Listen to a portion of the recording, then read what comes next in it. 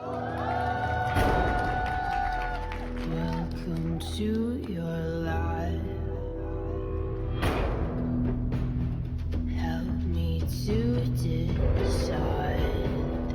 Help me make the most of freedom and of pleasure. Nothing ever lasts forever. Everybody wants to rule the world. There's a room where the light won't find you. Holding hands while the walls come tumbling down. When they do, I'll be right behind you. Everybody wants to rule the world. Everybody wants to rule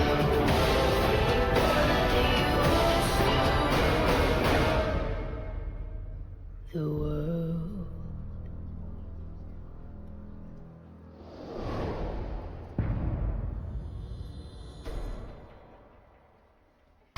Today's matchup.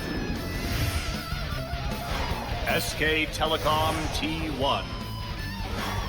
Rocks Tigers.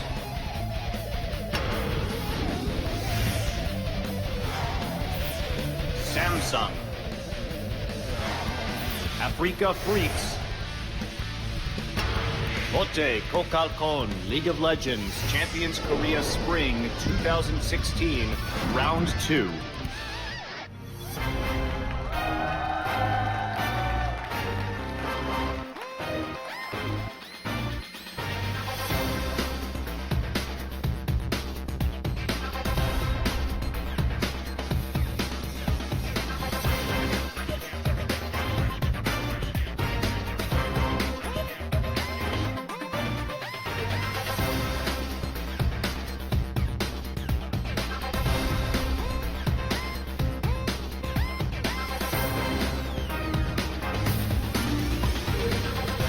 Hey guys, welcome to Champion Spring. I'm Doa. That is Monte Cristo. Today, it's an exciting day to be a fan of Champions because we've got SKT versus the Rocks Tigers and then Samsung versus Africa, which is going to be entertaining. But Rocks Tigers versus SKT, man, it's a World Championship rematch from 2015 again. And it's crazy because Rocks Tigers won the first one 2-1.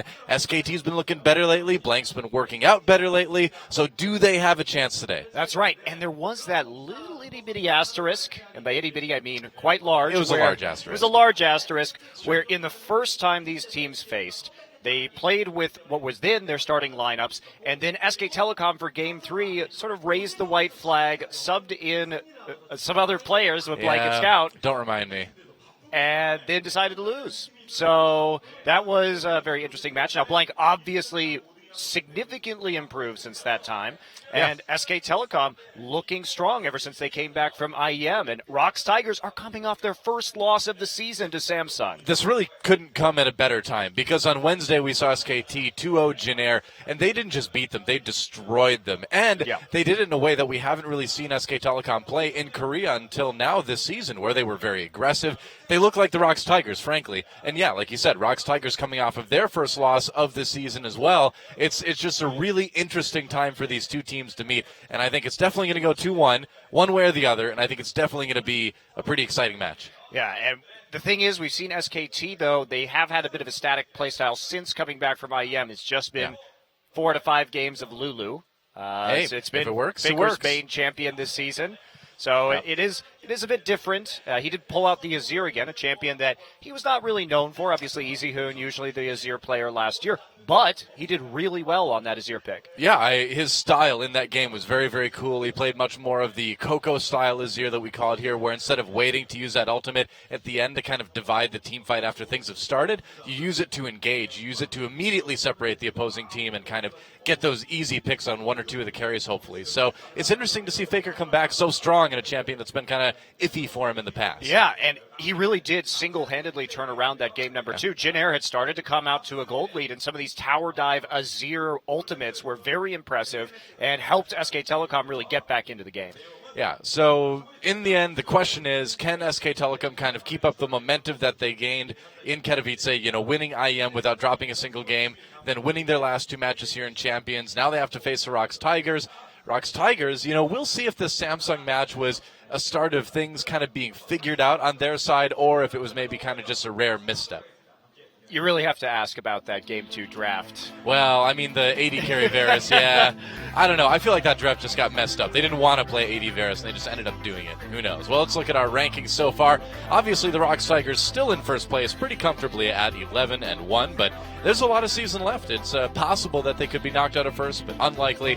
And like we mentioned, SK Telecom T1 versus the ROX Tigers will be our first best of 3 of the night here on Champion Spring. That is going to be a great matchup.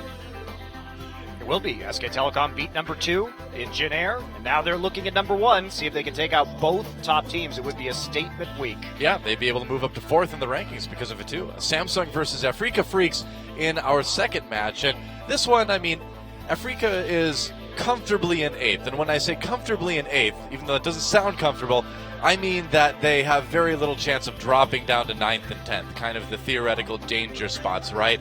So it's a bigger match, I think, for Samsung, who still has a legitimate chance, a legitimate shot at making a playoff run this season, than it is for the Freaks, But the Freaks can still play spoiler. They already beat SKT. They can beat anyone. They've taken a game off of ROX. Who knows? Yeah, exactly. Well, let's take a look a little bit closer at our 2 teams for our first match. There, of course, are the reigning League of Legends World Champions, not just in the main circuit, but also IEM as well. SK Telecom T1, Duke, Blank, Faker, Bang, and Wolf. Bengi still on the bench, or rather the hyperbolic solo queue chamber, I guess we can call it for now. Learning some new champions. He's got to expand that champion pool if he wants to come back. Or he'll just wait for the meta to change. Or he just waits. Vi got some buffs in this patch. That's all I'm saying. Well, there's SKT, of course. Faker looking really, really good in the recent few games, playing a lot of Lulu, yeah, but I mean, he can play it super aggro, right? And exactly. He still is number 1 in damage per minute in this league at 688, despite playing mostly Lulu. He's number 2 in percent of his team's damage out of all players at 32.7, and he's number 3 in kills at 109. For a guy who has played mostly Lulu this season, or more Lulu than anything else, that is impressive. Exactly. Just proves my point. Lulu's not utility, she's pure damage. And on the other side of the arena, the ROX Tigers, our current number 1 team here in Champions, and the current runners-up for the World Championship last year. And it's been a great rivalry between these 2 organizations, Smeb, Peanut, Kuro, Prey, and Gorilla. Peanut has really helped this team kind of transform this season, but they do have issues, mainly in the way of vision.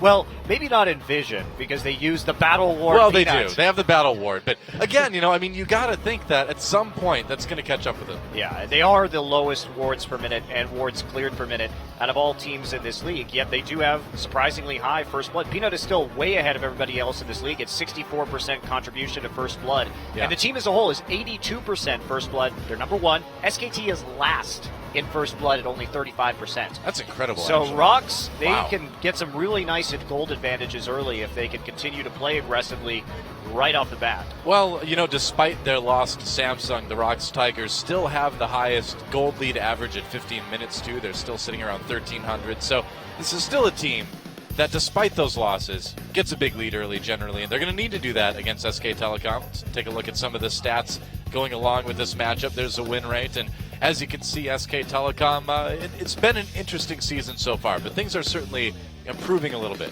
Since that Africa loss, things have changed quite a bit. Yeah, and that Africa loss represents the end of the first round robin. They are 2-0 in the second round robin thus far.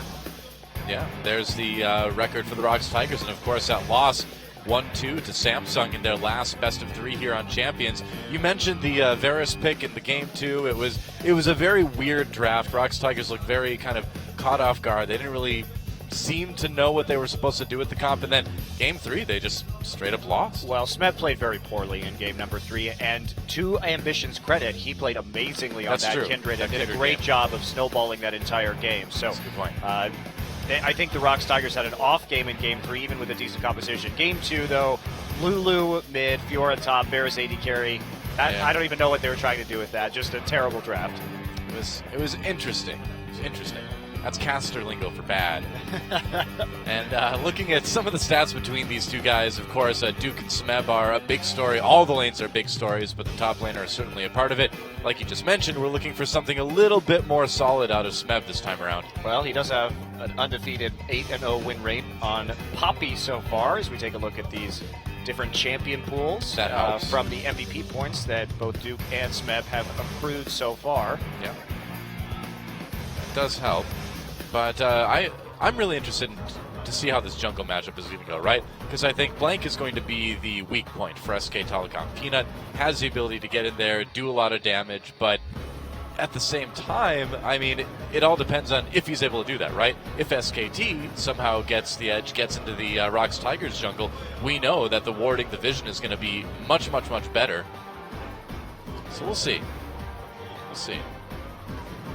I think Blank has got a good start since IEM, but can he keep it up? I mean, I feel like it's really about momentum right now for SK Telecom. You know? To his credit, Winged has been one of the better junglers in Korea so far this season, and he did actually perform very well against Jin Air. So, in fact, he got some MVPs for his performance. So, this is going to be, of course, a very different beast than playing Winged. Blank uses that. We both have two Nidalee players here. The difference is that Peanut likes to kill you with Nidalee, and Blank is mostly about counter jungling. He likes to throw spears and things from a long way away. And farm, right. I mean, if we just look at the wards per minute, Blank is at 0.97 and Peanut's at 0.58. That's a huge, huge difference as we go into picks and bans here. Alistar and Lulu, the first bans to come out. All right. This makes a lot of sense. They're getting rid of Gorilla and Faker's most played champions this season.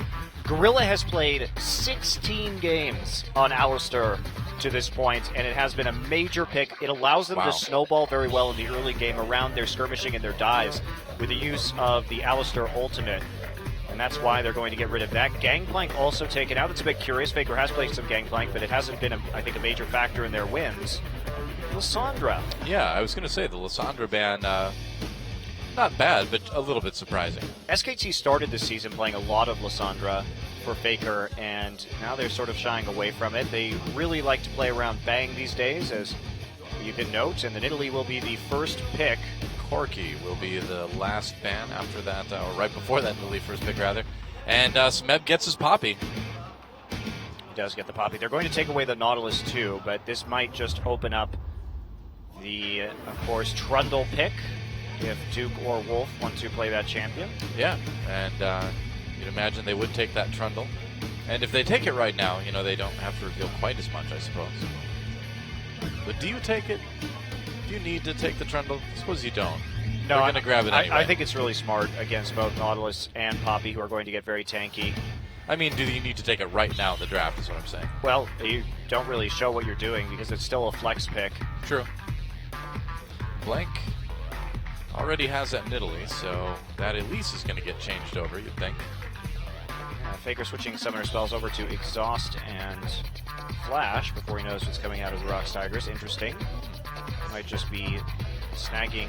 Wow. Go back to the Azir. All right. That is an early Azir, though. That is an early blind pick, isn't it? Yeah, it is. But Kuro is not known for playing a lot of picks that really punish Azir. He's not a big assassin player. He's not going to take something like Zed and try and style on Faker.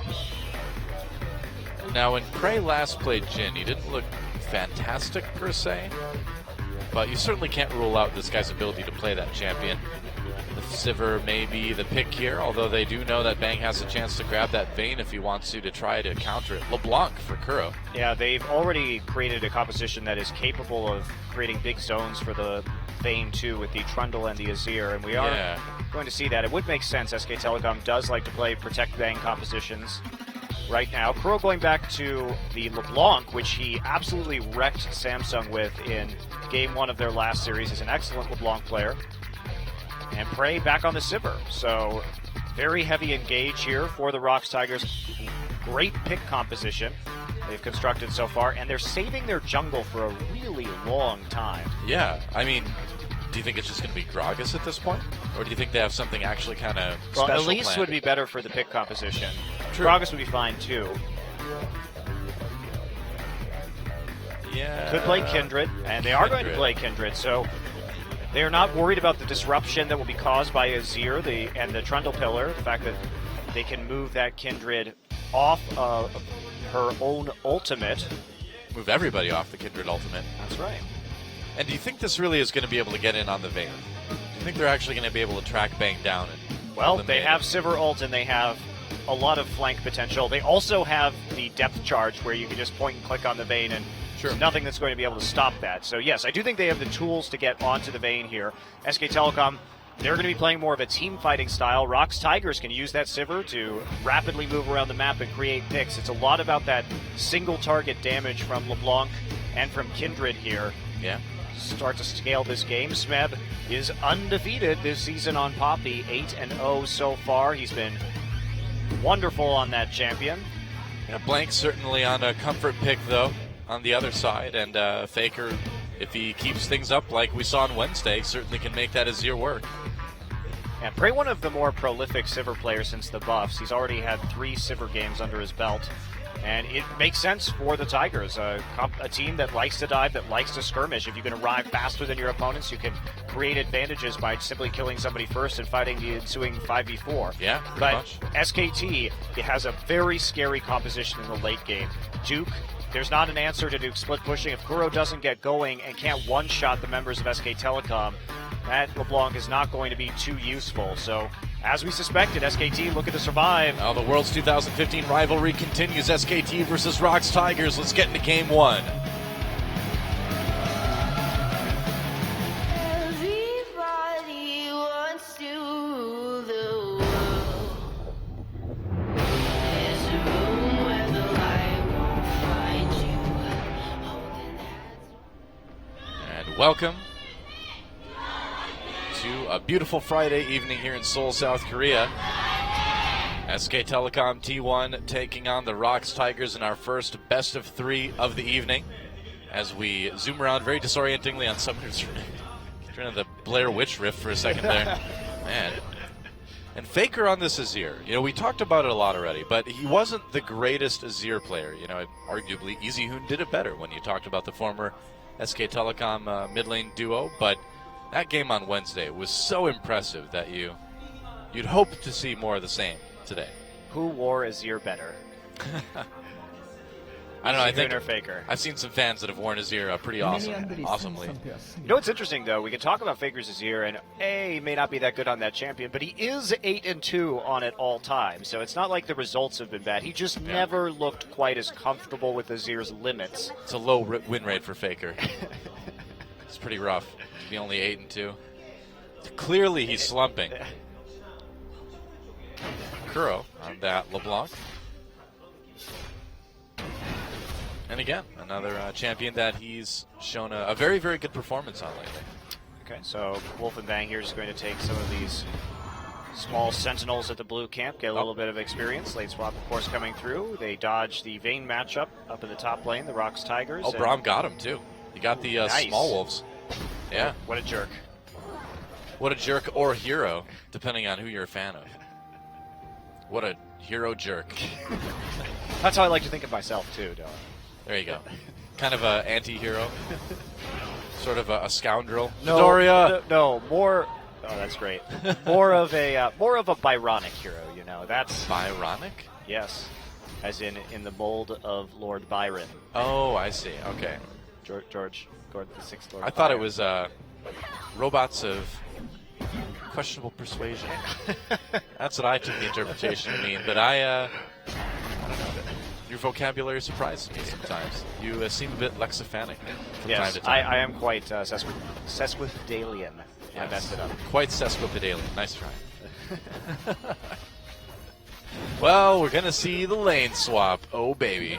Yeah, really early match here up by Smeb. So they are going to have a tempo advantage right now as the wave will hit the tower first. But Duke right there, joining with the third minion wave and the cannon. Oh, yeah. Peanut now rolling down into the enemy blue side jungle to take that. So standard stuff so far. Faker on an early recall here for another Doran's Ring. Well, you know, he's really attached to those sand soldiers, and you know what they say. If you like it, you better put a ring on it. So he's got an extra ring now. He doesn't need to give away all of them. I don't know if Azir would put a ring on one of his sand soldiers. It just doesn't seem like it's a relationship that would last, being as they turn back into sand after a few seconds. Anyway. Also, pretty abusive considering he just like throws them into turrets and they instantly die. And yet they come back for more. It's worse than Twilight. Faker has to burn that flash to get away. Wow, Kuro actually flashed for that too, tried to keep the chains connected. It didn't work though. Yeah, if they had been able to keep that chain connected, Gorilla could have followed up there with a nice hook. Yeah. And perhaps they would have been able to get some more damage or probably just another summoner spell out realistically. But both flashes now down in the mid lane, but that's obviously a little bit of a bigger problem for Faker, who has a slower dash mechanic. Yep. Should he get into trouble. Yeah, not quite as easy for him to blink his way out of danger like Kuro's able to on that LeBlanc. Okay. Well, everything just about even here. Of course, no top laner going to be getting too much of a CS advantage, considering that the towers went down at approximately the same time, and with the waves in basically the same place on the map. Probably not too much interesting going to happen right here. Smeb is actually sticking around the top side and not joining up with the rest of his teammates. Wow. He's going for the Krugs instead. Yeah, and Wolf is going to find him. Can he take it? Oh, he got the big Krug. He's going to get both of them. Nope, he doesn't. Wolf jerk. Wolf jerk. He's a hero jerk. He killed the ancient Krug with a fist to the face. So Peanut actually is going to be matching up here instead of the top laner. Bit interesting. Smeb going to take a little bit of extra time to recall before he heads down. He picks up his boots as well. Yeah, Blank actually going to come too. So 4 men on the top side for SK Telecom. Poppy all the way across the map. You'd think they'd both be able to trade turrets, though, still fairly evenly. They're going to get hit by a chain, but Yep. responds with some nice Sand Soldier damage. A little bit of a CS lead for him. Just a tiny one. Are they going to give Poppy this gold? Looks like they are. So Poppy finally makes it all the way down. And they're not actually going to go for a dragon. Instead, there may be some shenanigans with ganking, but Faker is playing very, very cautiously. Yeah, he probably should. Yeah, Faker, wow, speaking of playing cautiously, goes in on a Kuro. Gorilla shows up in mid lane, has to use that anchor to get away. Makes it. Faker deciding that the casters must be wrong immediately after making a statement about his playstyle. I understand that. Is that what you would do if you were getting cast? Oh yeah, totally. Unless they talked about me being bloodthirsty, then I would just get a couple kills. I would stop being bloodthirsty. Never stop that. Trundle doing well, left alone in the top side for longer as Prey and Gorilla get a little bit of a delay. Gorilla chunked out in that mid lane. So just a little bit of a CS lead now over to Duke. But this has been a really quite surprisingly symmetrical lane swap. Usually we see some sort of differentiation or a team trying to make a move, but not so. Very, very standard. Yeah, and to a certain extent, I feel like that means that SKT is kind of getting to play their style of game, you know? Yeah, and but the thing is, now they have to worry about overextension, and that's where the Rocks Tigers are really going to be looking to punish here. Sure. And use their skirmishing capabilities and their strong early game to their advantage. Faker trying to slow down that wave as much as he can just to get it to push towards him so he can play even safer. Safe Faker. So are 2 words you don't put together too often in a sentence, other than if you're saying Faker is usually not a safe player. Faker is less safe than his opponent. Yeah. All right. So looks like we are going to be going for tier 2s now. All right.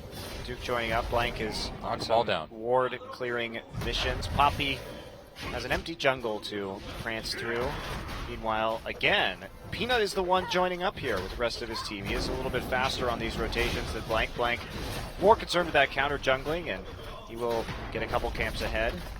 Yeah. As a result, and SKT keeps on going. They're going to win this turret trade. How far are they going to go? Are we actually going to see a hip turret trade here? That would be crazy. So this is just going to end up being basically a base race where they both symmetrically take things down? They have to go back because Nidalee isn't there. Nidalee didn't make it there fast enough. Smeb just made a beeline across the map. Whoops. Uh-oh. That's going to be an inhibitor turret going down in favor of Rocks Tigers. They're actually going to take it at 820. Oh, so wow. they traded an inhib turret for the blue buff. That is not a good trade for SK Telecom. I'd agree. SKT, are they going to try to collapse on this? Kuro No, there to they- zone out Faker, so they can't. They can. They're all together. And you know what? The blue buff will go over to Kuro anyway on the opposite side of the map. So SK Telecom, it looks like Peanut just being there with his team the entire time, providing that Kindred damage, very beneficial. Yeah, apparently. It's a big deal. SK Telecom responds, though, by going for their first dragon, and there's not really anything that the Tigers can do to stop it. They'll take the Rift Herald. We'll see where they send the buff. All right, so SK Telecom, the question is it bad that they lost the inhibitor turret? Absolutely. But is it the end of the world? No. Because they now have an even longer lane, and there is really nothing to stop this minion wave from freezing anymore besides the Nexus turrets itself. So Duke is going to get an epic amount of farm out of this situation. Yeah, that's what confuses me. Like, how is Smeb supposed to get farm now? Sometimes this can be bad.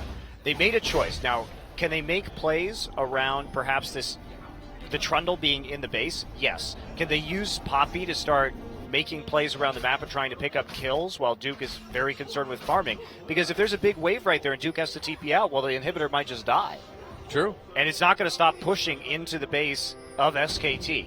So if the Rox Tigers do nothing and they don't try and make plays right here, they are going to find themselves in a very large hole.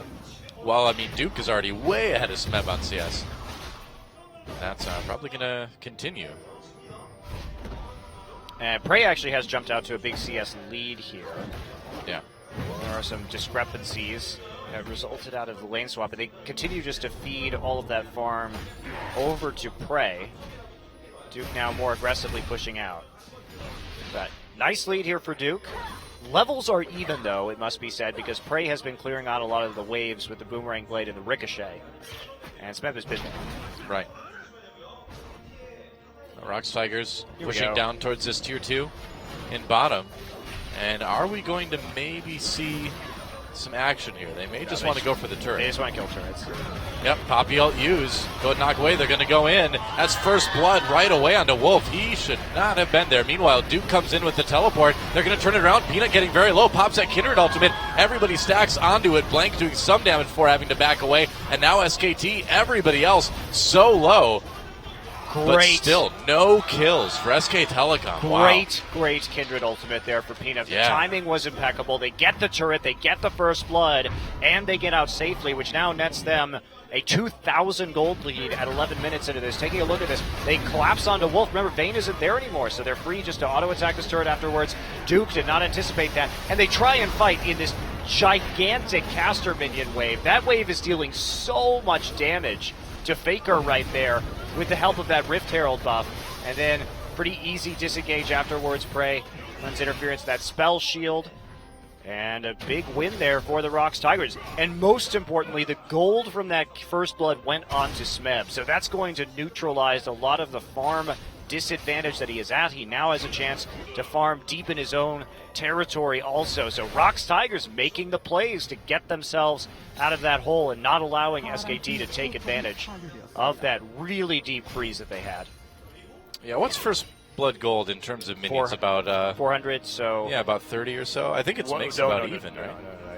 My math is great, by the way. I am an excellent mathematician. It's about 25. Oh, okay. Hey, well, that's not so far off. You made it sound like I was way off. I was like 30. You're like, no. I like post that GIF right away. No, 25 and 30 is not that far apart, Monty. I did good there. That was a good DOA number estimation. You have to give me that one. You were 20% above. Hey, it wouldn't have worked on The Price is Right, but it works for esports broadcasting. I'm satisfied with it. SKT, though, finding themselves behind. But hey, you know, what else is new before 15 minutes? Very true. Yeah. Do you really need to be that worried if you're SKT?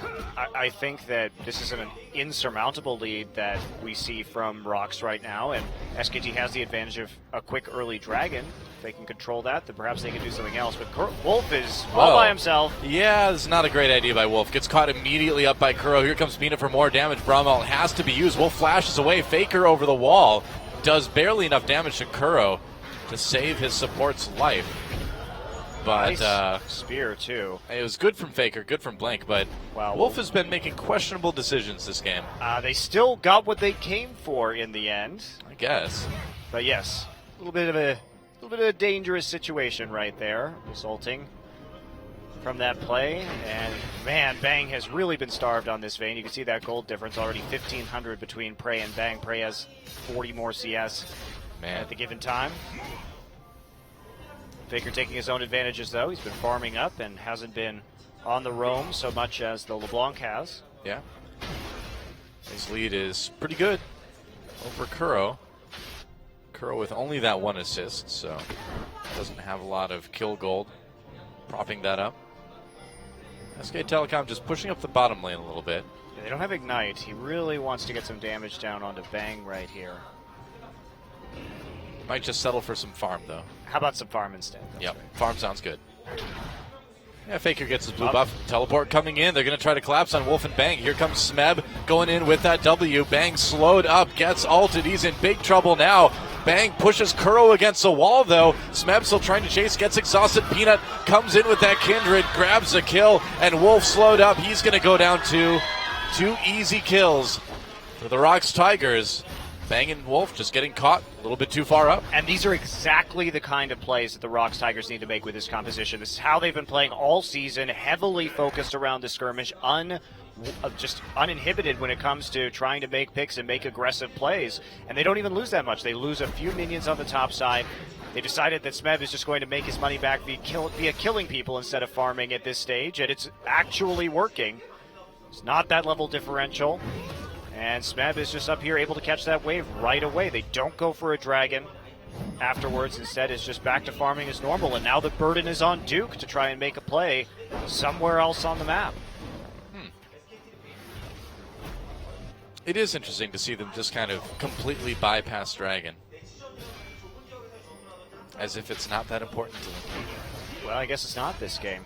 Guess Killing so. SKT is much more important to them. Sounds like the Rocks Tigers way, though. Now, against Spenu, sometimes they made these aggressive plays and they would lose objectives for him. This time around, they're not really giving SK Telecom the option of taking objectives and punishment. They couldn't get that tier 2. Smeb in trouble, though. He's got Flash. Doesn't have But ult. Duke flashes in. Wolf there to try to get a little bit of revenge. Bramalt misses completely. Smeb still very low. Nice flash over the wall to escape, and that's a kill for Gorilla. Over on the Rocks Tigers, Prey picks one up too. Smeb, that was a great flash over the wall. Very tricky poppy play there. Amazing. Yeah. Just game sense right there to come out of that engagement, trusting in his teammates to come and save him. And you'll know, Peanut didn't even use Kindred ult right there. True. Could have had that popped, but instead, Smeb actually just says, okay, I'll flash the wall. Don't give them a chance to survive right here. It's worth trading my flash for a couple more kills. SKT responding with their second dragon. Yeah. But, yeah. But the Rift Herald is really powerful in this game where there's an open inhibitor right now. If you could push with a giant wave empowered by the Herald, then you can do a lot of work and you could really dissuade SKT from fighting you at this point of the game because that minion wave will just do so much damage. I was wondering if that's what they were going to do up in top lane, but Prey and Gorilla didn't get the Rift Herald buff. Yeah, I think Peanut must have gotten it, and he recalled. They've got a little bit of time to play with it. We'll see if they use it for anything meaningful or whether they're simply going to continue to farm. So 5 kills, evenly distributed between the Rocks Tigers players. Everybody's got a kill. Isn't that nice? It is. They're a very sharing team. And one thing the Rocks Tigers have said in interviews is, especially Kuro in one of his interviews, said that one of the reasons why they're so good is that they just listen to each other's calls and they trust each other so much and their game knowledge that when somebody calls Kuro to a different lane, he just goes immediately, just wasting no time whatsoever. And we see that here again. The Rocks Tigers just faster on these rotations. SK Telecom a bit delayed. Duke not with the TP in time. Well, it's good to see. It's cool to see a group of players that are really good, but yet don't seem to really have that damaging ego where you're going to be like, I'm pretty good at this game. I don't know if my teammate's right here. They just go. They really win and lose as a team that way. Yeah, and they're just so decisive in Yeah. the way they play League of Legends, and they all show up out of nowhere. It's great. And they're going to take that mid lane turret too, with very little opposition from SK Telecom. And now the gold lead up to about 5,000. Make that about, about 5,000.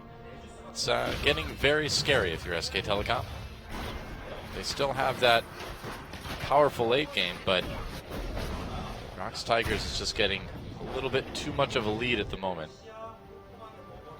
Yeah, it's going to be pretty overwhelming right now. I think that's why they didn't really care. Oh my, and see, Duke doesn't have any MR yet. He has a Titanic Hydra. That means Kuro will be effective in the split push against him. Tapping him for a little bit of damage right there. Peanut still working his way up to that Sated Devourer. He should be there soon.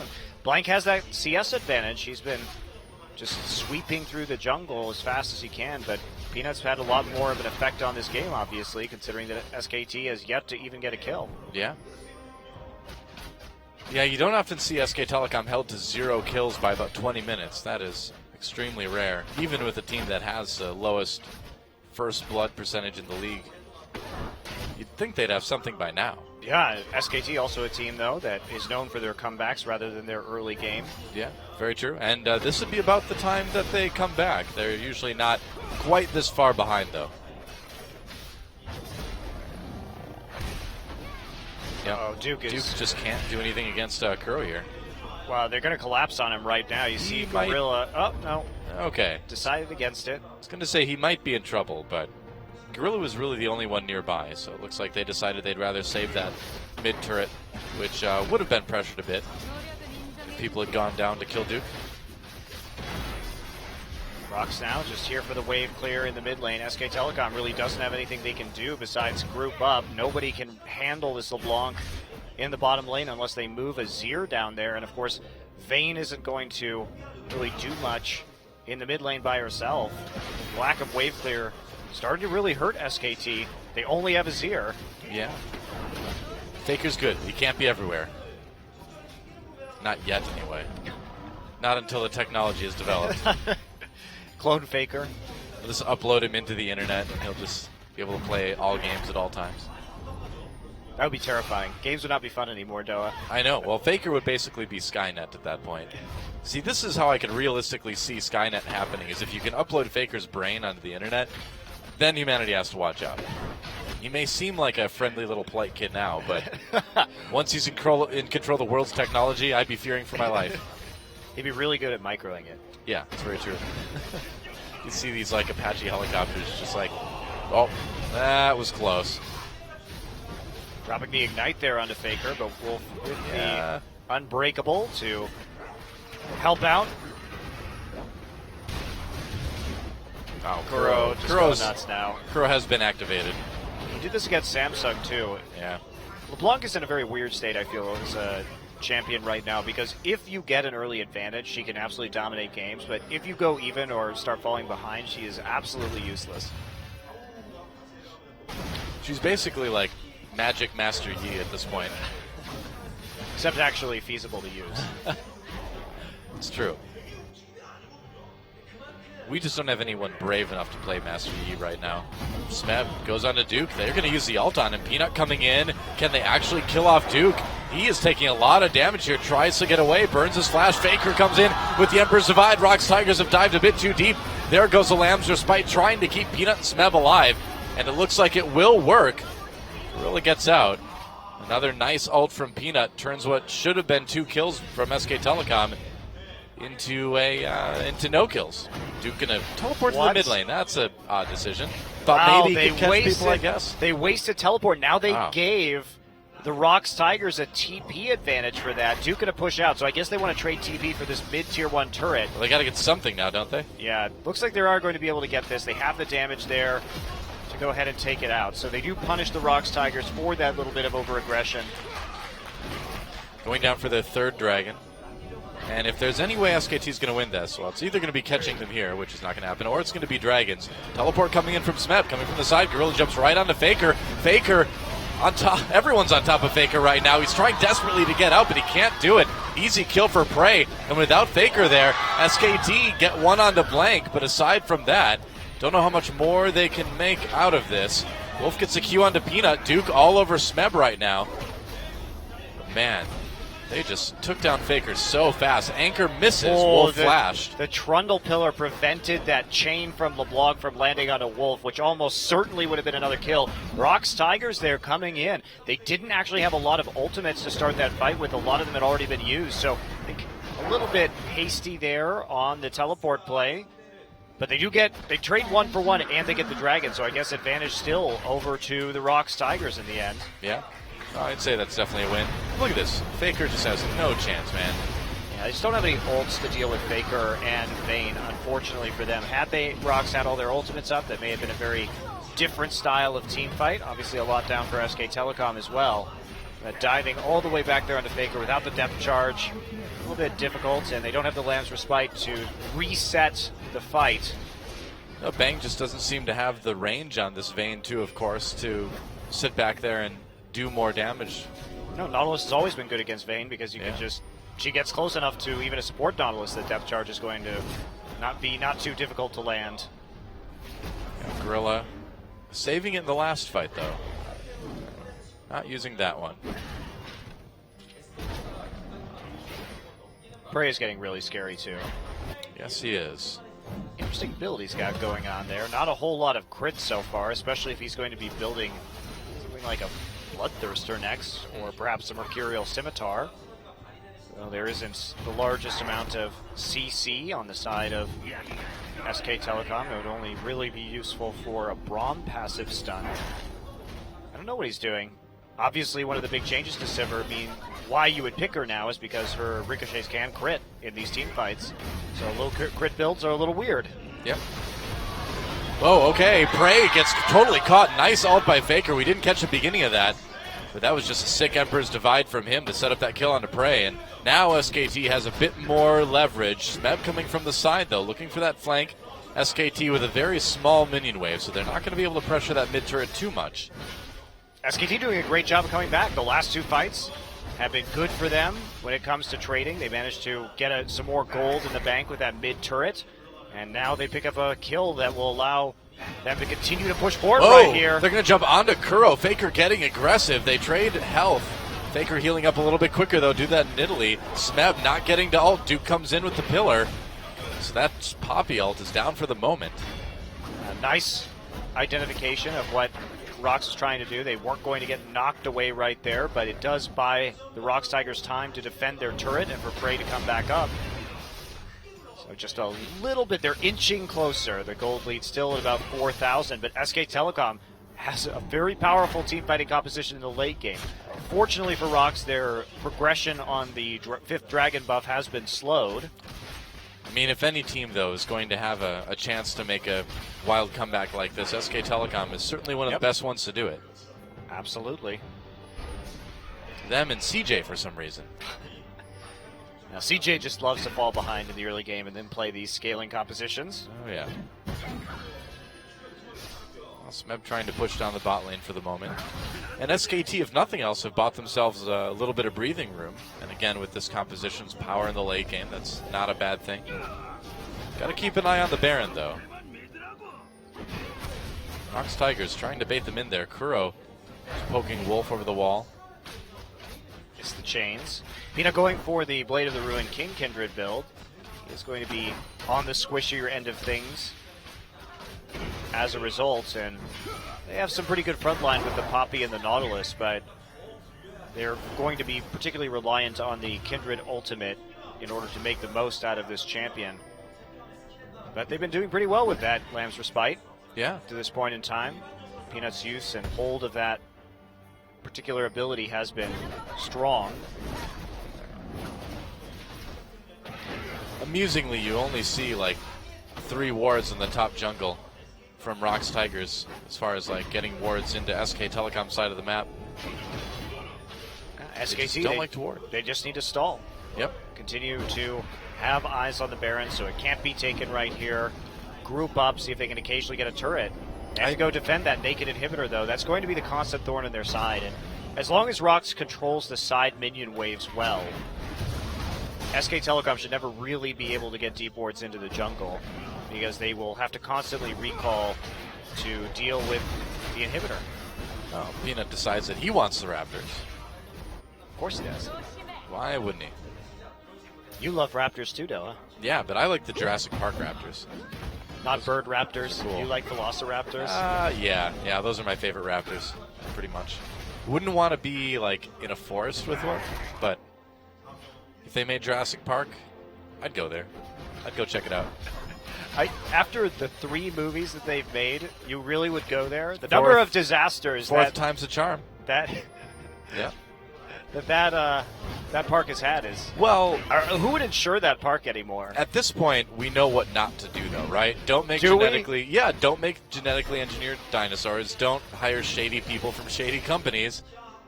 Just make a zoo and have decent human beings run it. But all the dinosaurs are genetically engineered dinosaurs. Well, you know what I mean, though. Because they made like a whole new dinosaur for Jurassic World. Oh, did they? Not just putting a little bit of frog DNA in there, you know? That was part of the problem, though. Well, I think the ultimate problem with Jurassic Park is that the failure of man always results in the uncontrollability of dinosaurs. It sounds very profound when I say it. Even though what you said means absolutely nothing. Well,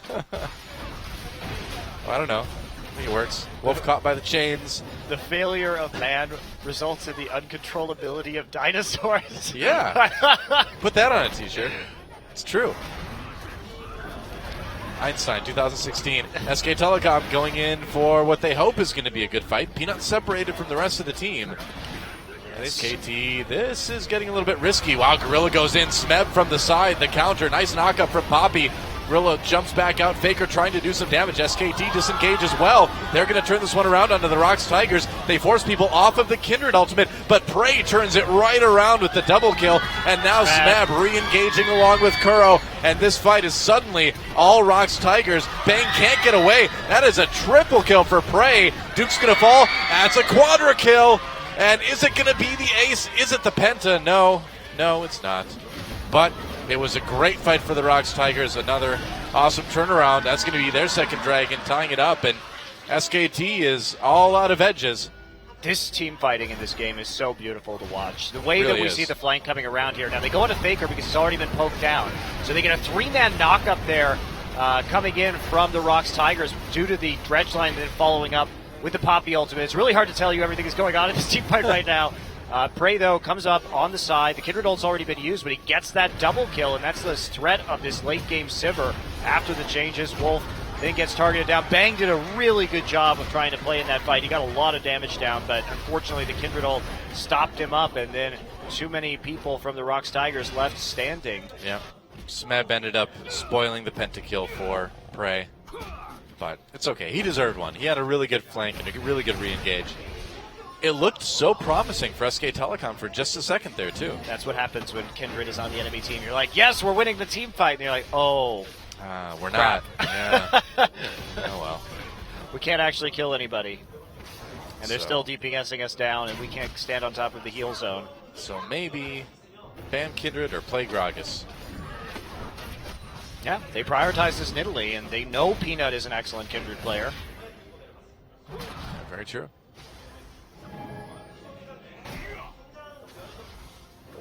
Well, now the question is just how cleanly can the Rocks Tigers clean up this game one?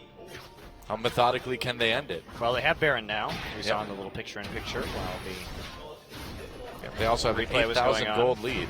And here's where that vulnerable inhibitor in top lane is really going to start to be a problem, I think, for SKT. Bang's got the static shiv, but obviously not a lot of wave clear in general on this Vayne. A few more members of SKT have to come over and help him with this wave. And this split push is so hard for them to deal with. Yeah. LeBlanc and Poppy don't really have a whole lot of answers. Finally, though, at least Duke has a semblance of magic resist, having completed the Spirit Visage, but they see 3 people on top side, and that's just going to mean this inhibitor goes down. Yeah, maybe more. The inhibitor turret going down very, very quickly. They're going to jump onto Wolf immediately. Braum ult slowing down Rocks Tigers for a second. They're going to back off for the moment. SKT thinking about engaging. Duke wants to do it. He's going to get turned around, though. SK Telecom not really in a position to fight this. they're going to have to just be satisfied with one less inhibitor turret. Yeah, that was a bit of a mistake. Poppy going into the mid lane, trying to push down the last remaining tier 2, but they could have applied pressure on the top side, just stretched SK Telecom out between top and bottom inhibitors instead of trying to engage a little bit Faker greenerly. finds Smeb. Nice ult. Smeb trying to get away from it all, but that is another easy kill for SKT. Stayed up there with way too little health, and easy pick for Faker. They didn't have the pressure on the bottom side to even take the inhibitor, so Yep. Rox Tigers going to retreat with their tail between their legs. Try and set up for another push. SKT, though, staying in this game improbably and not losing an inhibitor on that push. I mean, it's like we said before. If any team is going to win this, SK Telecom is going to be that team. Uh-oh. Oh. They want to kill the Bang. Yeah, or sneak an inhibitor. Or both. They're going to see Bang in just a second. Maybe. Bang. SKT's very How much do you suspicious want right this? now. Oh, Blank is that? Oh, Blank. Uh-oh. Well, Blank gets caught. Two people actually managed to complete that recall, however. They were definitely not expecting Blank to walk around that corner. I guess so. Oh, they won't complain about the kill, I guess. Blank gank is successful. Yep. Gank Blank. It's Quentin Tarantino's next two-part movie. Supposed to kill Bill. Gank Blank. 2017. I'd watch Uma Thurman is going to gank Blank. I'd like to watch a Quentin Tarantino League of Legends inspired movie. It could happen. Gotta imagine dragons in there. Why not Quentin Tarantino? You know. Riot certainly has the money to make a Quentin Tarantino movie. Why not? I say go for it. You know. Crow spotted by Wolf. And yeah, Rox Tigers are pretty intimidating right now.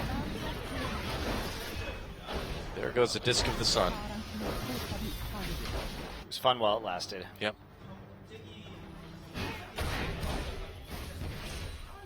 So what do? If you're SK Telecom, you've barely held off the aggression. You've barely kept the inhibitors alive. Okay, here's what you do. You try and fight at the next Baron. Well, here you go. You try and fight right now. Emperor's Divide used. Prey gets very low. Nice gank by SKT. They find him immediately. Blank chases. Smeb has to flash away. Spear gets dodged. And they need to be careful about that. Prey has gotten caught twice now in this game. Yeah, he's been too far forward, and SK Yep. Telecom has managed to find him in these cost. as they're split up, because remember, there's no TP for the LeBlanc, and now they're coming through. They've actually stopped some recalls. There's not a lot of wave clear right now. SK Telecom wants this inhibitor turret. Yeah, that's right. Kuro on the side. So step one, lose Baron. Step two, catch the AD carry and kill Oh the inhibitor. my. They're going to get it. They're going to get the first inhibitor of the game. After having an inhibitor vulnerable on their side since 8 minutes, SKT takes the first inhibitor. Decisive plays in this game from Man. both of our teams. And right there, Rox are simply trying to set up for a dragon, and they got caught out. Remember how fast SK Telecom can get on you. They have that Vayne passive to get Bang into that front line. They have a lot of movement from the Nidalee. I mean, Andy is SKT. here, too. Oh, Bang! He was too late! Gets caught immediately. It's a bad day to be Vayne. It's a bad day to be an AD carry, apparently. I guess. Wow, that was That's split tragic. second. That is tragic, man. That was such a tiny error of not just having the recalls all going at the same time. Yeah. Oh my, this game is very exciting. Or even going back just a little bit further, and now Rox Tigers with all the advantages, they can push this inhibitor. They've got their AD carry back. They're going in, and there's not much SKT can do to stop them. They're just going to have to give this one up. How far do the Rox Tigers want to go? They can take in a couple of inhibitors here. They don't have Probably. any more inhibitor turrets, remember. Peanut a little bit low. They do have the Kindred ultimate, but they don't have two other key ultimates. Yes. 3 other key ultimates. Smeb and Gorilla can zone so well. Well, until Smeb dies anyway. He's getting very, very low. Kindred ultimate used. SK Telecom looking for that kill. Peanut has to back away now. Kuro on the run. SKT, they lost their inhibitor, but they chased the Rox Tigers away for the moment. 25 seconds until Baron comes up. That's going to probably be the next point that's hotly contested in this game. Oh, no blue buff for Blank. Will be a blue buff for Peanut. Does take the fadeaway smite right there. Smeb trying to get the red buff at the same time. Obviously, Dragon not too important in this game with each team already having 2, but if Rox could pick it up, they at least open that up in the late game. Nobody really paying attention to it right now. SK Telecom has a chance to counter Baron right here. Yeah, they could go for it. They're going to start it immediately. The decisiveness continuing for SK Telecom. Poppy's TPing. Rox Tigers coming from both sides. Peanut has the flank. Faker gets chunked out immediately, has to back off. There is Smeb. He has to turn around, though. Yeah, all they needed to do was deny that Baron. They can now do it themselves if they need to. Yeah, they did. Especially with Faker already chunked out, doesn't have teleport on this Azir, and here we go. Yeah, SKT, they really feel compelled to try to stop this one. Remember, no Kindred ultimate right now, though. Kuro takes a big chunk out of Blank, though. SKT, are they going to fight this? Baron goes down, and now SK Telecom on the run. They don't want to take the risk. I feel like you could, I mean, with the Kindred ultimate down, don't you feel like that's your best chance right there? Maybe they're trying to hope for some sort of final desperation. The Sivir ult was also down, so maybe they could have gone for that and tried to chunk them out.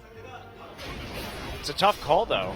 Yeah, I suppose. It's a very close game. Despite what the gold lead looks like, it's SKT's making this a close game, and they're going to get this third dragon, too. Faker's there. Yeah, sneaking that one away and getting out. Sneaky bird. Oh, Kuro finds him, though. Emperor's Divide used. Kuro has to back off after taking a little bit of damage. Fast fingers on the Emperor's Divide to make sure that Faker ends up living. We'll get a later recall as a result, though. Not that it's going to make a large difference. Well, having that ult down might make a difference. It's a short cooldown, but still, if Rox can push it fast enough, we'll see what they can do. Got a big minion wave coming into mid lane already. Now the pressure begins. So Rox needs to take out this final inhibitor. That should give them the momentum they need to actually close this game. In theory. Gonna have to take out the Azir turret first. Azir is doing so much damage right now, too. Yep. Here come the minions onto the Nexus turrets, though. Smeb is there. 2 waves of minions coming in. Rox Tigers wants to put the pressure on. Both blocking a lot of that LeBlanc damage. Not sure Gorilla needs to be where he is right now. He might want to just be down with the rest of his team or his AD carry and jungler.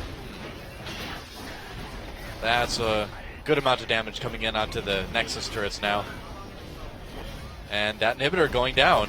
Rox Tigers able to take all 3. Emperor's Divide used. Wow, that was a big one for Faker. They got LeBlanc right away. Faker could be in trouble. He's going to get taken out. But SKT has a chance here. Nope, not anymore. Not with Bang. Gone. This one is over. And Rox Tigers, off of a double kill from Peanut, should be able to close out game 1.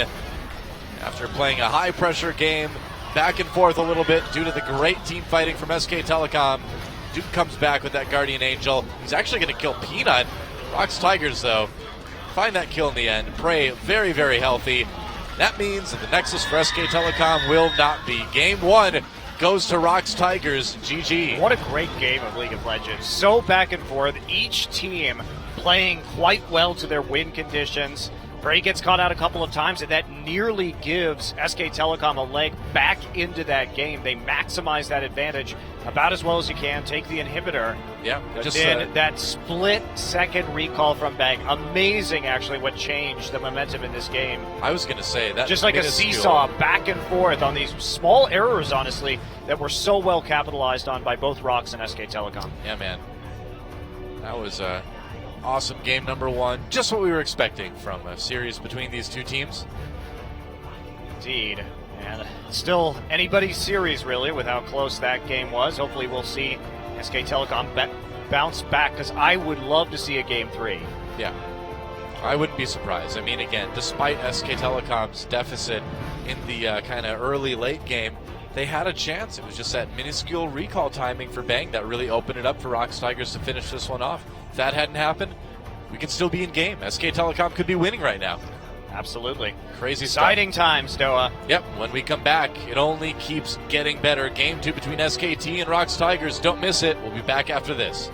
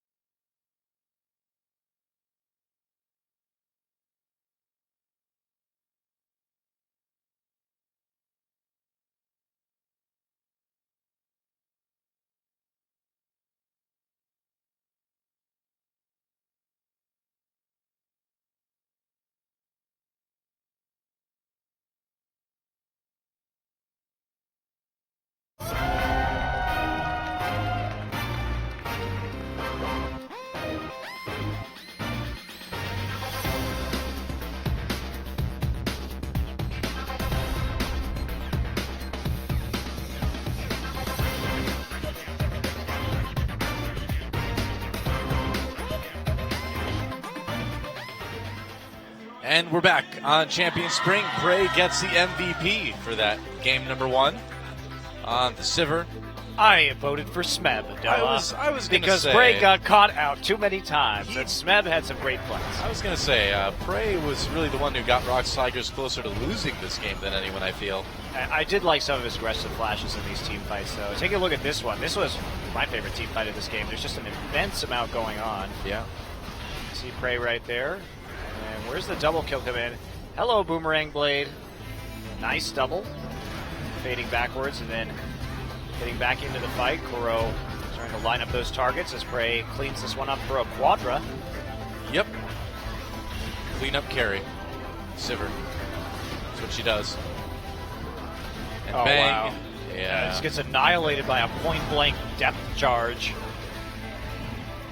And makes it easy for Prey to just Ricochet auto him to death. Duke goes down. Gets brought back by the Guardian Angel, though. They're right there. It was a nice flash coming back up to kill Peanut. They also dodged the other side of the Boomerang Blade, so there's Prey. Duke is Also pretty smiles for his MVP performance. Only his second of the season. I was Prey a- has been left in the dust by I the was other about to member say. of the Rocks Tigers for MVPs. good. Yeah, he's felt neglected this season for MVPs. Smeb, of course, has been getting a lot of them. He's at 900 right now, I believe. Should have been at 1,000 maybe, but spreading the wealth around. That's the MVP way, I guess, here. Of course, Bang playing a pretty good game on Vayne himself, but couldn't quite carry hard enough in those team fights at the deficit at which SK Telecom was fighting. Still had some nice picks, particularly onto Prey, to make some of that comeback potential happen for SK Telecom and take out that mid lane inhibitor. Yep. And so, into picks and bans for game number 2 we go. SK Telecom trying to tie it up, and with as close as that game 1 was, I would not be surprised at all to see it happen. Lulu and Nidalee are the first bans. So, The GP, once again by the Rocks Tigers. yeah, I'm a little bit surprised about the GP ban against SK Telecom. It hasn't exactly been the scariest pick they could field. I'm a little bit surprised by all the Lysandra bans. Kuro has only played Lysandra twice this season, and Smeb has only played it once. I mean, there's always things going on in scrims, word on the street between these coaches, between the players that you might have to take into account. But Yeah. from just what we've seen, it's a little bit surprising. Poppy ban. All right, that's not surprising. Yeah, not going to want to first pick the Poppy. Guess so. They're going to get close to a Corki right now. Does SK Telecom just leave both of them open? I would leave both of them open because getting Callista for Bang or getting Corki for Faker are both very, very good things for SKT. So, yeah, I'd ban like the Kindred or something. Alistar. Alistar, okay, yeah. Well, either way, leaving them both open. Rock's And they're actually gonna going to take the try the Callista. Callista. While Callista is an excellent pick, leaving the Corki up, especially when you're playing on blue side, because flex pick Corki on blue side does a lot for your draft and prevents them from flexing all the way down to the last pick on the red side. Yeah. I don't know about that. They are going to grab the Corki Braum combo. And so why not? You could grab that LeBlanc. I don't know, grabbing that blind, I feel like you could. Yeah, you can play LeBlanc into most things these days, and I don't think it's particularly horrible in most matchups. LeBlanc Nautilus. Especially given what we know about Kuro's champion pool. If he wasn't totally terrible at Azir, perhaps he could pick that. But that has been Kuro's probably worst champion in the history of his career. And he's picked it a whole hell of a lot, and he picked it against Samsung and looked really bad. Yep. So 2 picks over to SK Telecom now. Are they going to take the Trundle here? If they take the Fiora so early, they would be tipping their hand. I really wonder what's going to happen in the jungle, too. They'd be giving an opportunity for the Rocks Tigers to take both Trundle and Nautilus right now as they lock in the Fiora. Okay, so Fiora, and will it be the Elise? Probably. So SK Telecom looking for a 4-1 split push composition. Gragas. Okay, they'll grab the Gragas instead. I think that's a better idea. I mean, we saw what a problem Kindred was last game. This prevents it. You can obviously knock people off of her Lamb's Respite with the explosive cast. I suppose they could take the Kindred here. There is no threat of a Trundle coming out of SK Telecom anymore that the top and support have been shown. They would have one way to get people off that ultimate, and Peanut may actually go for the Graves. Is fifth most played jungler this season. He usually just favors fourth rather. He usually favors that Elise and Nidalee pretty heavily. We've seen one Kennen so far from Smeb this season, but a lot of it in the past. They will lock in the Kindred and the Kennen. This is always a really interesting pick for the Rocks Tigers because the Kennen, while it will be going, well, we actually don't know. It could be support. They actually have a flex pick here because the Rocks Tigers are one of the very few teams in the world that have a three-way flex on Kennen. They can play it support, AD carry, and in the top lane. Yep. We've seen them do it all the time, and they played it in and out of meta. Now, whether that Nautilus is support or top lane, and the Kennen is support or top lane, we don't really know, but the kill pressure from that Kalista Kennen lane is absolutely huge, especially post 6. Just excellent engage with the Fates Call straight into the Slicing Maelstrom. I think taking Lucian for Bang is a great idea by SK Telecom. I mean, Bang's great on the champion, Faker is great on Corki, and you may be running into these tanks, it's true, but at least you've got everybody on some pretty big comfort picks. Yeah, absolutely, but are they going to play the LeBlanc Zed matchup? Wow, they are. Great. So Faker's going to be playing Zed. Yep. We talk about this matchup. I was curious if Faker was going to do this. It is considered a LeBlanc counter pick. So Zed is a huge lane bully. And Faker going to be on the Zed. Remember, Zed is, to this point in time, Faker's most played undefeated champion.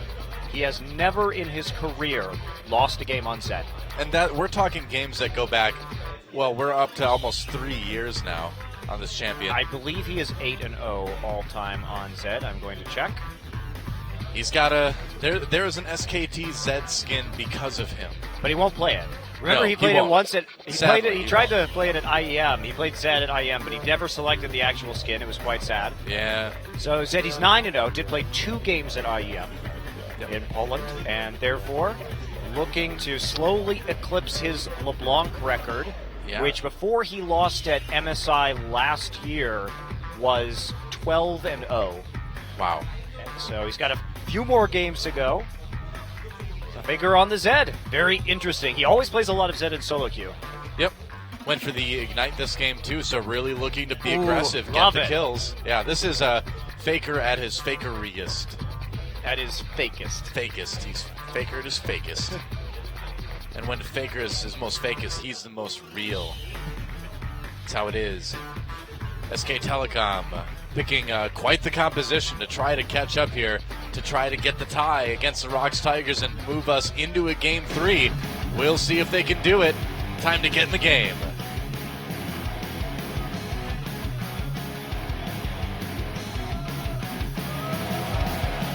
Holding hands while the walls come tumbling down.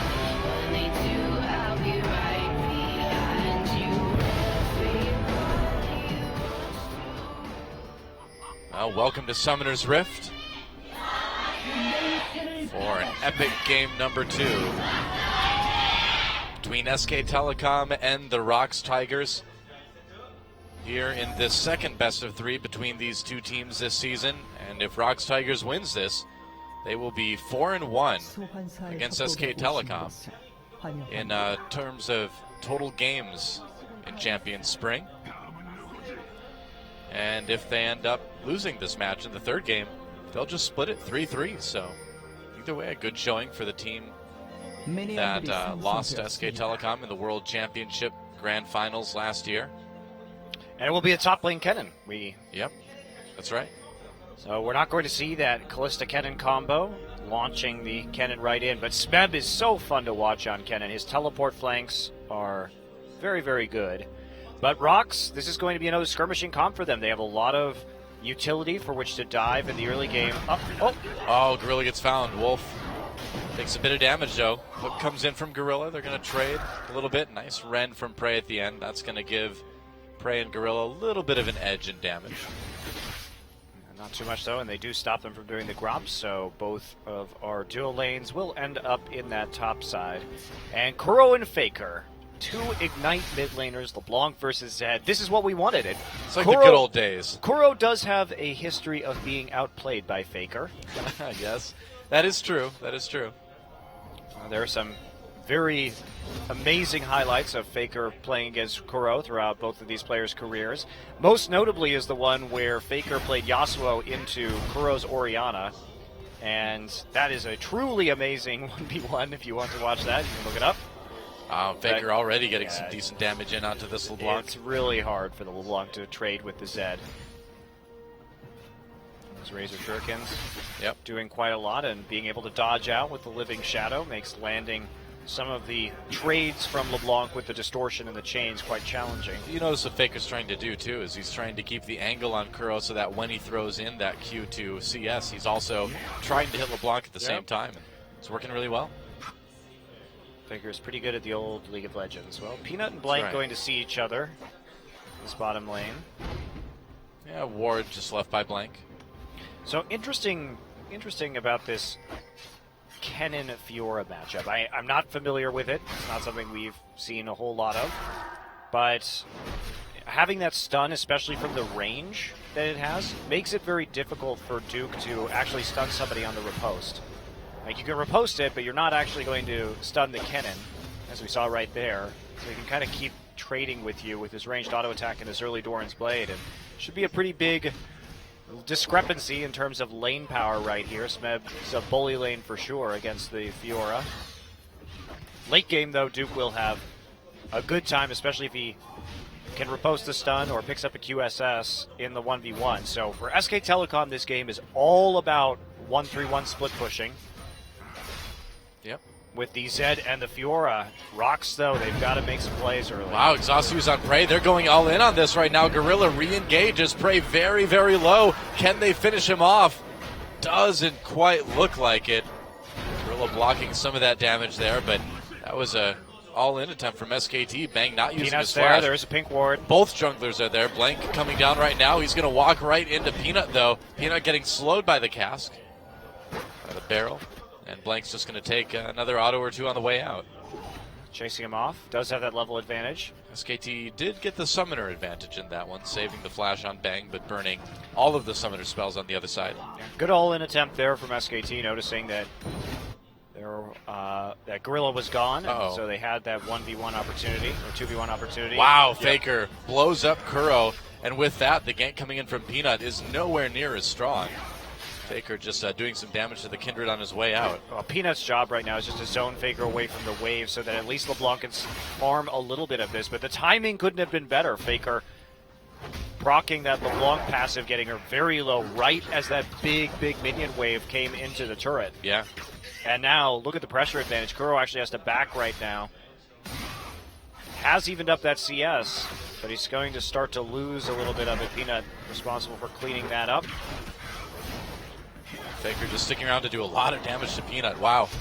Whoa, Faker going in. Pops the Ignite, takes a lot of turret damage though. Oh, Faker a little bit too far in, and Peanut barely survives it too. That was as close as it gets in a duel around the turret.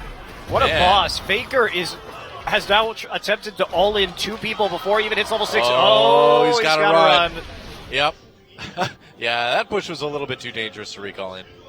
I think he knew that. Started the recall, and he's like, I got to get out of here. But now he's down the Ignite and Flash for the level 6, and perhaps Kuro can turn this around in the lane. Oh, Blank wants to bring something on to Smeb here. Smeb trying to get away. Nice Flash. Blank goes after him. Gets stunned, though. Smeb escaping that gank pretty easily overall. Has to burn the Flash to do it, though.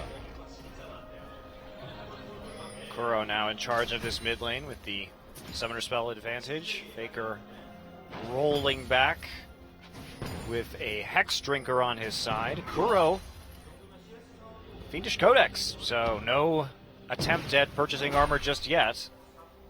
I think he's confident now that he has a Summoner Spell advantage. That was a very, very close duel between Faker and Peanut. Trying to nail Smeb here. Yeah. He doesn't have level 6. Now he does. They're still going to try the all-in. And no flash. Alt used onto Smeb. Duke going in for the grand challenge. Blank coming from the side, and they've got this cannon all locked up. Uses the Maelstrom. He's alive for the moment. No, he doesn't quite survive it. Peanut trying to turn it around, though. Going for the double kill, but Duke's got a decent amount of damage on the Fiora. No, he runs for his life. Caster Minions doing some work. Kuro comes in for the execute, and Duke will not escape this one. So Rox Tigers coming out ahead in the end. Kuro so fast on these roams. He had the pressure edge in the mid lane from Faker attempting to all-in Peanut, then having to recall to buy items. And look at that. Duke actually uses the riposte just to slow the Smeb down and make this gank easier. Blank is going to get stunned up, but Duke there manages to actually complete the grand challenge with the kill. Peanut tries to do something, tries to get in there. Duke is healing up, though. Peanut, remember, still not level 6, doesn't have that Lamb's Respite to save himself, so pretty dangerous all in. But Kuro, look how fast he gets down. They know he's coming to. They have those two wards, or the ward and the Scuttle Crab, right there by the entrance to the Dragon Pit. And Faker really not able to follow as easily with his summoners down, and just by virtue of not being quite as quick as that LeBlanc. Has his Hex Drinker now, though, for more favorable trading. Kuro had to use his flash to even get in there, though, because he had to mimic his distortion. A distortion, a flash, mimic distortion. Yeah. To get that far and under the turret. For the kill, though? Yeah. I think it's worth it. Definitely worth it, but yeah. Just shows how far he had to run and how quick he had to be to actually catch Duke and intercept him right there. Still manages to have more CS than Faker, too. Well, we'll wonder if Faker had picked up that kill onto Peanut, how much this game would have changed. Yeah. Well, games like this just tend to be decided by the slimmest of margins. Saw it last game. Wouldn't be surprised to see it this game, too. 2v2 still going on up in top lane. Peanut mulling over a lane gank, but decides not to go for it. Let's take a look at it. Smeb. Yeah. With his ultimate. Well, Smeb really trying to bait Duke in here, but Duke's not having any of it at the moment. Peanut's still waiting. Oh, Duke, you might be in trouble, buddy. There we go, slicing Maelstrom used by Smeb. They get the stun. Duke doesn't have his flash. They can dive this. They don't even really need to. Kill for Smeb, and Rox Tigers getting the big edge over Duke. Great gank. Smeb knew that the riposte was down from his little poke forward right there where Duke used it to slow him, and so there was no answering the stun, and he could get as close as he wanted to with that slicing Maelstrom, and the damage from Peanut just enough to help finish off that kill. Good gank. Yeah. Bang now swapping down into that bottom lane. The Fiora has really been struggling against this Kennen. Yeah, and you have to imagine it's just not a matchup that Duke plays a lot, you know? No, and of course, Smeb always there with the pocket top lane Kennen pickup. Yep. Well, SKT wanted this. They picked that Zed last and sent Duke up into the top lane against the Kennen. Well, still in the late game, Fiora, an absolute monster. Oh, yeah. I mean, we've seen it time and time again where Fiora just takes a break, farms for a while, and then comes into the side of a team fight and gets a triple kill. And yeah, that's still going to be a concern for the Rox Tigers. SKT actually only about 500 gold behind in spite of those two kills. Faker, oh, is he going to go in? Nope. Just great reaction. Saying hi to Kuro. Yeah. A lot of damage onto the spot lane turret already from Bang & Wolf. Certainly doing a lot of damage, putting a lot of pressure on there that Praying Gorilla have to deal with now. And one turret could be in a lead for SK Telecom here. And if they can start the 4-1 split, Rox is going to fall off when it comes to that late game. Kuro, though, powered up with a kill already. It's going to be crucial, especially now with that Seeker's arm guard does limit Faker's options in that mid lane.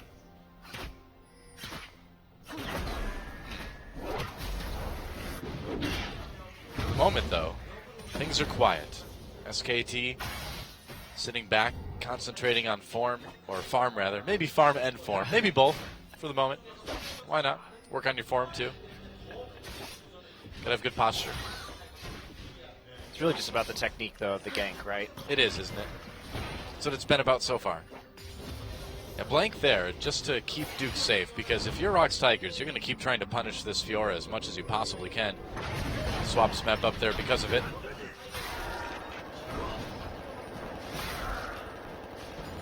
Corki wastes so many bullets. I don't understand how he carries all that ammunition around him. Where does he put know. it in that bobsled? Why does that bobsled have a Gatling gun? Yeah, that's I'm pretty sure that's not legal in the Olympics. Cool Runnings 2, the revenge of Jamaica. That's right. Oh, Faker escaping from that gank. That's like... This time it's personal, man. Dude. That one team that like sabotaged their bobsled, they're like going on the track and then like suddenly they see in their rearview bobsled mirror like here comes a Jamaica team with a Gatling gun on their bobsled. I'd watch that movie. That sounds great, man.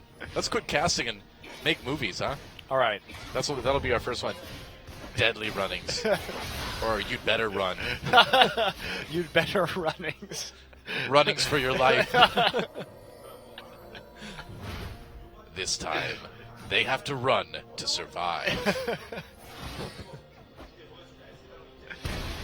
Oh man, We can make it happen. Well, I don't think Faker's too concerned about things in the mid lane. Duke, though, concerned about things in the top lane, and he should be. yeah, that CS lead is getting rather unfortunately large for him, and Yeah. it's hard to itemize out of this hole if you're a Fiora because you really don't want to build a Hex Drinker. Oh, here we go. Going in. There's a gank. There we go. Slicing Maelstrom. Duke locked up under turret again. Smep very low. Duke going for it. Oh, he can't quite get the kill onto this Kennen. It was close, but these ganks have been really well executed by the Rocks Tigers. Prey and Gorilla trying to back away, though, and it looks like there might Smep be wants to a TP. dive. Smeb just went back so he could prepare to TP. Yeah, they can respond. SK Telecom, though, may be feeling a little bit of desperation. Turret goes down up in top lane. Kindred takes that one out. Yeah, but they can't do it. There was such Yeah. a good play from the Rocks Tigers. They left Kindred in the top side and immediately TP'd with the Kennen, sacrificing that gold just so they would have a way to respond to any kind of turret dive that happened, knowing that Duke was dead and couldn't TP in response, and it would be a 3v3. Right. Really good reaction there from the Rocks Tigers. They are so quick on the reads of these situations and the strategies they deploy in response. Oh, SK Telecom with a response of their own. They'll get the first dragon of the game. So at least getting something out of that. But just finding a way for Duke to farm up and get some strength in this game. That's kind of the real challenge that SKT has to face right now. You see Faker dodging that anchor.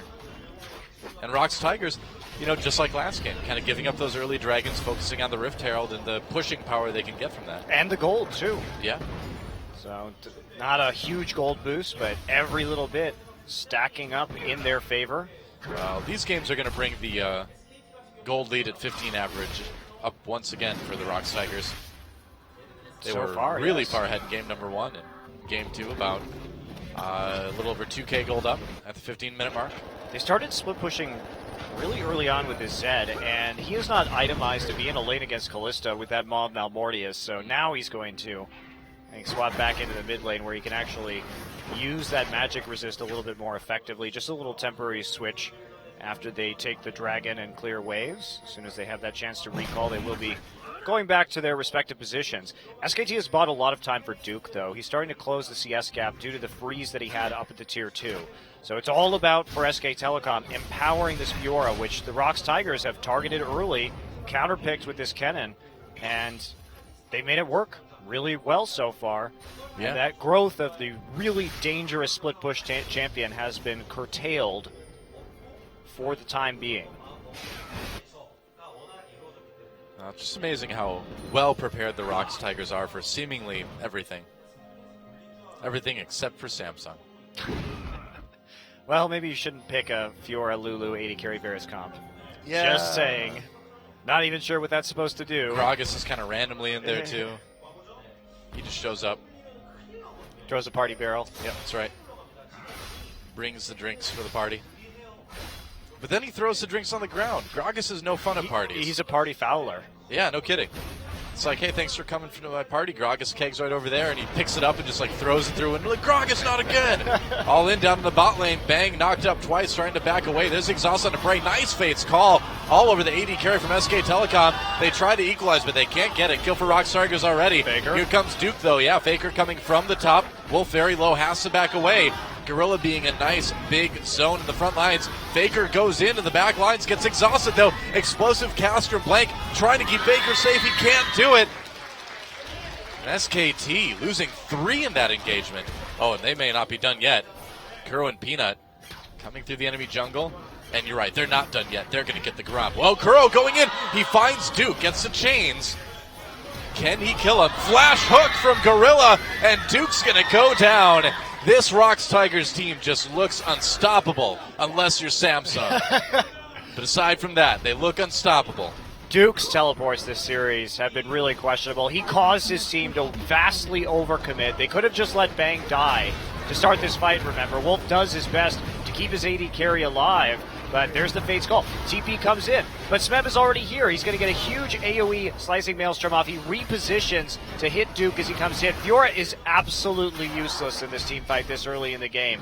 And as soon as this commitment comes through, Blank is there, but Kuro finds Wolf on the back line. Kuro just going nuts, even with Faker's Bomb Malmorius. He can't take out much, so they just needed to let Bang go right there and try not to lose anybody else. Instead, the Rocks Tigers get immensely fed. And then look at this play. So Duke teleports. He knows they can see him right there.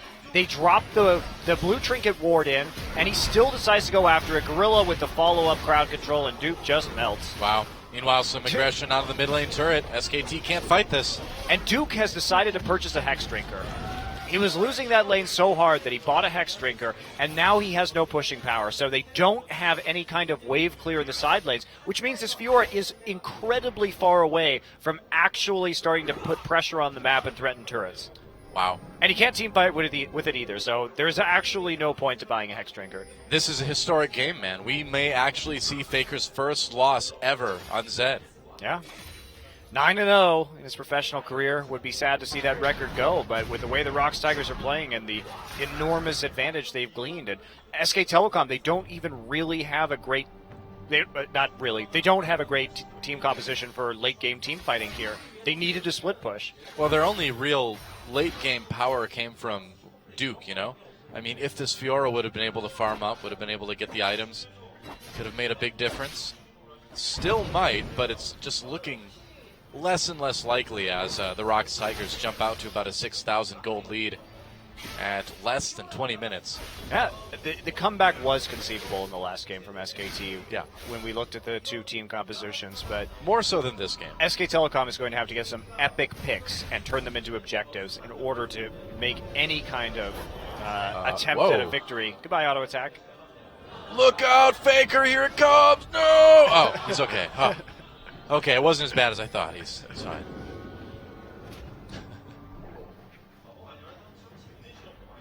Look out for the pink blob flying across the map. And I'm not talking about Zach. We never see him anymore. So sad. Yeah. Somewhere almost crying.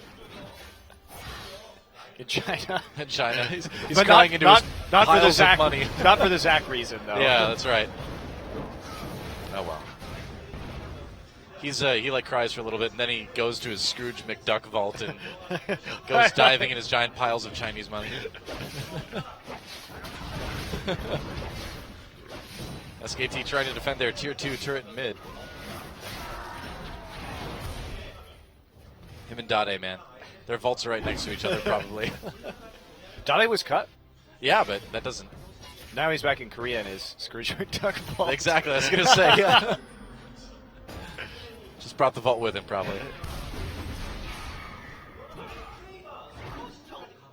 He's got it all stashed in the Cayman Islands. You know how these rich types are, you know? You know, it's a good place to store money because nobody wants to go to a place called Cayman Islands. You're like, oh, an island filled with caimans? That sounds dangerous. I'm going to stay away from there. See, it's a trick.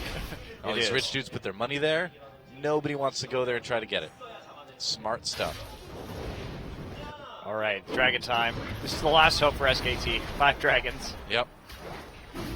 But they're going to get it easily because Rocks just on a mass recall right there of They just don't Ray care and about Kuro. these dragons.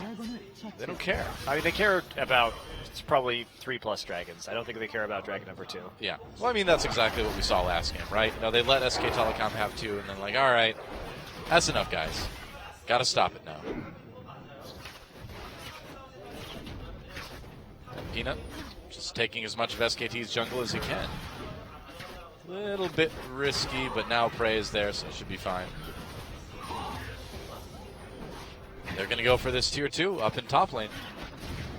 Bang has the package. They're not really in any kind of shape to use it, though. Nope. More gold for the Rocks Tigers. Oh. Just 7,500, huge lead. Faker at least will answer, but That's the tier first. 1 for a tier 2. It's also the first turret for SKT at 22 minutes. Yikes. Ugh. Ugh. Hurts. Hurts bad. 2014 all over again.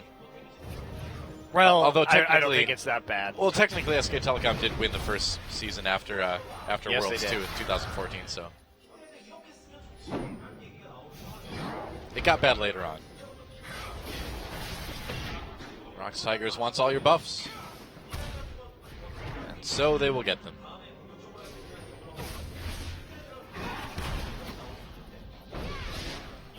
Taking that blue. Oh, yeah. Double blue for Kuro. Yep, because you really need 2 blue buffs. Same time. Yeah, that sick refresh. Just F5 that blue buff. I'm afraid I don't truly believe that anything else is going to happen in this game, Noah. Well, anything else besides Rocks Tigers slowly, maybe not so slowly, strangling SKT to death. And they're just running around the map right now. Yep. With the minion waves. They can dive at will, pretty much. And they don't even have to do that here, as the turret Wow. is going to go down very fast to Just- Callista and Kindred. Smeb there with the nice lightning rush zone. Just annihilating those turrets. Goodbye, weird red stone creature. Or blue stone creature. Glad you learned your colors in the kindergarten. I'm working on it. You don't even have the colorblind excuse. I meant it was the red side blue stone creature. Nice. That's what I meant, you know. Nailed it. Yeah, got it. As opposed Nailed to it. the blue side red brambleback creature. Yeah. Now you're getting it.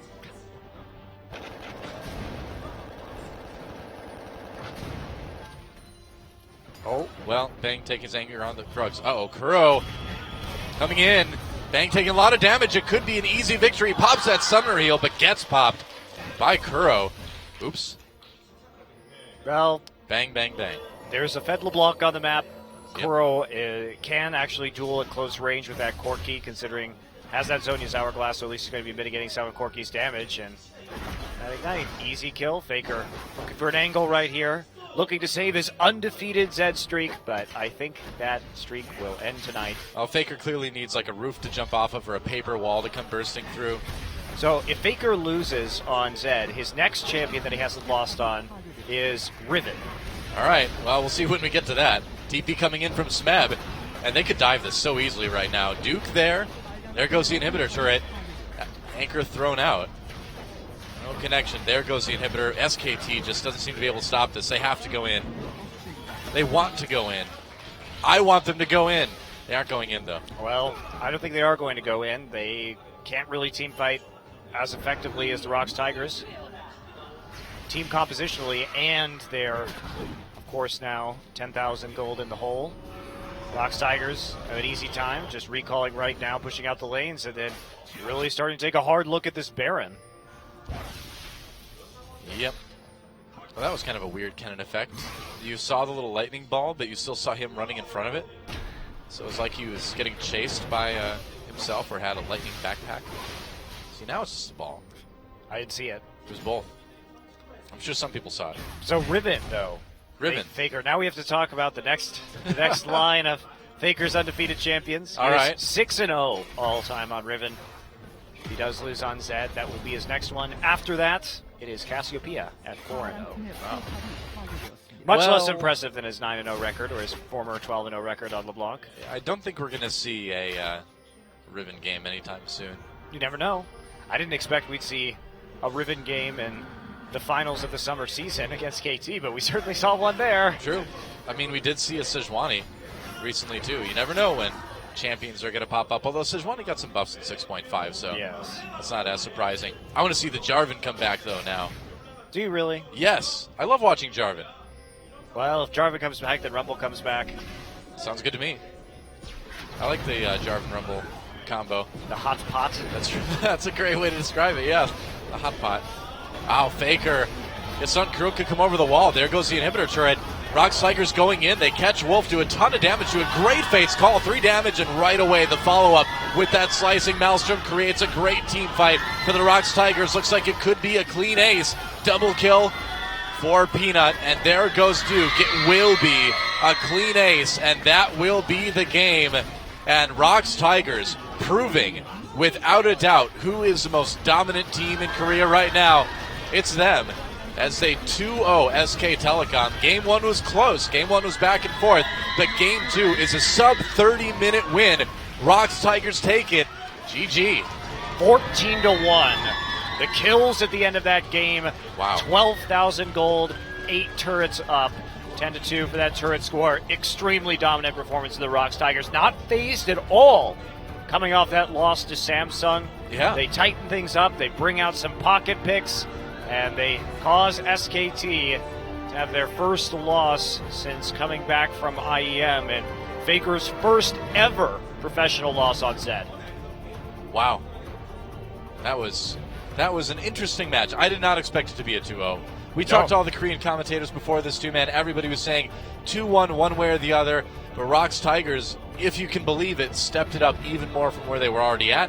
SK Telecom, I don't think they played that bad overall, honestly. No, well, there were some mistakes in game 2, but it's little things. It was still better than the pre-IEM SKT of the season. Yes, absolutely. Although Duke sort of reverting to his slow TPs. Yeah, I suppose tonight, that true. was a major Yeah. factor in SKT's defeat. Yeah. Smeb and the rest of the Rox Tigers just showing that their teamwork is lightning quick. Yeah. SK Telecom, though, that's really not a loss they want to suffer. That's going to send them down to 7-5, ties them up with Samsung. And now, if Samsung can beat Africa Freaks, it's going to put them right back above SKT, and SK Telecom's going to have to be satisfied once again with that 6th place spot. And they need to move up, obviously. If they Yeah. only the top 5 teams make playoffs, so 6 is not where you want to be. No, we've got a decent amount of matches left, but you don't really want to be messing around right now. If you're on the edge, like SKT and Samsung, it's kind of must win every game. It is indeed. And there you go. Resilient. Resilient. That's true. Kuro is resilient. That's right. When we come back, guys, the MVP interview, and then Samsung versus the Africa Freaks. Going to be awesome. Do not miss it. OGN Champion Spring will be back right after this.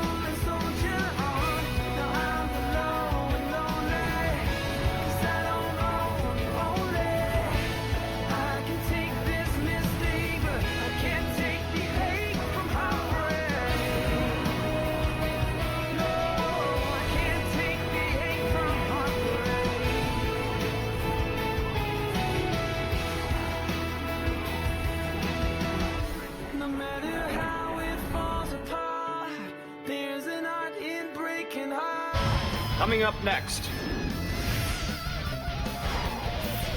Samsung, Africa Freaks, Lotte Kokalkon League of Legends Champions Korea Spring 2016 Round 2.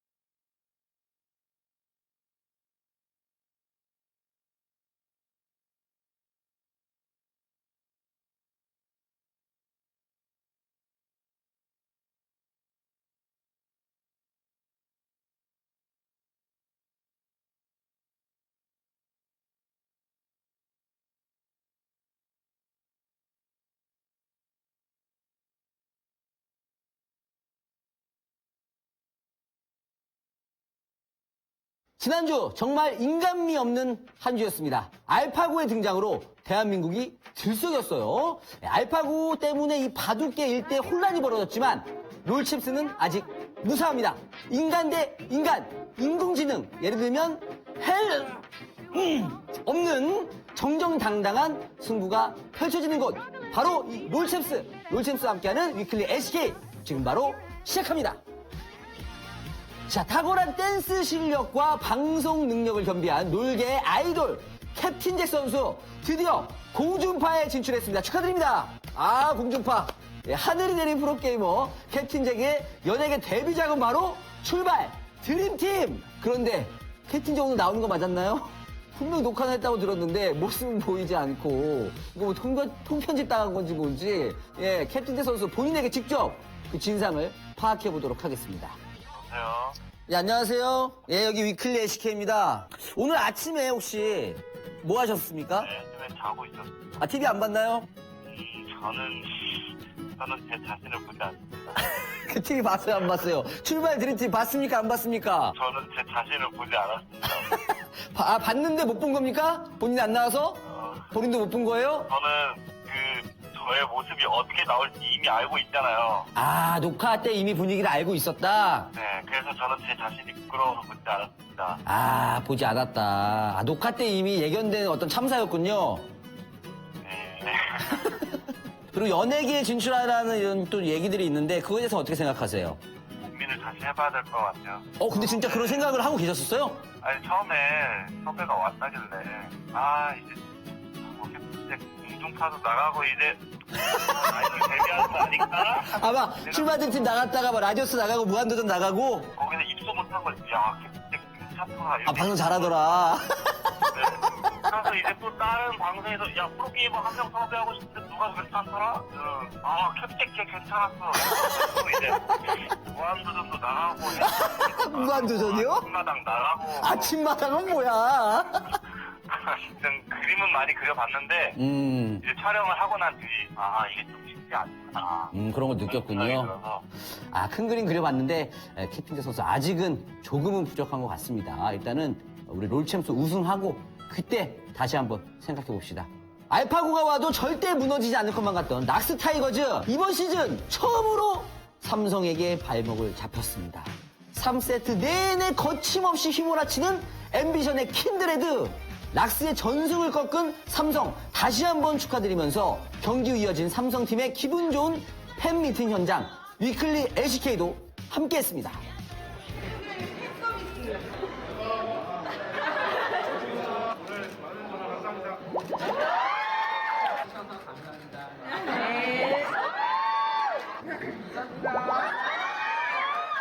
앞으로 다 이겨버리겠습니다.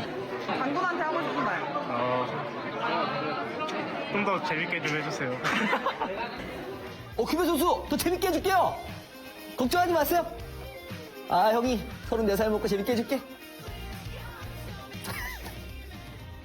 예, 그나저나 이런 명경기에 좀 옥의 티가 있었습니다. 예, 게임 초반에 갑자기 옥저버가 튕기는 많은 분들이 놀라셨을 텐데 경위를 발표를 했죠. 옥저버 한 명이 이제 경기 진행 중에 USB 파일 전송을 시도하는 바람에 그것이 영향을 미쳤다. 이렇게 발표가 됐고, 그래서 해당 옵저버는 회사 내부 협의와 절차를 거쳐서 책임을 물을 예정이고, 그리고 게임 연출팀 및 제작 책임자에게도 내부 관리 소홀로 조치를 취하겠다.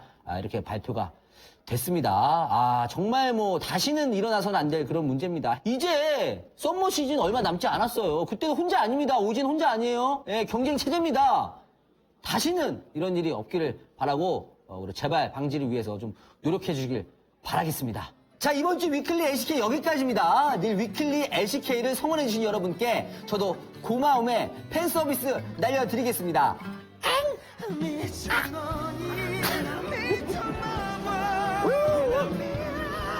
진짜 못 추겠다, 이제는. 힘듭니다. 예, 정말 죄송하고요. 아무튼, 여러분들, 오늘과 같이 또 재밌는 방송 앞으로도 계속 할 테니까요, 여러분들. 많은 댓글과 관심 부탁드리겠습니다. 여러분들 다음 주에 또 만나요!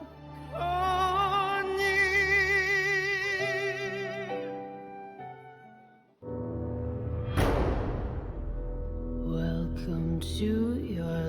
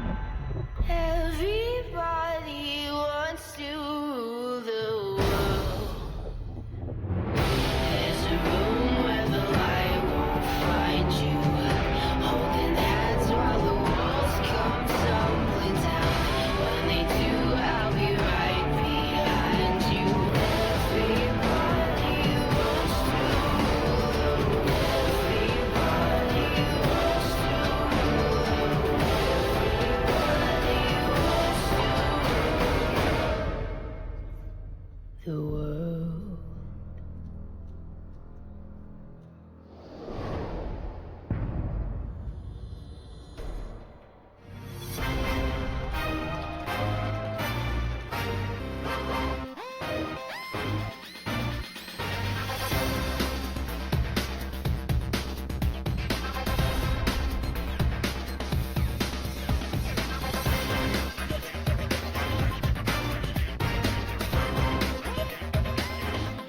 Welcome back to OGN Champion Spring. Smeb gets the MVP for game number 2 in Rocks Tigers 2-0 of SK Telecom. And man, great cunning play, a nice pocket pick for Rocks Tigers to pull out. Really handled Duke's Fiora very, very well, and that puts him up to 1,000 MVP points. First player to hit it this season. It's really the season of top laners, 4 out of the 5. Yeah, it is. Top 5 of the standings, but Duke here, just the way he played this matchup, and I do think that it was a lot of misplays from Duke that caused this lane to snowball out of control, and having that riposte on cooldown certainly didn't do him a lot of favors. I guess we're just going to watch Duke die over and over again. I mean, that's kind of what it was, right? It was Smeb and Peanut just diving Duke under turret, taking him out, or diving, banging Wolf. Look at the setup here. Smeb flashes preemptively to catch Duke as he rolls in with the teleport, and they turn this around. Faker is going to be the one to get there first, but ultimately he tries to ult onto Smeb. Exhaust is dropped, has to back off. Blank doesn't do a whole lot with that disengage. Easy for everybody from the Rocks Tigers to get right back on top of Duke. Yeah. And again, just to engage in these team fights, the Fates call into the slicing Maelstrom, and just a lot of great AoE CC and nothing that SK Telecom could deal with at that point in the game. And SKT, I think some people might criticize them for the draft here, but they picked for lane matchups, and then they were hoping just to snowball an early advantage into an unstoppable 1-3-1 split push. I think their composition was valid. True enough. Time for an MVP interview, and George will be translating for us. Take it away. All right. Hello, Champions fans. This is George. So today's a big match between SKT and Rocks. Rocks was able to get the V twice against SKT. And today's MVPs are Smeb and Prey. Let's meet our MVPs today. Congratulations for Prey. It was a big match. It feels like you guys are going to be happy a lot, I guess. We are happy because we won against SKT, but, you know, we lost a lot against SKT last season. So I know last game against Samsung, you guys finally lost. Were you guys mentally damaged after the game? Every time. I know. I always think that every games that are or teams that are they never lost will someday will be defeated by the other team. So I really didn't care too much about it, and I practiced a lot after the game as well. I know Bang played Vayne. Was there a strategy behind try to play against Bang? We kind of expected them to play Vayne after our composition, so we kind of were prepared against the Vayne of Bang. You had a quadra kill today, and it feels like you're getting a lot of MVPs these days. Are you happy? I get the... It feels like if you get MVP, you get the privilege of being here as MVP, so I'm a little bit... I don't always get the MVP, so I always want to, pick on other teammates after getting MVP, but I don't have that many opportunities to talk to them. So how was the teammates after last match? We were actually worried if we were going to lose against SKT as well, but we were all cheerful as well to each other. All right, please say something to the fans that are here to cheer you guys. Thank you for cheering us. And I know we lost last game, but hopefully we will get the win after today as well. All right, that was it for Prey. Next will be Smeb, our #1 MVP. Yep, with your 1,000 MVP points, you are first. How do you feel? I'm really happy that I got 1,000 points. But and today's game match, I actually really wanted to win, and I'm really happy about that more than MVP points. Were you worried that because SKT has been playing better than before? I really didn't want to lose against SKT like last season, because last season, you know, it felt like after the last loss, we might lose to SKT again. So there's a lot of worries that said that worried you guys might actually lose against the SKT again for today. Even though we lose against them in scrimmage, we just try to, you know, be cheerful, I guess.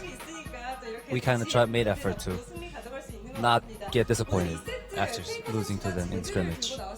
And on the second set, Faker finally played Zed. Were you nervous? Our composition, because we thought our composition was a very good composition against their Zed, so I wasn't worried. You guys played Zed or Kennen, sorry. So is there a reason? Last season I felt like I had some of the champions that only I can play well, but it felt like Kennen is one of those, so I kind of played it. Did you guys talk before the band pick or no? Of course we actually talked about it, but I kind of wanted to play Kennen, so I strongly insisted. So what was your thoughts when you were coming here? Did you expect such a short game? Short victory against SKT?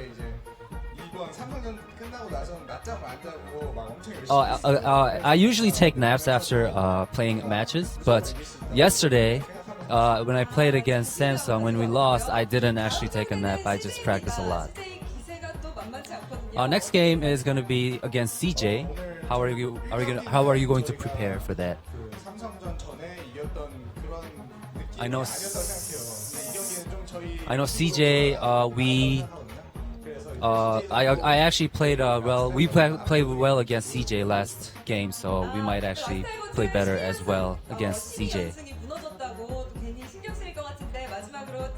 All right, please say something to the team members, because they might actually be worried after your 12 consecutive wins. You guys have finally lost. You guys are doing very well. I'll try my best as well.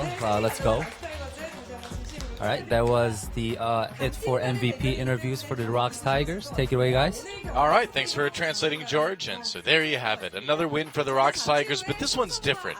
Getting it 2 over SK Telecom the way they did really makes this look like the team that's going to be in the finals, that's going to win the finals. I mean, you always kind of expect SK Telecom to make this crazy last-second playoff and finals run, but I don't know. I don't know if it's going to happen this time. I think this could really be the season of the Rocks Tigers. Well, last year we did see the Rocks Tigers take first place in the regular season, make it all the way to the finals. SK Telecom managed to fight their way into the finals and then win 3-0. So Rocks Tigers, though, I will say, looking definitely more consistent this year. They're obviously an incredibly good team. Not much else to say. Yeah, I mean, and unless SK Telecom kind of gets things together a little bit more with Blank in the jungle, if Duke can kind of fix his teleport problems, I think SK Telecom is going to kind of continue to struggle. They might be able to get the playoffs. They might even be able to make the finals. But the team we saw today is not going to win the finals this season. Yeah, they're a long way away. They're not even in playoff contention right now in 6th place. So there's a real chance that SK Telecom might miss the actual playoffs, which would be astounding. That would be insane. But the thing is in our next best of 3, Samsung versus Africa Freaks, Samsung has a chance to push SK Telecom even farther away from that playoff spot. Let's dive into it. There they are. Team Samsung. And these guys right now are tied with SK Telecom in terms of match wins and losses.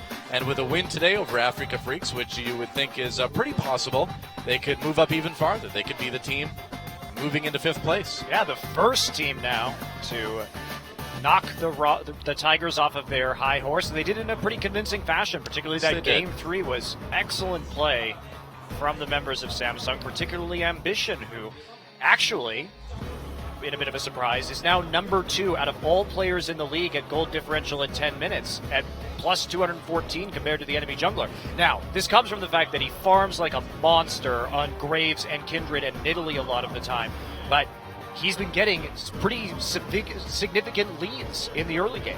Yeah, and I mean, I know we make a lot of jokes about ambition, but that last Kindred game, he was aggressive, he ganked, he farmed well, he was spectacular. And they're going to have to do just as well today against a team like the Africa Freaks, who are languishing, down in 8th place right now, but they're in firmly 8th place. They're way above 9 and 10. But it's a weird team. It's a team that has the capacity to beat basically anybody, but just doesn't have the consistency to turn those wins into notable season accomplishments just yet. Yeah, and they did win against the Kongdu Monster in their last match. They had Mickey playing Zed and Quinn in the mid lane with those matches, but it's, like you're saying, it's going to be tough because even though this is a team that actually does very well in the early game, they're number 4 at gold differential at 15 as a team in this league, they basically have no late game. Their shot calling is poor when it comes to closing, and despite the fact that they frequently gain early game advantages, they can't actually finish games with a victory. Right. And I mean, that's why we see them down at 4 and 7 in total match score, but at least they're safe, more or less, from falling into those bottom 2 spots. The next closest team is Kongdu at 1 and 12, so there you have that. Samsung versus Africa Freaks. Let's take a look at the stats. 7 and 5 versus 4 and 7, 6th versus 8th. Again, Samsung with a good chance now that they're tied with SKT to move up with a win here today. Samsung coming off a couple hard losses to KT and CJ, but they bounced back in a big way, taking out Rocks, and they did it interestingly. They played Cassiopeia again, always a nice little pocket pick there for Crown. He's the only player that really relies on that champion in the current meta. So there's the score from the Africa Freaks over there. I mean, you see weird stuff. You see a 2-1 victory over SK Telecom, then they lose 1-2 to SK Telecom. Wow, very similar. It is interesting. This is a bit of a weird matchup because you would expect Samsung to have the big edge, but you can never count out the Africa Freaks if they're playing anybody basically from like 7th through 3rd place in the league. Yeah, they've shown that they can hang with some of the best teams. As a player for player, they're not actually that bad of a team. It's just their coordination. We know Mickey is a very skilled mechanical player. We know Lyra can keep up in farm and keep up in pressure with a jungler like Ambition. I mean, we've seen plenty of games, too, where essentially the team is losing around Mickey. Mickey himself is playing well, but everybody else is just kind of failing. I think Songyun a little bit underwhelming compared to what we would expect from him after how they looked last year. Songyun's had some good games on Kalista this season, though, so a few. It's not entirely out of the realm of possibility, but Crown is the big damage dealer on this team. He does a huge amount of the team's damage when it comes to percentage, as well as his damage per minute is extremely high. Samsung going with Core JJ today, down at AD carry. And it's time to move into picks and bans between Samsung and Africa. And Zed, the first ban against Mickey, but that's pretty par for the course, especially after we saw Mickey, win with it again recently. You want to take away that Zed. Also, probably the Twisted Fate, the other common ban, particularly against Africa Freaks when they are on the red side, so they don't get any possible fantastic counter picks or some of their stronger players. Samsung, interestingly, we don't talk about Wraith a lot as a support, but the combination of Wraith and Ambition has actually made Samsung the highest team in the league when it comes to wards per minute. They place 4.05 wards per minute. That is really, really high. That is really high. And that's exactly what Ambition needs, too. He needs that strong support to pair with him to do well. We saw him do well with Mad Life, and now he's kind of transitioned over to working with Ray. And he doesn't need to be bailed out quite as much anymore, too, which is good to see. He has Seer ban coming in after the Poppy ban now. Wow, targeting Crown very heavily, but again, he does account for an inordinate amount of this team's damage output. Cassiopeia banned, way back at the start, but Kalista banned just now. Yeah, that's a champion you really want to keep away from Songyun. I'd say so. And they don't want to first pick it. Could be going for a Corki here. Yeah, Lissandra is still available, Alistar as well. Any jungler you want. There's an Italy ban. I spoke too soon. I don't think Ambition's going to care about that. His Graves has been more of a priority pick for Samsung this season than anything else. Well, and his Kindred in that last series was extremely good. So, yeah, I don't think the Italy ban hurts him too much. He's got other options right now that he can do well with. Samsung mulling over a first pick Corki. Yeah, I think they're going to go with this. They still have Kindred or the Graves to pick up here for Ambition. Ambition has played Rek'Sai and Graves both 9 times this season. You know, Soraka got some interesting changes in 6.5. Yeah. I don't know if it makes her necessarily pick-worthy, but something to consider anyway. And taking away that Kindred from Ambition wouldn't be too bad. Like you mentioned, he still has the Graves, but theoretically, it's still a decent takeaway. This would be a great kiting composition, though. The combination of Soraka and Kindred with the Lamb's Respite and, of course, all the healing that Soraka can give. Yep. But I don't think we're going to see a pick of Soraka quite this early. Not to say we won't see one, but this early in the draft would be a bit odd. Instead, they will just take the Gragas. And remember that it is played top lane now, so that's what it's going to be here. Jungle Kindred and top lane Gragas. Well, Ixu's top lane Gragas has been good, too. It's not just that they can pick it, it's that it's actually a great pick right now for the top lane on Africa Freaks. And that gives Africa a really interesting strategy to use in the draft, especially on this red side, where they can take both Gragas and Kindred. They can deny one of the primary counters to the Lamb's Respite and just put it in the top lane. True. Interesting to think about. Will we actually see the Jhin for Sangyu? Jin's been popping up here and there. The success has been hit or miss across all the teams, but Jin's really a different type of AD carry too, so you're not just going to be able to jump in and play this guy right away, it seems like.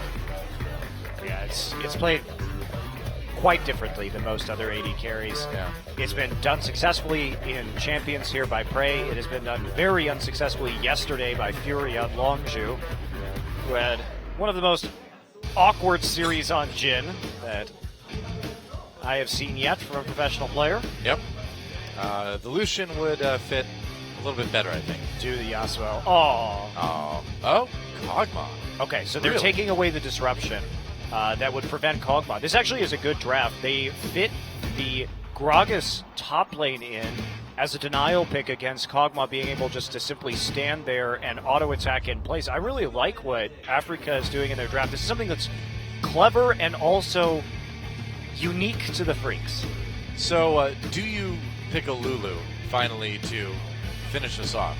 And just go modified Juggermaw, you know? Or like a kind of disengage Maw. Yeah, you could.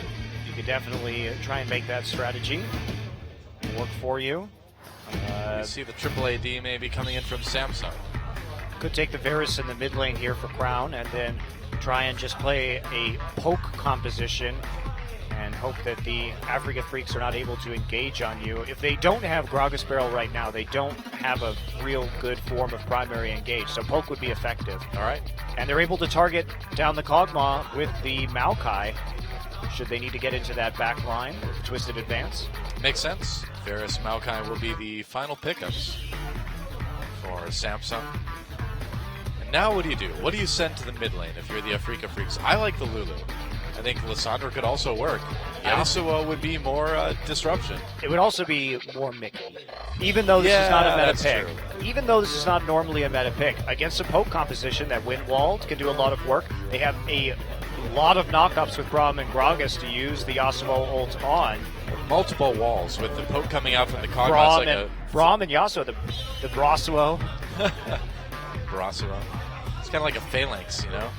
Multiple shields. Or as we call the Unbreakable and the Windwall combo, Unbreakable Wind. That's perfect. I like that. Unbreakable Wind. It actually isn't bad with this composition. It does make a lot of sense. And especially against what Samsung is drafting. No! It was good! Well, this is good too, though. You see Mickey just chuckling right there. The audience getting really excited. Lulu is good too. Lulu is good too. I was just excited to see Yasuo again. You're right that it would have been more Mickey, but Lulu's more meta. Yes. And you want to go with the meta over the Mickey, I think, if you want to win the game. Still, I like this draft from both of these teams. Clear win conditions. It will be a Juggermaw run by the Africa Freaks, but they do have an extra threat coming out of the Jungle Kindred. makes it a little bit more interesting. And it will be super hard to kill this Kog'Maw between Lamb's Respite and Wild Growth. Meanwhile, Samsung, it's all about the poke for them. It almost makes you want to be aggressive in the early game if you're Samsung to try to hold this Kog'Maw down, but you can't really do that with the comp they have very well, can you? I think they have some strong lanes. The Corki Alistair might be able to do some work there, but of course Kog'Maw Braum, that long range proccing the Braum passive can make it difficult to engage.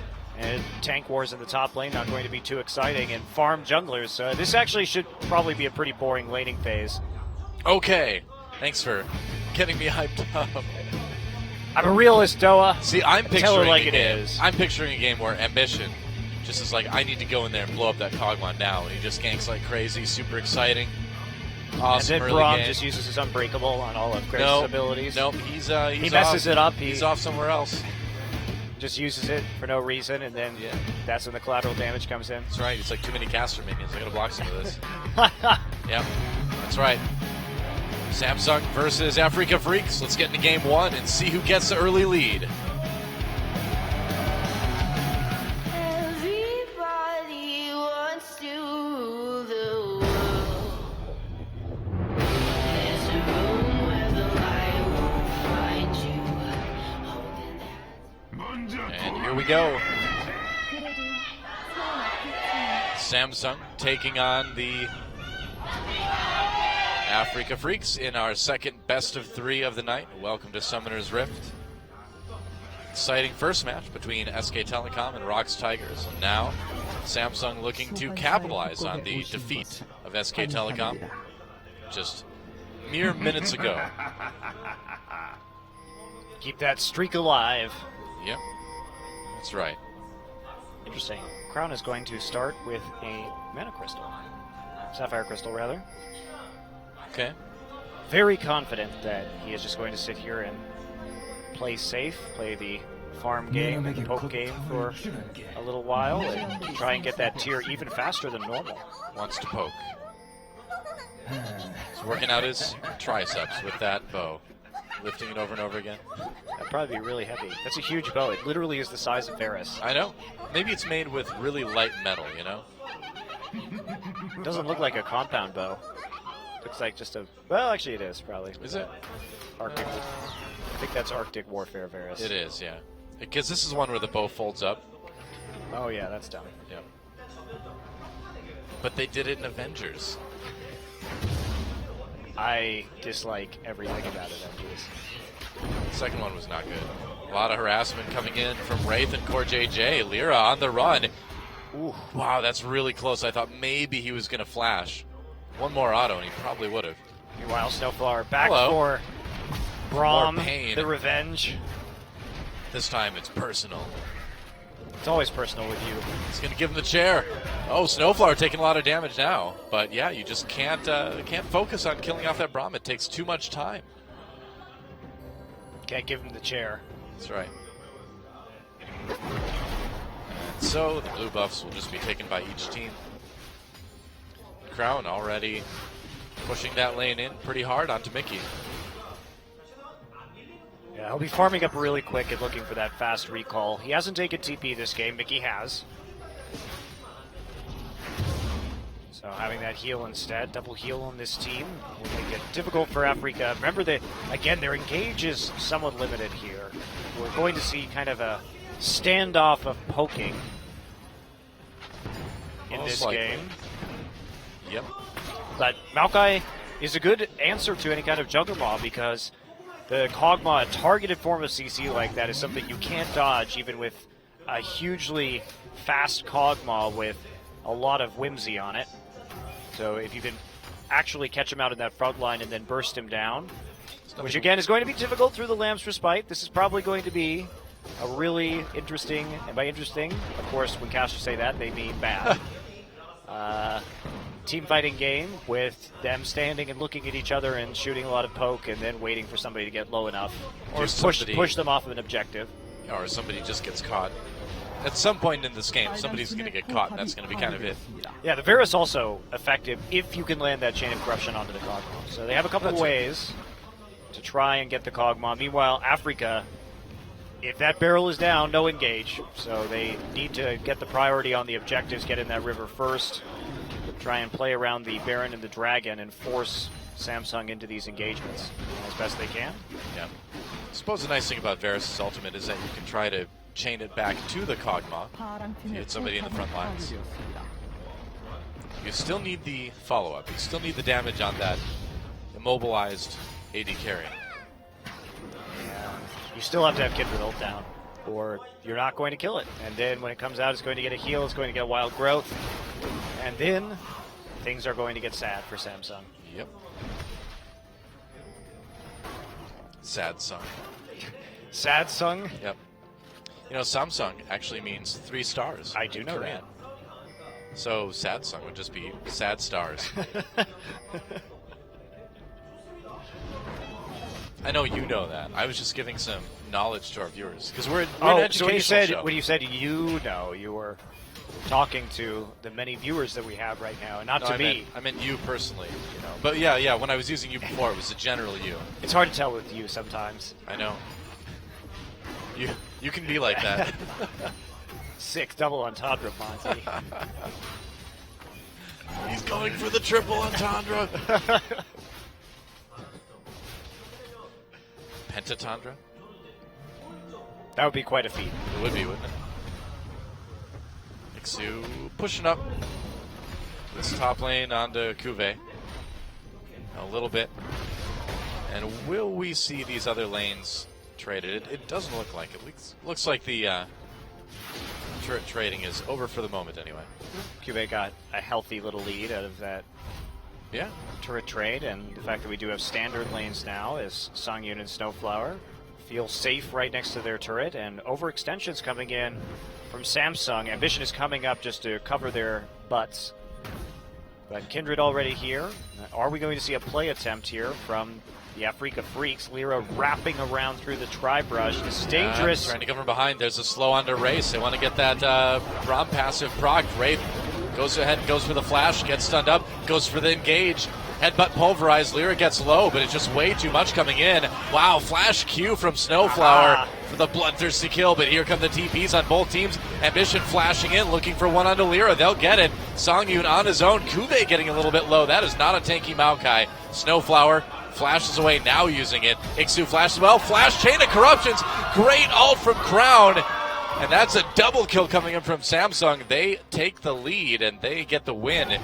That early team fight, they're going to maybe get this mid lane or bottom lane tier 1 as well. Ambition turning that around. He had the right camp there, was overdoing Krug so he could actually respond to that gank. And no TP in the mid lane.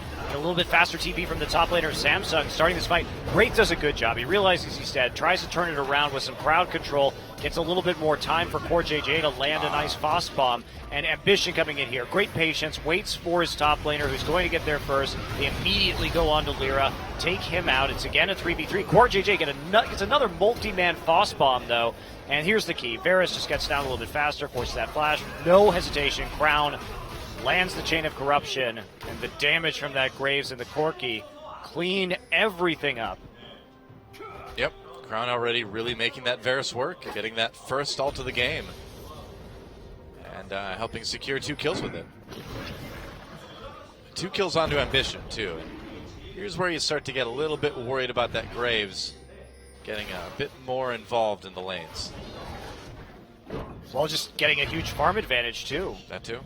He's been great at farming so far. Not that he's going to build the Devourer onto Graves, but he actually managed a 16-minute Sated Devourer in their last game against the Rocks Tigers using Kindred.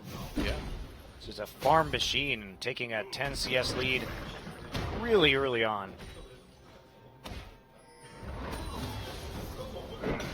Well, Kuve just trying to be annoying while Ixu tries to farm, but the saplings aren't too much of a concern.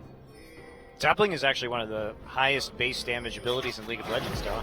I know, but at this point in the game, it's not doing a lot to that Gragas. I know, I remember playing the... AP Maokai? Yeah, Earth mode or whatever. When what was the one where you just had no cooldowns? Rapid Fire? Something like that, yeah. Ultra Rapid Fire, Right, which is right. Earth. I figured it out. You got it. I've never actually played any of those other versions of League Maokai of was Legends. really fun, dude. Go AP Maokai and just blow people up with a billion saplings. Yeah, or actually just like hide like 6 of them in a bush. People walk in and just immediately die. It's really fun. You do it at level 1. You just load up a tri-brush with saplings and watch somebody walk into it. Just Mad Bomber Maokai. Yep. Pretty much.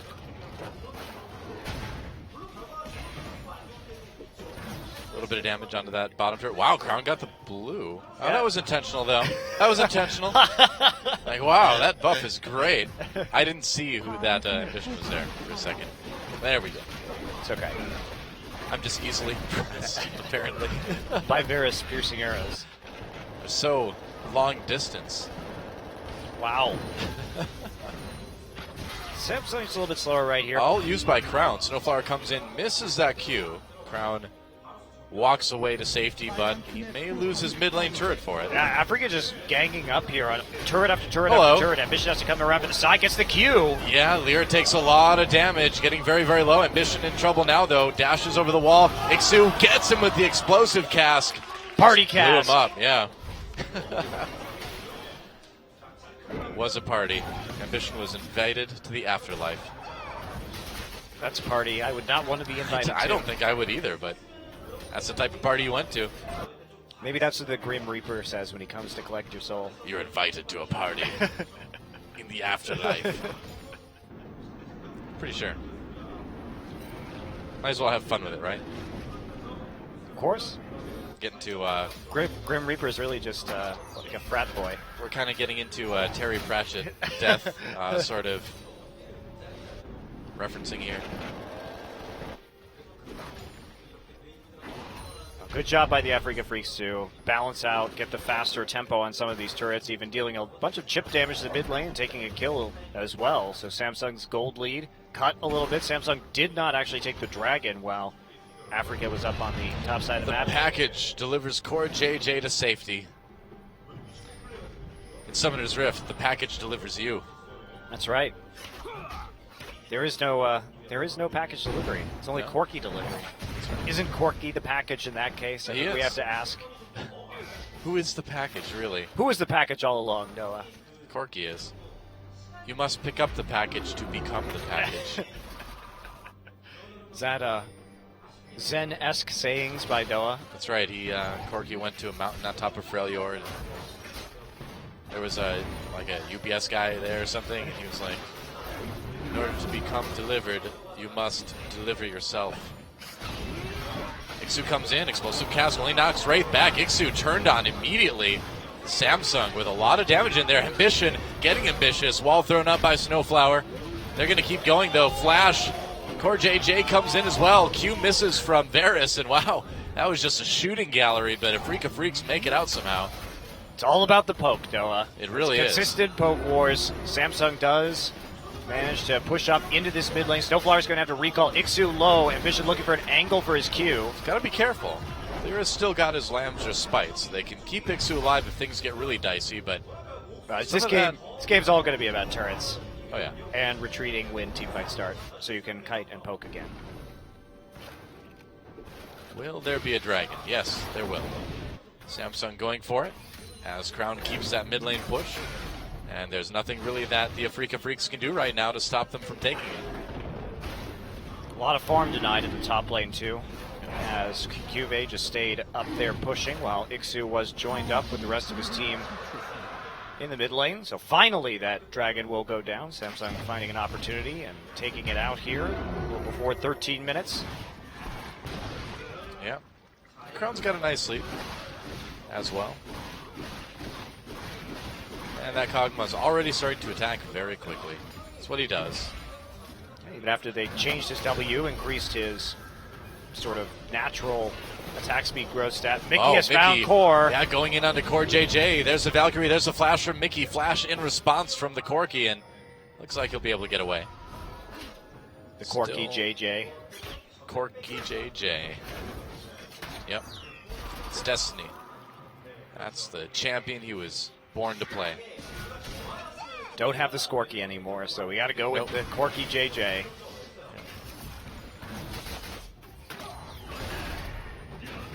Hello. Now Ambition is just He's really kind of changed things around a little bit in the last match or two, just playing very, very aggro now. I like it. Me too. I prefer Ambition. Yes. Ambition is definitely the preferred way to play. And the rest of Hamsung. Just going peanut style. Hamsung. Certainly saw it against the Rocks Tigers. We're going to try and catch up Mickey right here. He is far forward. He does realize what is up the last second, though, and he used that whimsy to get right out. Samsung would rather go for the blue buff right now. Mickey's going to find that with the use of his Frost Queen's Claim. Yep. Going for the Faker style of build. Frost Queen's Claim. Probably into some split pushing here, considering they do have double teleport, and that is going to be a really viable way for the Africa Freaks to win this game if Lulu ever gets alone time with a Lich Bane on these turrets. Sure. Lyra takes the blue buff over from Samsung's side. Mickey back to split pushing down in bot lane, again without that flash, but Lulu's so mobile with that W. Very mobile champion. Highly mobile. Extremely mobile. So, whose mid turret is going to go down first in the Battle of Poketoa? Any guesses? It's tough to say. I mean, it really depends on who gets poked out, right? The first team to have one of their carriers lose a lot of health probably has to back up. And there's the turret, right? Sure. I do think that the Africa Freaks have a natural advantage with the extra teleport on the map right now and the fact they've already been putting Lulu into this side lane. And now, since lanes are pushed forward over to the Samsung side of the map, they will take the Rift Herald. And then, are you ready for the 5-man in mid? Try and push down the mid turret? Oh, yeah. I am ready. And I feel like I want to give the edge to Africa Freaks now. Here we go. Yep. Ambition on the run. Nice Q from Crown. Wow, Crown forced out a little bit. Has to burn that flash. Use the Chains of Corruption. They're going to turn it around. Lamb's Respite used. Can they get a kill off of this? I don't think so. They got the heal off. Whoa, that was close. Q doing a lot of damage. Snowflower, though, with that wild growth, manages to stay alive. And the poke actually goes over in favor of Samsung. So now Samsung, the team, with the pressure on that mid lane turret. Those Qs are doing a lot of damage from Crown already. Slowly pushing him off, but they don't actually have the range to get in onto the turret. Africa's still attempting to mount a defense here. Yeah. Kindred has to go out and farm out the bottom lane. Mickey, the only one left. He's got 50% of an HP bar. Ambition using his time just to clear Raptors and then return. Ambition being in the mid lane right there was actually really crucial. That's just a great sense of timing of where to be, because he knew that that push was going to be coming in based on where the side waves were, so he was there with the Varus all ready to help out against the 5-man pressure. Ambition's been around a while. He's played a couple games of League of Legends here in Korea. Flash, engaged, they're going on to Lyra. Lyra with no ultimate gets taken down easily, knock up on the Snowflower, and Samsung just pulls the trigger and grabs 2 kills just like that. Lyra cannot be on the flank like that. They knew his ultimate was down and that he was basically a sitting duck to the targeted CC of Maokai. Or pops over with a Valkyrie too to add that extra bit of burst, and that's going to be in another turret. Like a literal lamb to the slaughter. Look at that wave they prepped in the top side too. And chase this all the way down to another tier 2 turret. They are getting a bit low, and they have a lot of gold they haven't spent. I don't think they're going to pressure this over much right now, but at least they can shove it into the tier 2. Actually, Ixu will just stop it up right there and collect all those minions inside his barrel roll. Yeah, I mean, Africa's got a good composition, but it seems like Samsung is just kind of playing this one a little bit smarter, you know?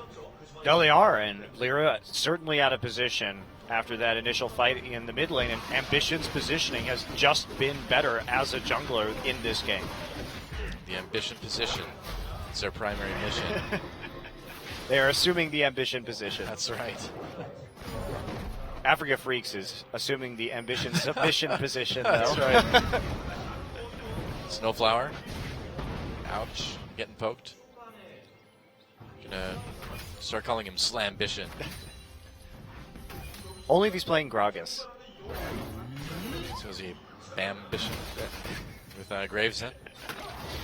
Is that the sound a gun makes, Noah? Bam, bam. Maybe, sort of. think Bam Bam's from the Flintstones. It's true. It's a versatile sound. I think use that's it for what a lot of things. I think that's what we call Ambition when he plays Trundle. Maybe. A jungle Trundle? No, that's a Cloud Templar thing.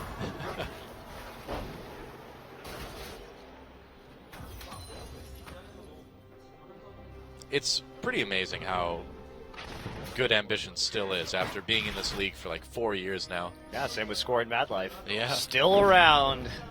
Still around. The old guard. Still legit. Shy is there somewhere still on CJ's roster. Yeah.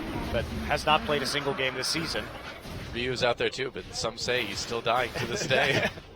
He's not dying so much anymore with how well H2K are playing over in the ULCS. H2K is doing great, but Ryu will always be sad Ryu.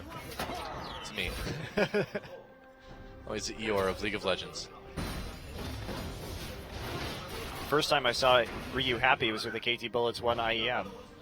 And that was the last time you saw him happy too, wasn't it? The only time. Yeah. Well, I mean, Samsung has all the pressure for the moment anyway. The poke has been working quite well. Getting a nice little 3,000 gold lead. Not a lot, but something they can build off of. 2 dragons as well. They're well on their way to a victory here, Samsung. Yep. And they've been playing their team compositions expertly in the last few weeks. Even against KT and SKT, where they suffered some of those losses, they showed, of course, glimmers of the skill that they possessed earlier in this season when they went on a bit of a run and started really aggressively climbing up the ladder. It seems like they really got a lot out of that that break when we had IEM, because since then they've been looking a lot more solid overall, win or lose. Yeah, and Ambition just not getting caught out as much, which is exactly what needs to be happening if Yeah, that they helps too. want to win games. It's not being as crazy going into the enemy jungle randomly, just getting caught. Crowd got the blue buff. Excited Wow. again. The piercing It's arrow. amazing. Did you like the hail of arrows or the piercing arrows more? Piercing arrow's way more impressive, man. What if he had a really good slow and then set up a chain of corruption inside the hail of arrows? To get the blue buff, I'd be impressed by that. Yeah, sure. I mean, wow, that blue buff was not expecting to get ulted. I'm pretty sure. You can't ult blue buff. I'm sorry to say. That's why I don't think you'd be expecting it. Who makes a bow with it splits into 4 parts like that? Seems like you couldn't even really draw it back. I mean, if you pull like right in the middle of both strings, sure you could. Would it really? I don't even know how you'd hold the bow with the other hand while there were 4 strings. I mean, you just can't make it that far. You know, like, I mean, the strings come together. Mickey. So just attach them. Mickey, what are you doing, buddy? He's getting out. What are you All talking about? Nothing's wrong. Oh, yeah. There's no problem here. Everything is fine. just Mickey things. Uh-oh. Just getting collapsed on things. He decides to go the wrong way again. Kuve right there. Here comes Ambition for some damage. The rest of Africa Freaks trying to save their wayward mid laner. Wraith trapped up in the back lines. Ambition Ixu there as well. Explosive Cask used as Africa Freaks tries to disengage, but their top laner taking a lot. Has to use his flash to get out. Used his teleport to get to the fight too. Wow, now TP advantage. Yeah. Going over to Cuve. They played a little bit too aggressively, Samsung, trying to get that pick. Unlikely that you'd be able to flash Twisted Advance and actually kill Lulu from when your allies are that far away. However, try and make that play anyway, and they scramble a little bit on the backside. And Africa really committed way too much to that disengage. They used the Explosive Cask and the Glacial Fissure right at the same time when they could have staggered those abilities and made their escape a little cleaner. For JJ coming in with another package, or I should say has become the package. He has become package. Has become package. The destroyer of backlines. There he goes. The package. Oh, immediately reversed. Maokai. Yep, TP coming in. Kuve right there onto Lyra. Lyra flashes almost immediately. Maokai with that ultimate. Pretty tanky. Lambs Spite used as the damage comes in, but as it ends, 2 kills for Samsung. Mickey on his own, another kill for Slambition. Make that a triple kill. He's going for it. Ixu in trouble now. This is going to be an ace. Quadra kill for Ambition. What a team fight for Samsung. Wow. Ambition smiling more than he did when they beat the Rocks Tigers right there. No kidding. It's like it was all me this time. Great Graves play, and that's going to mean a Baron here for the members of Samsung, immediately using that TP advantage to catch them out. And I did not expect Chain of Corruption to be this good against the Kindred, but it does lock everybody down because you want to stay inside that Lamb's Respite. But if you do so, certainly you become immune to that damage, but it locks everybody on the entire team up. Cube with the engage right here. Lyra has to put down his ultimate almost immediately. Everybody just piles in. And look at this Chain of Corruption. Kog'Maw is trying to run, pops the Summoner Heal, still can't get out fast enough, and then Ambition goes for the jugular. Yep.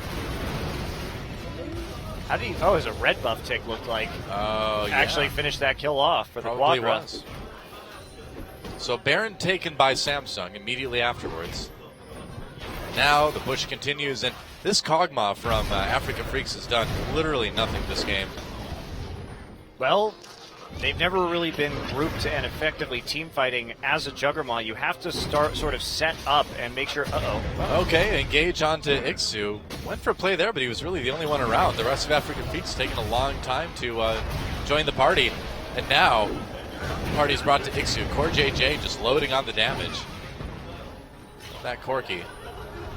Here comes the rest of Samsung in the mid lane. Yep, they can split this pretty effectively. Chain of Corruption, wow, what a shot from Crown right onto Mickey. The engage as well. They don't get the kills right away, but they lock up a lot of the Africa Freaks. Ixu low survives for the moment. Samsung just turns their attention to that turret. Bramalt does nothing. Snowflower overstays his welcome, has to use his flash to get out. That's an easy inhibitor turret for Samsung to take. Now they just go right up to top lane. Watching Ambition on Graves. His most played jungler now this season with this game. You try and ban out that Nidalee, he will still out-farm you, and his team fighting is just impeccable on this champion. Well, he's been looking so good on 3 junglers now. Kindred, Graves, and that Nidalee. It's hard to ban out Ambition at this point. Spills Rapid Fire Cannon too, who cares? He's extra tankiness from Hysterics Gauge. Get a little extra range there too. There goes the turret. Kube. Can't catch out Cube, he's a Maokai. Yeah, Kube can catch you though. Ixu in a lot of trouble. Core JJ comes in for more damage. Wraith right there as well. Ambition coming from the side, preventing Sofar and Songyun from joining that fight as easily. Kube still going in. Crown goes for the Q, but can't pick off the top laner. Chain of Corruption used, and that's going to mean some kills are coming in. Ambition, low health, doesn't matter. Well, no, it does. He's dead, but he got Icathian surprised. He did. Shouldn't have been a surprise, but it seems like it is sometimes. And it really is not a surprise at all. Everyone actually knows that Kog'Maw does that. Yeah, it's like you are a total noob if you think that the Icathian surprise is a surprise. All right, well, Ixu, they attempt to go in onto Cube right here, but look at this. The Lamb's Respite heals up 3 members of Samsung and 0 members of the Africa Freaks as they are trying to kite out of this one. As soon as the Chain of Corruption comes down, everybody just has to run. Lyra gets the Wild Growth on him, but there's enough damage over the wall. The Icathian, not a surprise at all. Icathian Obvious, which is also the name of my emo band in high school. Icathian Obvious. Yep. Dragon number 3 for Samsung. How did you know what Icathian was in high school? I invented the word. Ryan clearly stole it from me. Wow, that's some infringement right there. I think you got a suit pending there, Doa. Well, I mean, you know, it's you just go for the Latin root for fish. Ichthus, yes. Ichthus, right? And then just add Icathian to make it kind of a cool sounding fish sort of word. It's actually Greek, not Latin, but that's whatever. Close enough. Close enough for Doa. And there you go. That's how the band name comes from. I feel like that should be your tagline. Close enough for Doa. It's worked so far. A true play-by-play caster's motto. There you go. Close enough for play-by-play. Ixu gets hit with the Chains of Corruption. That leaves Cuvée room to come in. A lot of juggling going on, but Varus takes down the turret, and now Samsung can just keep poking to death. There goes Lulu. Africa Freaks not able to turn this one around. The damage is just too high. Lamb's Respite used, but Ambition just going to go around the back. Goes for the kill with the smoke bomb. Uh-oh. Ambition, you must live. He does. He gets the kill onto Songyun, and that's going to be the end of the game. No surprise this time from Songyun as the Nexus turrets go down. Braum and Gragas trying to stop this one, but there's no stopping Samsung's poke. GG, game 1, taken by Samsung. Another excellent performance by Ambition. He has been on fire in the last 3 games. Made some typical Ambition mistakes in game 1 versus the Rocks Tigers. Did end up feeding the LeBlanc within Italy, but with his Graves, it's been great to watch him in these team fights. No kidding. And a Freak of Freaks with, not a bad composition, but just one that was mitigated. Samsung really was great at landing that poke. I mean, Ambition played well, but Crown was so spot on with those ultimates, with his Qs. I was really impressed by his Varus, actually. Yeah, I mean, Ambition looked good, and I know he's going to get the MVP, but I'm going to vote for Crown anyway. I thought his ultimates in the team fights were so good. Another Crown Fiesta for Samsung. It was a Crown Fiesta. That is the truth. It's just a Crown party in here. That's right. And, if you're a Freak of Freaks, the thing is when the Freaks lose a game like this, it doesn't mean anything, because they can come back in the next game and just play out of their minds. So this series could still go to 3 games, but so far so good for Samsung. I think we may see some more Graves priority from the Freak of Freaks, because it's been one of Lyra's best champions too. He actually beat SK Telecom with some great Graves play. Very true. So when we come back, we'll see if the Freaks can tie it up. Don't go anywhere, guys.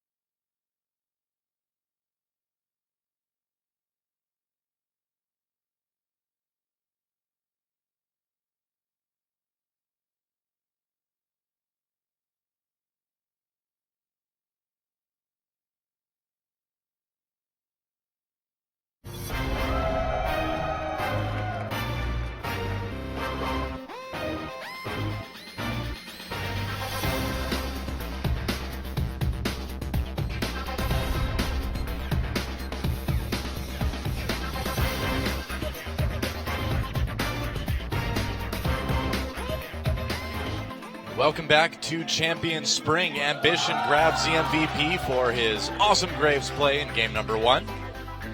Crown had a great game too, though. He really Both did. Those guys did some excellent work. Only Crown's second game of the season on that Varus. I voted for Crown.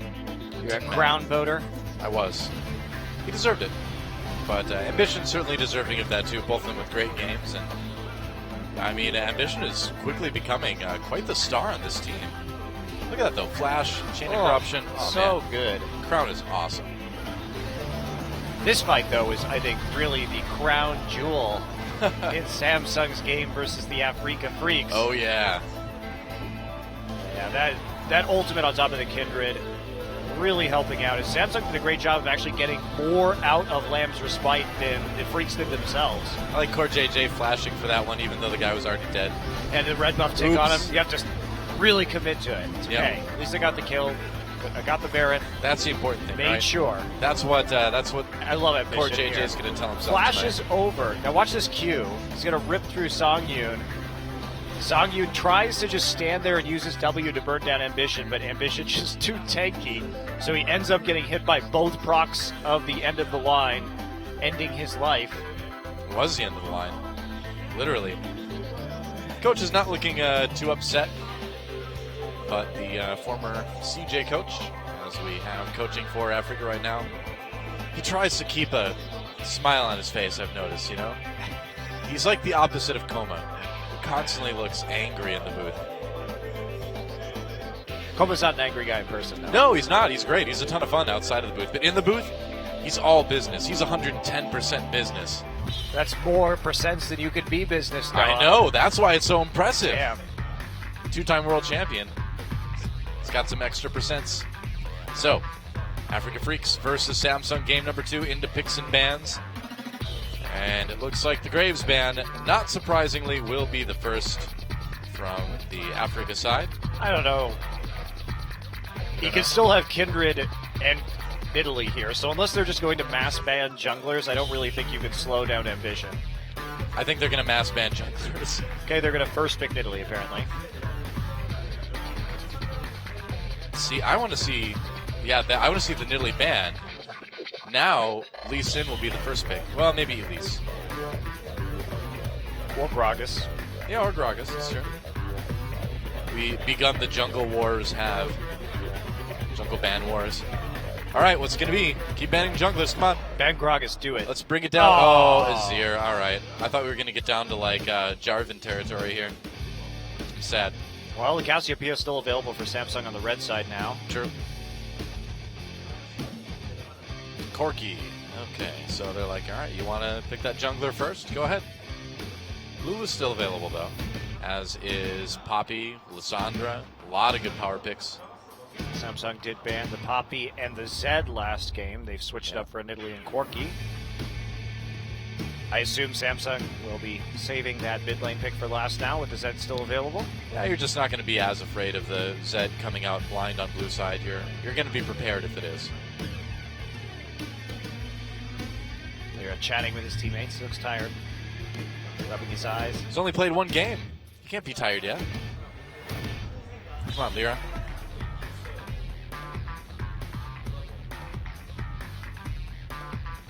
Timer is ticking down.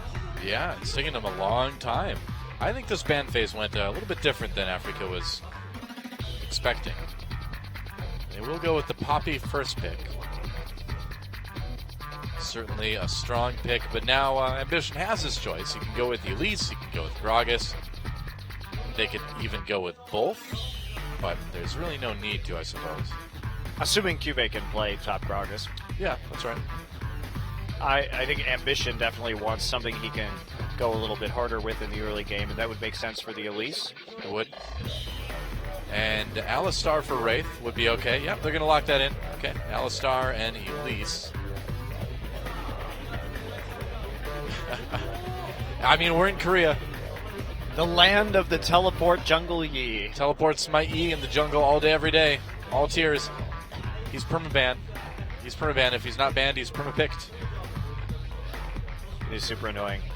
Thanks, Cowsep. Oh. So what's it going to be? What about Echo? Echo or Gragas? No Echo, please. What about Brand?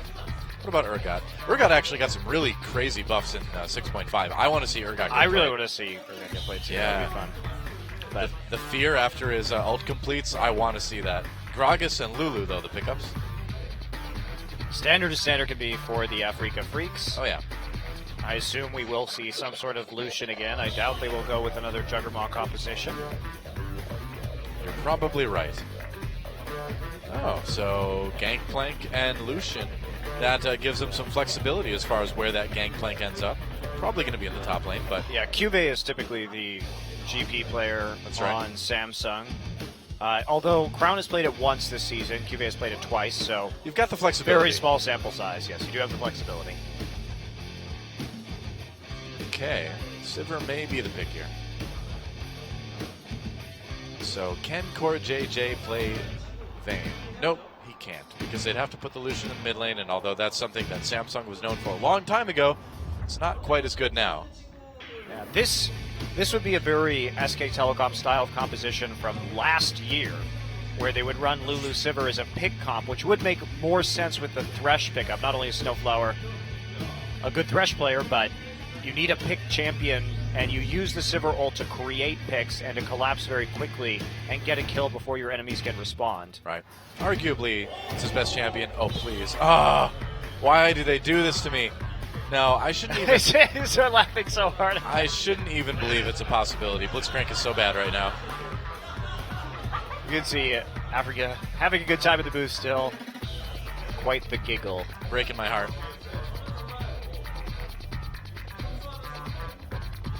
Now, last but not least, where is this GP going? How are they going to deal with the mid lane? Yes, do it! The Cassiopeia will return. Yeah, I mean, Crown is pretty awesome on that Cassiopeia. He got the ban in game number 1. He beat SKT with it. He did beat SKT with it, that's right. Or Rocks Tigers, rather, with it. He probably beat SKT with it at some point. Beat Rocks Tigers with it a little bit more recently, though. He's played it 3 times this season. He started out at the very beginning of the year with a couple of Cassiopeia games, and we just didn't see it for a really long time until he debuted it once again against the Rocks Tigers, and it was extremely effective. All right. Locked in. I really like watching Crown's Cassiopeia. It's a fun pocket pick that Samsung has. They're going to have some ridiculous scaling in this game. Holy cow. Gangplank and Cassiopeia in the late game are going to be absolute monsters. They have some kill pressure on those lanes too with the Elise and the crowd control. Well, Lucian is going to be no slouch in the late game either.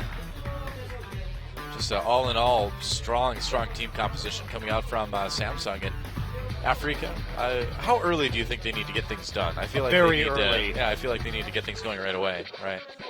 This composition is going to peak at around 20 to 25 minutes, and after that, they're going to be down to a single damage threat against the massive AoE damage that Samsung is capable of putting out. So just like the band Hanson, Afrika Freaks looking to peak in their early 20s.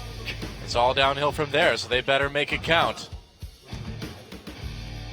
If you're out there, Hanson, I'm sorry. You're not Bop sorry. was a very good song. Here I am.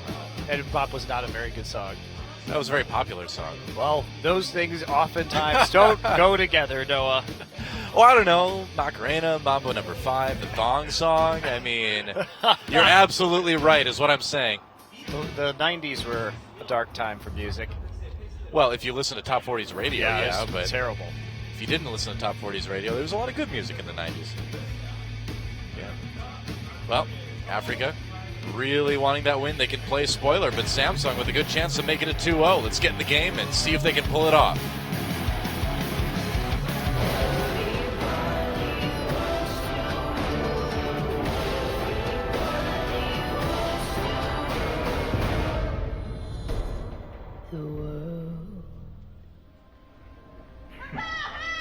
Now the Samsung fans out in force. Actually, the Afrika fans not doing too bad either as we move on to Summoner's Rift for our second game in our second best of 3 of the evening, our second to last day of Champions this week. Just finding all the number 2s you can. I am. It's working. I think you'd be great as a children's television show host, Noah. You think so? Yeah, you'd be awesome. I could do it. Yeah. Why not?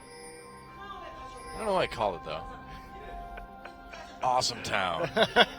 That's right. Only, kids shows have a lot of, houses made of candy and stuff like that. Awesome Town would have houses that transformed into giant robots. See? It's a great concept already. It is. Kids would love that. It is. Well, if this whole esports thing doesn't work out, at least I've got a fallback career, right? There you go. You got a pitch all lined up and ready. That's right. Awesome Town, the show. Mr. Doe's neighborhood. That's right. It's like you see the little, tiny stop-motion neighborhood at the start, like that Mr. Rogers had, and one of the buildings gets up and, walks away and shoots rockets and stuff. Sweet. Yeah. Way better. Let's make it happen. That's right. Just jazzing up the children's show production cycle. Yep. It's 2016, man. The age of giant robots. I always knew this day would come. Yeah? When I give up League and become a children's television show host? Yep. Yeah, well, gotta follow your passion, right? Is that your passion? Well, whenever you cast a new game, people question your passion. I don't know. I feel like his passion for X game is starting to go down a little bit. Dare they question my passion? Wow, Crown already doing the damage to Mickey. Woo. I thought things were all quiet, but no. That wasn't a very neighborly thing of Crown to do. All right, getting into the role. I like you just the way you are, Mickey. Don't worry. The man who likes to see as much blood in a game as possible. Yeah, I suppose. Children, fight! Might cause a problem. Oh, Mickey, things are looking bad. You have Flash. You might be able to make it out. Flash over the wall, and yeah, they're going to be happy with just a summoner. Successful roam, though. Yep. Crown landed the poison, so he would have had the reset on the Twin Fangs, necessitating the use of Flash. I'm a little puzzled as to why Crown has Cleanse. It is Thresh hooks. He is Thresh hook. That's. Oh, can you cleanse out of Whimsy? I guess you can cleanse out of Whimsy. Yeah, that's true. But a little bit odd that he would take that in this matchup. But he, of course, is going to be playing on the front line, and the ability to get rid of some of that CC and continue to output damage is quite important. Yeah. Particularly because they don't actually have much of a front line this game. They have a support where Alistair is very reliant on his ultimate to actually try and make some of the plays. And then, of course, Ambition, depending on how he builds, may not be tanky, although I will be surprised if he doesn't build Runic Echoes into tank this game. We were showing up in the mid lane, just helping Mickey put on a little bit more pressure. And, wow, that was a great hook on the Rift Sculler. He did not stand a chance. That Rift Sculler, he had started this game with Cleanse. Ambition comes in, he's like, nope, my Rift Sculler. Thanks for doing all the work for me, Snowflower and Songyun. Swag steal right there. Slambition shows up, my Rift Sculler. Didn't even need to use the smite. Didn't have the smite available, actually, but they didn't know that. That's right. Kube could be in a little bit of trouble. Has to burn that flash. So, another summoner used to get out of a gank in the game. There's not much that can be done about Crown quite this early. He's going to recall and buy his tier. Keep on stacking up. Mickey just not able to really have any kind of pressure. Already had to use his TP after almost dying off of that first little exchange there with Crown. Easy tier stacking coming through. Mickey's build delayed by the second Doran's ring. Yep. And Kube can just play this safe. I mean, we know this Gangplank is going to be a monster in the late game, so early game, don't push your luck. Just sit back, farm, and the Poppy Gangplank matchup is also really good for GP because he can trade much more effectively with his passive, with his melee attacks, and that's why we see this lead developing here. Right. We've seen this Poppy GP matchup time and time again, and it does allow Gangplank to smoothly ramp up into the late game. Snowflower roaming a bit, wants to get that gank in on the Crown, but Crown has that cleanse. And the hook connects, immediately cleansed. I Gets don't out know of if that was worth the trade for a tiny amount of damage there onto Snowflower. Sort of a style cleanse, I think. Could have made more of an effort to dodge that. Style cleanse. It does sound like some sort of juice fashion diet. I know, right? Doesn't it? Yeah.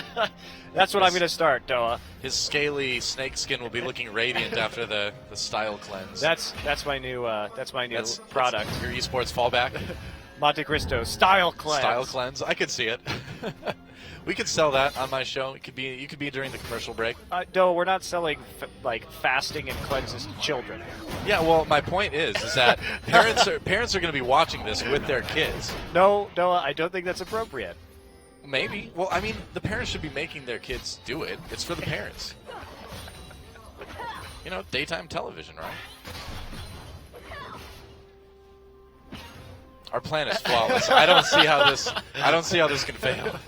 I think we should just quit right now. All right, goodbye. I said we. I'm saying goodbye to the viewers, Doa. How can I? Oh, okay, all right. All right, there we go. It's like I can't appear on TV without your style cleanse. Ambition going into the enemy jungle. He's got no support to bail him up, but he doesn't need it. Meanwhile, some dueling up in the top lane. Knock up onto Kuve. Kuve's in big trouble. He's got no flash. He's going to die. Ult. Oh. Hiya. And Ixu gets first blood. Ambition is like, hey, Kuve, I came up to say hi. How you? Oh. Wow, that's There's awkward. just a ghost pirate corpse here. Why does the What? ghost pirate have a corpse? Riot, please. That doesn't make any sense at all. If anything, Ghost GP, when he quote unquote dies, as Crown does a lot of damage to Mickey, his spirit should just be freed. His He should long just nightmare is over. dissolve into a puddle of ectoplasm. Yeah, that's right. That's right. Whoa, flash ult on the Snowflower. Welcome to the ward bait. And that Thresh is not going to make it out. GP ult dropped. Revenge of the dead ghost. Wild growth. Snowflower, come on, die already, man. I've been setting this up. Oh, No mana, Crown. on. They could have secured that kill, actually, Wraith and Crown, but they tried really hard to give it to Crown. Yeah. It's just worth it. Just The give it to greed. support. Just give it to the support. Now the fight over blue buff. Lyra quite low. Ambition, though, by himself. Ixu Okay, repels over the wall, flashes away. didn't even get the blue buff. Nope, he didn't. All right, Samsung's doing some kind of silly stuff in this game. It doesn't matter as long as they keep with these CS leads and they can go into the late game. Notice that they still are even in gold. Crown is up 20 CS. Kuve doing just fine on that GP. Africa have to do more. They have to start snowballing off of Dragon or something like that. They have to start stacking those dragons like now. Well, good luck. Hot recall action. The total recall. That's right. No, it was only one of them. Crown's got a really nice CS lead in mid. Kuve's doing fine in top, so it's like you're saying. They don't really need to do a whole lot. Nope, they can keep Right dying now. too. Doesn't matter as long as they get that CS. He's already dead, man. Apparently not. He leaves the Ghost Pirate corpse. You know what that means, Doa? What? That it's. Calling. I figured it out. You ready? Okay. It's actually like Scooby-Doo, where the ghost is just a guy dressed up like a ghost. You're right. If they take off his mask, it's just regular Gangplank underneath. But you were never dead after all. Riot disabled you for no reason. The clue was there with his corpse. It's true. They should have known when they knocked him out. Just like a Scooby-Doo villain. He wasn't really a ghost. Scooby-Doo in the case of the haunted top lane. We figured it out faster than the Scooby-Doo crew could, though. We did. We didn't even need that dog and those kids. Or that van.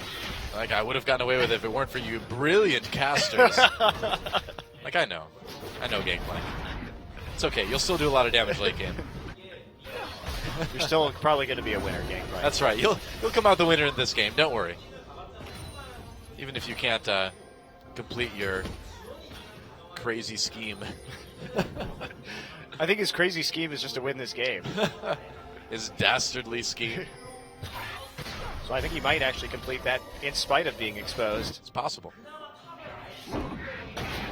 He's not worried about being exposed. So much for the children's show. Wait, why did it die? Wait, why did what die? The children's show idea. Well, if Gangplank is being exposed. Oh, okay. Yeah. I mean, it would be. I mean, I don't know what kind of children's show you're into, but I guess. Wow, yeah. Pee-wee's Playhouse territory there, I guess. Wow, Ixu right back onto Ambition. GPL dropped immediately, but the Spider is going to get smashed. Or not. Nobody's... Okay, there we go. Explosive Cask. Ambition goes back in for the execute. Ixu, can he give the kill to Kuve? No. Oh, Kuve didn't flash for that. Maybe. Flash parlay? No. Nope, doesn't care about Ambition stats. Still has a gold lead. It's like, back to farming. It's all part of the scheme. It looks like you're winning, Afrika, but you're actually not. That's right. Hijinks are afoot. Hope torture. A little bit poor positioning there for Ambition. Setting up that heroic charge rather easily. And he is not tanky yet with only that Runic Echo. Playing it a little bit too ambitious there. I'm going to try to say that without the obvious connection to the name. Okay, good. Did it work? No. Oh. Failure. All right. Try again next time. Too avant-garde with his play. Yes. Well, that is technically the correct use of that word. I know. The connotation is a bit odd. Well, we've already established that I'm great with words. I've got a way with the linguistic gymnastics. You do. Artful linguistic acrobatics. That's what you've got. That's right. A smith of words. I am.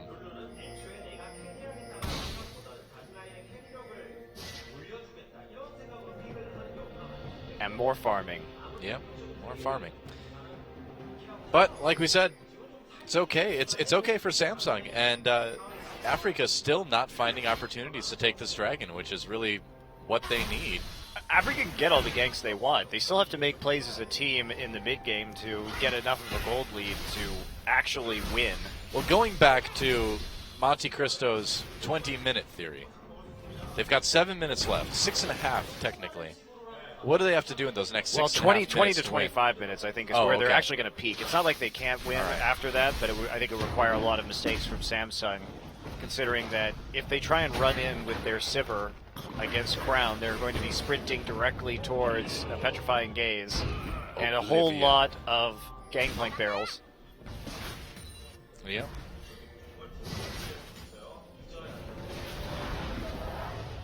Petrifying barrels.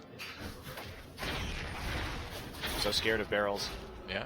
I mean, there's a lot of scary barrels in this game. I mean, GP puts down some barrels too. Barrels everywhere. Gragas barrels. Yeah. Rai really likes barrels. They really do. They love barrels. Why? I don't know. Well, Ixu doing a little bit of dirty farming. Pushing the GP off, using the help of Mickey and Lyra in that top side to threaten a dive and deny some CS, but he's still a few behind. 2 kills, though, powering up Ixu. Able to push aggressively now with the use of that Sunfire Cape, and Cuve still just on a farm mission. Yep. Everybody farming. Crown's got a really nice CS lead now, and Samsung's like, all right, you guys don't want the dragon, we'll take it. Yeah, Cassiopeia stacks, on the, and then the tier stacks also. Crown just happy that everything going smoothly in this mid lane. He's been able to harass the Lulu so effectively. I don't know about Cassiopeia's snake hat, though, you know? Yeah, why does she wear a hat with more snakes on it? Well, I mean, here's why. Because it's kind of like one of those beer hats, and so when she's drinking something, the snakes can kind of fold down and, like, suck it up. Just slurp up the beverage. What beer hat works like that? You know, where you put the beers, well, you put the beers on your hat, but it's kind of and you similar drink to that. the beers. Yeah, but it's the beers it's don't similar. drink the beer. Well, Cassiopeia, clearly these snakes are a part of her body. They're just alternate orifices for consuming food, sustenance. And nothing else. You can eat a burger with those snake heads, too. You don't need to limit yourself to liquids. How do you even know they're still a part of her body? I mean, they what move kind around of and stuff. interactions have you had with Cassiopeia? I'm just theorizing here, you know. I'm right. mean, Victor's third arm. You speak with great authority. Yeah, totally. I mean, it's not in the lore. It's not specified. So I feel like I can just make assumptions here. That's how life works. If something isn't specified, you just make assumptions that sound right to you. I believe that is the root of all wisdom. Then you just defend them to a ridiculous sense. All right, calm down there, Donald Trump. I was going to say, and then you've got the 2016 presidential nomination on the Republican side. There you go. Yeah, that's exactly where I was going with that. I'm glad we're on the same wavelength. Wasn't hard. It was a pretty clear definition. I was setting it up. Caster synergy. That's right. Glad Trump doesn't cast League of Legends and be like, we're just going to build a wall in the mid lane. Big wall, nobody can go back and forth. No problem. He plays Anivia only, I hear. That's right. He only wants those walls. Conveniently, they only cost mana instead of real money, so he doesn't have to even budget for it. It's okay. The other team is going to pay for that wall. They'd love to pay for that wall. No problem.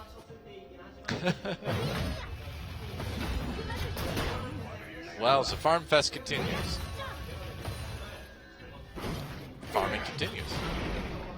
That's pretty much it. It's exactly where Samsung wants to be. Ambition just really trying to find ways to die. I mean, he's going into the enemy jungle. He's like, With somebody's no got to pressure in the top side. Yeah, I was going to say, somebody's got to make some action happen in this game, and it's going to be Ambition. With sweet counter jungling. That's right. I'm going to farm until somebody kills me, and then I'm going to keep farming. There's Lyra. Better back off. He's actually just the distraction this game. I know, right? Kuve's like, oh, that jungler. Hey, look. He actually, he pulled it off. Kuve did a good job. See, Ambition just needs bailing out by whatever teammate is closest, you know? Just how it works. He's not even ahead in CS either. That's the hilarious part. He's not even ahead in CS over the other jungler, despite repeatedly invading to take their jungle camps. He's died, so. I know.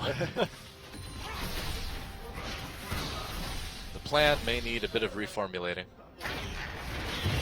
But that's been the plan for a couple of years now, so too late to change it. All right, well, Afrika really needs to do something. They have to use their Sivir wave clear and their Lulu wave clear to start pushing turrets or doing something in this game.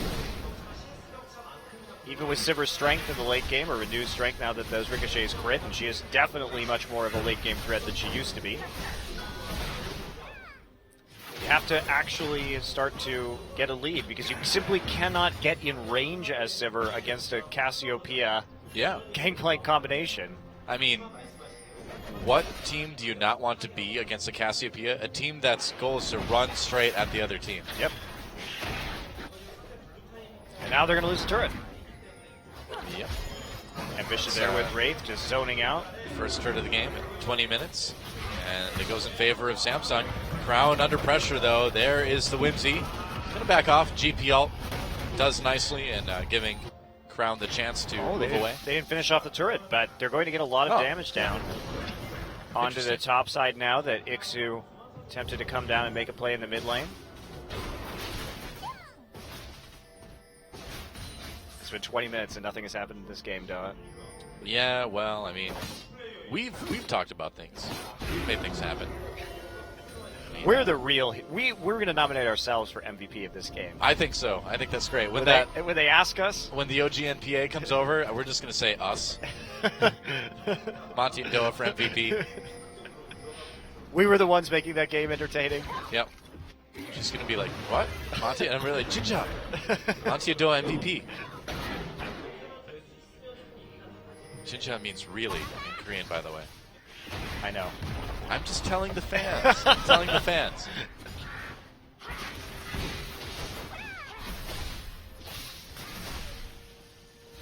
Well, Crown is continuing to get a CS lead, so he's got that going for him. The Dragon's up in 30. Already has his Seraph's Embrace. Yeah. Oh, he's the happiest Cassiopeia alive right now. No kidding, man. A Cassiopeia that just gets to sit there and basically farm for 20 minutes. Yep, and win lane super hard too. It's pretty good. Is this the grand plan to retake the CS record from NA? He's going to do this for another Crowns Cassiopeia. 40 minutes. I was really sad that Coco couldn't immediately take a CS record yesterday. Yeah. If I have to watch a 70-minute game, I want to see Coco get the record back, damn it. That's true. You had your chance. That was a long series, man. I am really pretty sure it's the longest best of 3 I've ever cast. Might be. You're so lucky. I was really fortunate. I had to just sit and watch while you did all the work. Really made me jealous. I know, you were super jealous. You messaged me afterwards. You texted me. You were like, I know. Damn you, Monty. Why did you get that game? Nice job by Ixu, though, taking down the turret. Yeah, he's going to get one for his team. Get the first turret of the game. Ever since he got that Sunfire Cape and the Iceborne, he's been doing a great job of just continuously pushing that minion wave, finding opportunities to roam, even if they haven't been the most successful. I got his CS lead, too, over Kube. But Core JJ should be able to finish off this turret soon-ish. He's got to be really worried where everybody is on the map right now. He can't see Yeah. anything. He knows there's 2 TPs up. He has to be careful. They don't have a lot of deep wards in the enemy jungle, so Samsung does need to be careful. Culling used. Just barely not enough. And not going to have Culling now to contest this dragon. All right, they catch Lyra. That could be big. The engage comes in without the Gragas. They might be able to do it. Explosive cast used. Teleport coming in for both teams. Ixu right on the Core JJ immediately. Kube with the follow-up. Core JJ just trying to get out of this, but that Poppy is unstoppable. And Africa finds a fight. A double kill for Poppy already.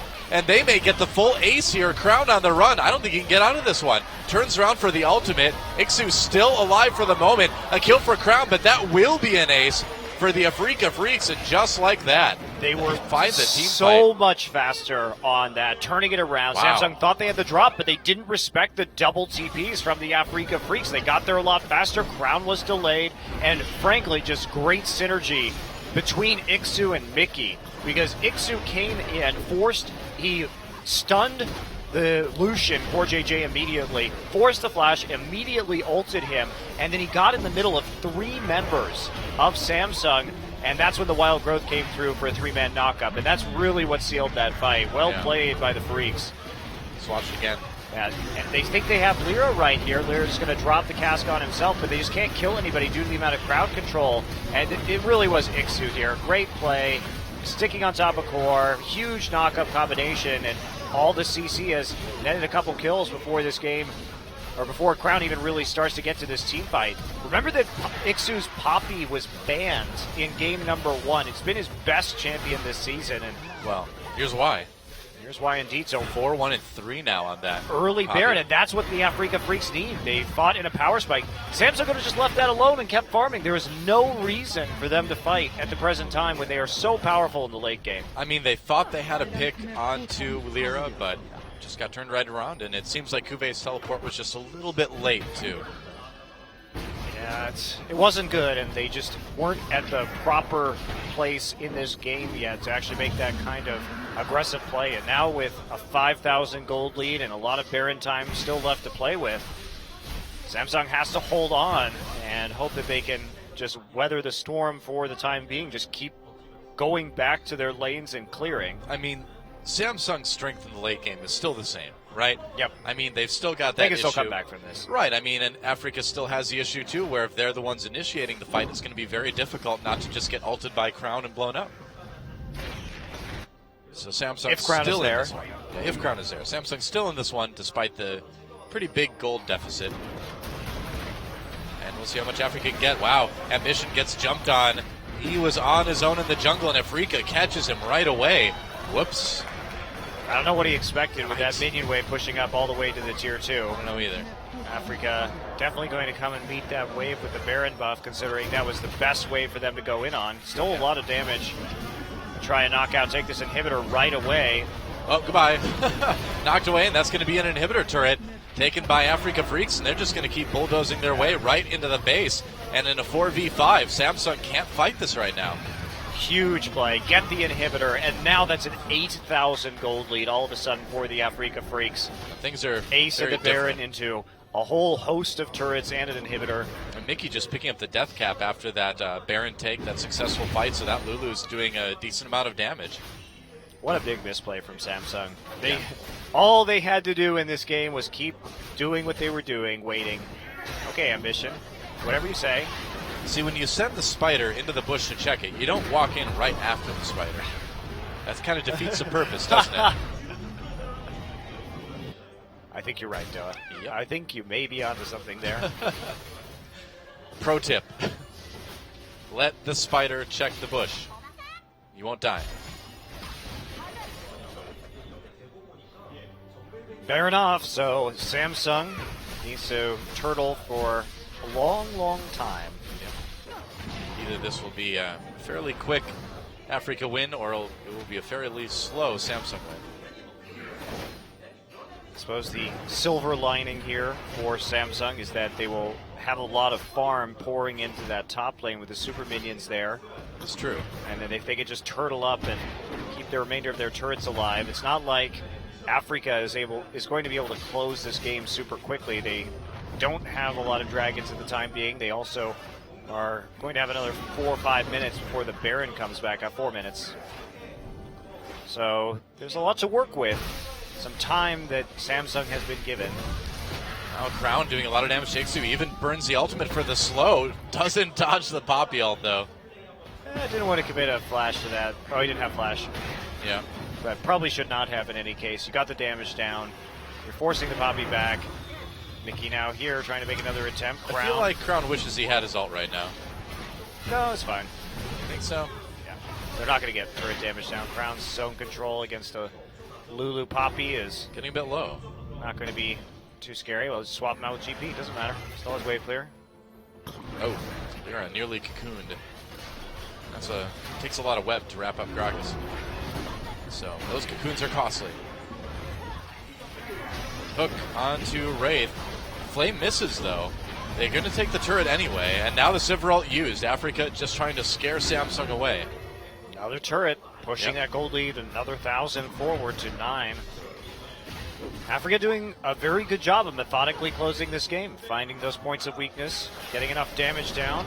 Well, it's like we said too after game one before the break, that Africa's the kind of team that they can just come back the next game and just look really good. It is rare that they can actually close a game efficiently, though, so that's why I'm a bit surprised by this. Well, it's still got a ways to go, but so far so good. Samsung holding on to their last tier 2 for the moment, but with the inhibitor down in top lane, it's a little bit scary. But speaking of scary, Kube is starting to get a little bit frightening on that gangplank too. Yeah, he's in a good place, and so obviously is this Cassiopeia, especially once that death cap comes through. That'll be a major power spike for Crown. Yep. Crown. All right, they're going in onto Wraith. Ambition coming from the side. He tried to anyway. Wraith pops that ultimate right away. Snowfire gets the grab, pulls him into the box. The flash from Alistar takes him out of there.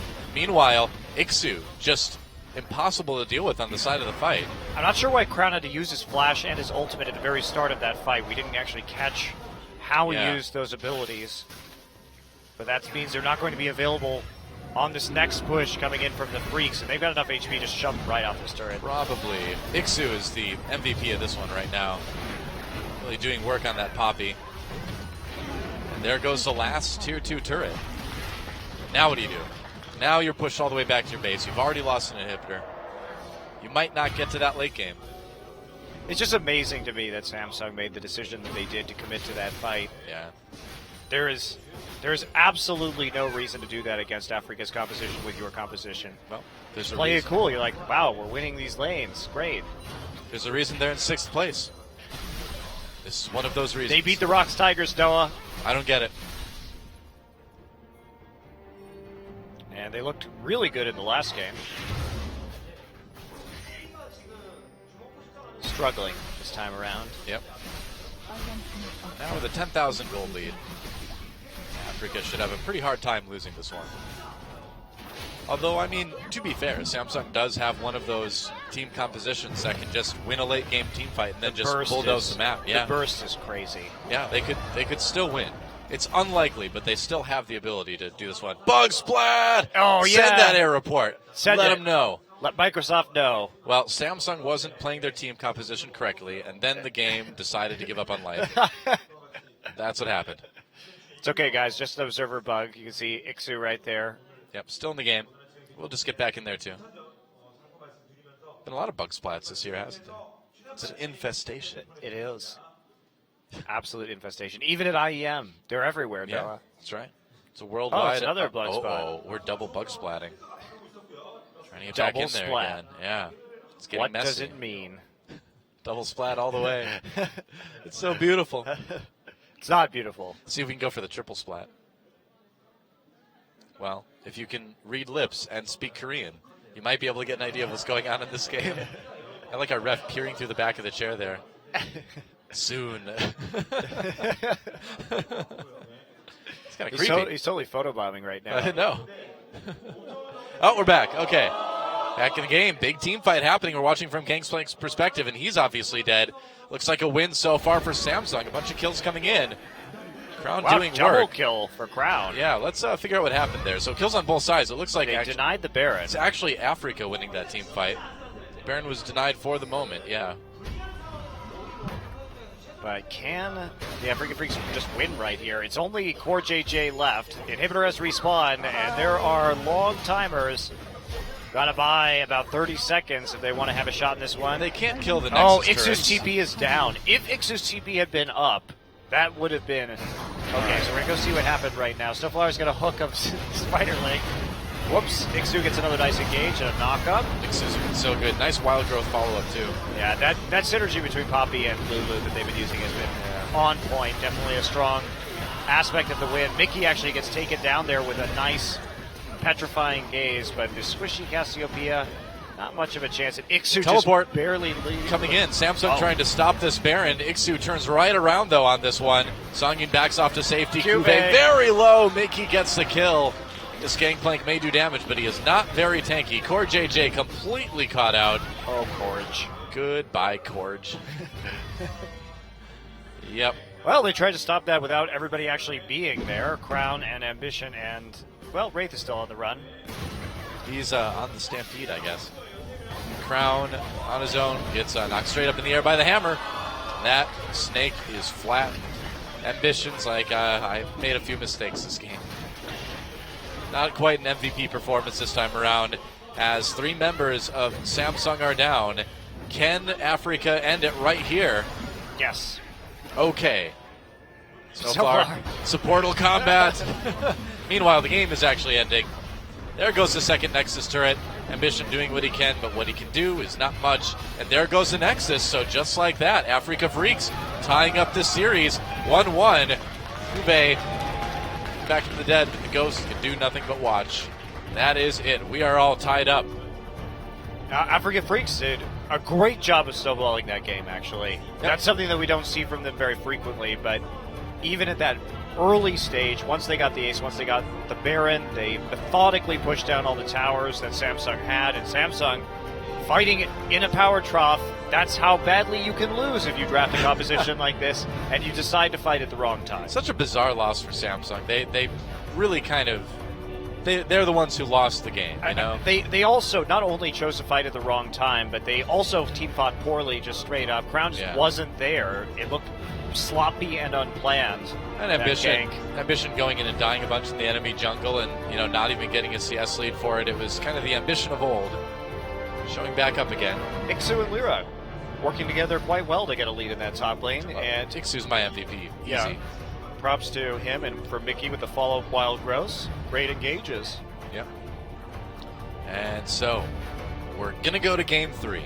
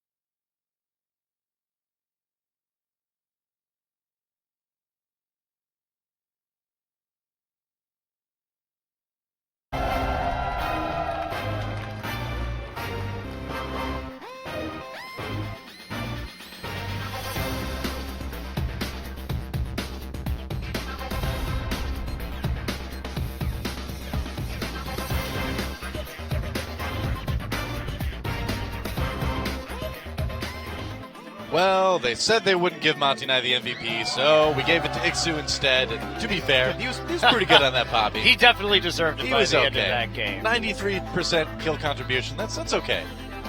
Iksu actually with a surprising number of the Africa Freaks MVP points from their wins this season. I mean, all top laners except for Peanut on that list right now. So Ambition. Iksu did a great job. Ambition was mispositioned. He was assuming the Ambition submission position Yep. to Iksu that game. The ambition position caused deficient. Deficient isn't a word. Division. I was trying to say division in a way that kind of worked. It didn't. This is what happens with live broadcasting. Sometimes you try things, they don't work. But we carry on. Crown, though, is going to become That fight was such Carrion. a disaster. Yeah, he did become Carrion. That one worked. Good job. Did it? Okay, great. Samsung, I mean, fighting when they didn't need to, and then when they had to fight, they couldn't. Yeah, story of this game, basically. Yep. Africa, though, hits that timing window, whether accidentally or not, we may never know. That's true. Samsung kind of gave it to him. Samsung saw the timing window, and they just jumped out of it. Timing window defenestration. That's right. Yep. So, we're going to game 3. And we'll see if Samsung can kind of get stuff together and do a little bit better here. Africa Freaks, again, capable of beating basically anybody. Samsung, too, apparently. Yeah. They're the only ones who can beat the Rocks Tigers. That's right. Consistently inconsistent. Well, Samsung back on the blue side. That may mean the Graves and Kindred bans are not quite as tenable. We could very well see a Graves first pick in this game for Samsung, considering how proficiently Ambition can play that champion and how much of a factor it was in their win in the first game of the series. Yeah. See how hard the tilting was after the last game. Nidalee banned. Yeah, basically because the Nidalee is going to be banned on the red side, unless Africa actually wants to triple ban junglers here, they're going to have quite a few problems. Looks like Samsung just going back to what worked in the first game of the series. Zed, Poppy, Callisto will probably be their final ban again, so they have more freedom of choice for the first pick of the draft. Well, Iksu certainly showed us that the Poppy ban is pretty much a necessity against the Africa Freaks right now. What's the second ban for Africa could be?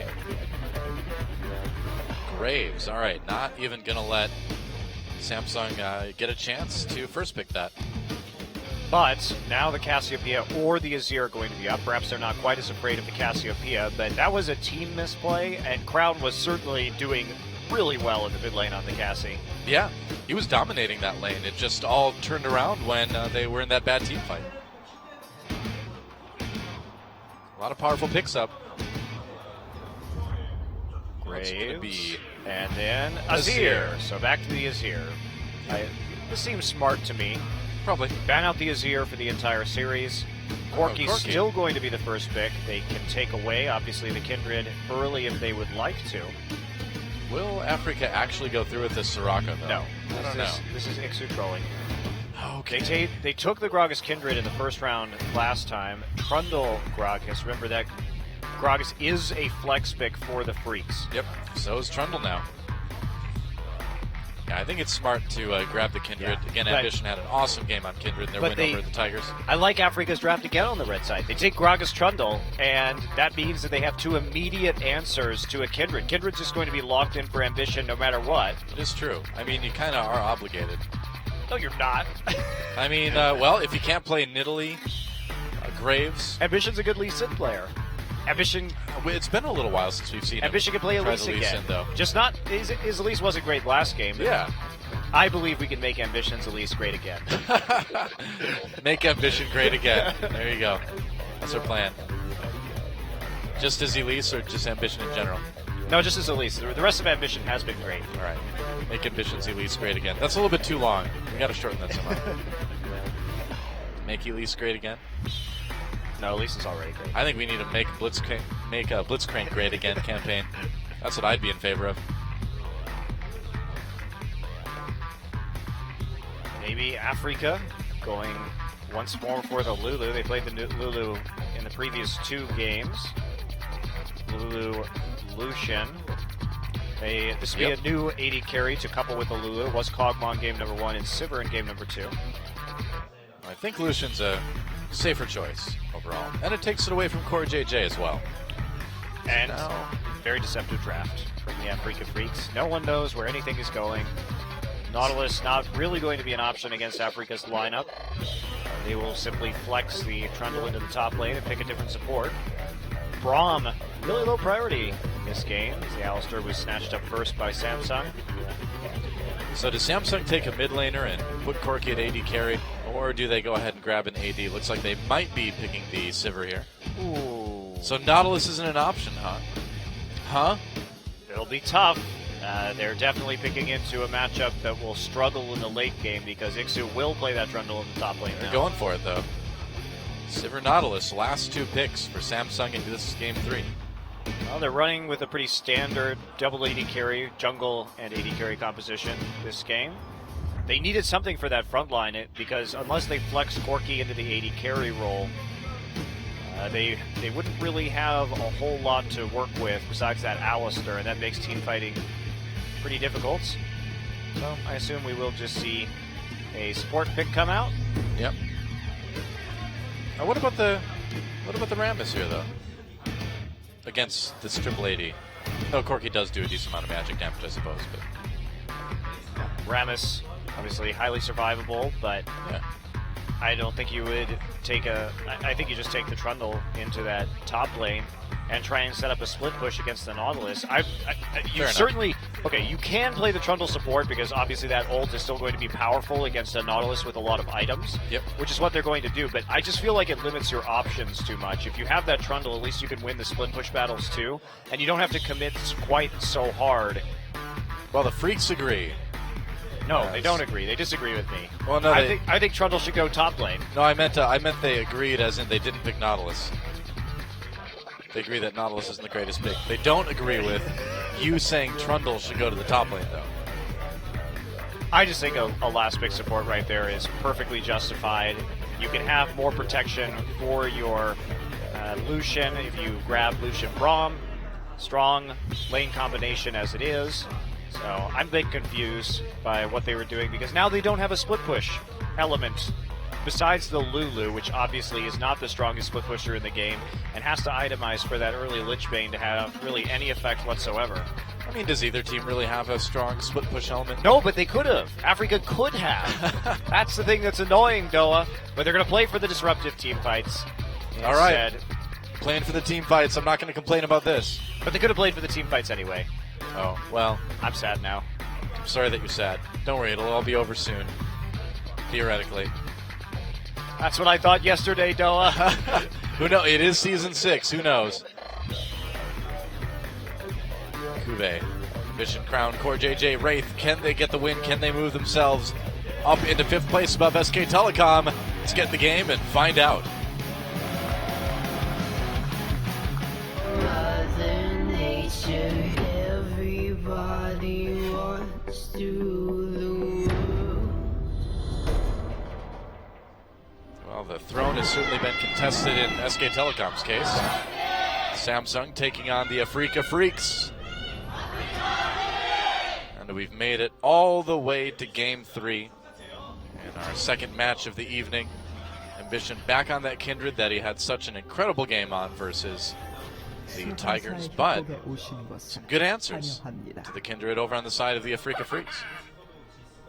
Fortunately for Ambition, how did he win that game against the Tigers? He had some great snowballing by ganking, and he's got some good crowd control in the side lanes with the Nautilus, of course, and the Alistar. Might be able to just get an overwhelming lead in the jungle like he did in that series. Shut up, Corki. Lulu, you're okay. I don't know if Lulu is okay. Lulu sounds pretty annoying, too. I was a Lulu main for a long time, so I'll forgive that. How did you listen to that much Lulu? I just inflicted it upon my enemies. I never got River Spirit Nami, though. I just rejected that straight up. Couldn't handle it, huh? None of that. There's no more Shut Up Nami. How do you feel? Great. Don't have to tell her to shut up anymore. Look at that. Sivir cannot possibly use that and not cut her own arm off. The spikes extend beyond her shoulder. It's horribly dangerous. You know what else is Poor horribly dangerous? That. Yep, exactly. Walked in there, had to burn that flash after the pillar went down. Why would you walk in there by yourself? It's like he clicked and then just like tabbed out to do something else or something. That was Wraith weird. went up in to check on the red pit. That was very strange. And there is definitely a possibility of a trap being laid there. And now, poor JJ and Wraith will have fun struggling in this lane. And Well, if you're Lyra, it's going to be pretty tempting to gank up there. Gank off him. There's another pillar going down. I do like the Constable Trundle skin. That's the one I use. for your trundling. That's right. For my trolling. Yep. There goes Lyra. Already moving up to the top of the map, but probably not going to gank anytime soon. Even though he should. Wow, CoreJJ taking a lot of damage now. A lot of damage. Can't flash. Burns that summoner heal. And Snowflower goes in for the bloodthirsty support kill. Oh yeah. Wow. That's how you troll. Walking straight up into that pillar. Beautiful. Right at level 1. Just like terrible play from CoreJJ. He knew they were going to hit level 2 first. Yeah. And he still just walked up into an all-in. And they burn actually more summoners dying than are expended by the Africa Freaks to pick up the first blood. CoreJJ's brain did not load into the game, apparently, along with it. What he's doing. He walks into the enemy jungle, gets chunked out early on, then just kind of sits in there at level 1, like, I'm okay, man. No, you're not. You're dead. It's a mental bug splat. Guess so. Mental bug splat. That's a good term. Meanwhile, in the top bottom lane, the top bottomers aren't really doing a whole lot. Yeah, if they're both top and bottom, you just call them switch, though. Just saying. I guess so. I guess I could do that. Mickey dodging the phosphorus bomb. Where does Corki store those? Some dangerous stuff to be carrying around. Yeah, who carries phosphorus around like that with your manatee? That's a quick way to get an exploded manatee. Nobody likes on fire manatees. Maybe people do. No, they're Some already people- having enough trouble surviving as it is. I suppose that's true, but you know, Monty, some men just like to watch manatee burn. Which men are those? Evil men. Men with cruel hearts. I guess that's pretty malicious. I know, right? Hey, it's not me, though. It's Riot. Riot's the one thinking all this stuff up. They're the ones putting manatees in danger. By loading them up with phosphorus. It's alright, we know Urf is dead. Where's Sea Shepherd when you need it? They already killed Urf, turned him into a skin. Yeah. Maybe, oh, this is creepy. Like, you know how some people take, like, their cat and they stuff it and then make, like, a drone out of it where you can fly it around? What? Excuse me, what? Have you not been on the internet in the last couple of years? This has been happening, right? Stuffed cat mounted to a drone, right? Urf, I bet, is not actually a living manatee, but instead is a machine covered by a manatee skin. Well, Warwick's a wolf covered by a manatee skin, so... Well, there you go. Got it. CoreJJ on the run. Wraith with the pulverize. Nice pulverize to stop the gank. Yeah. But yeah, that's what it's really all about. Urf is not alive. That is a stuffed manatee with, like, metal and gears and batteries underneath it. And phosphorus, apparently. Well, at least the Yordle on top is somewhat safe, I guess. I still wouldn't be wanting to be riding around on a machine stuffed with phosphorus and rockets. Yeah, I wouldn't either, but Corki's kind of a crazy guy. It says so in his lore. He was part of, I forget what it's called, like the Screaming Yip Snakes or something. Some flight. What is a Yip Snake, Ryan? I don't know, man. I don't know.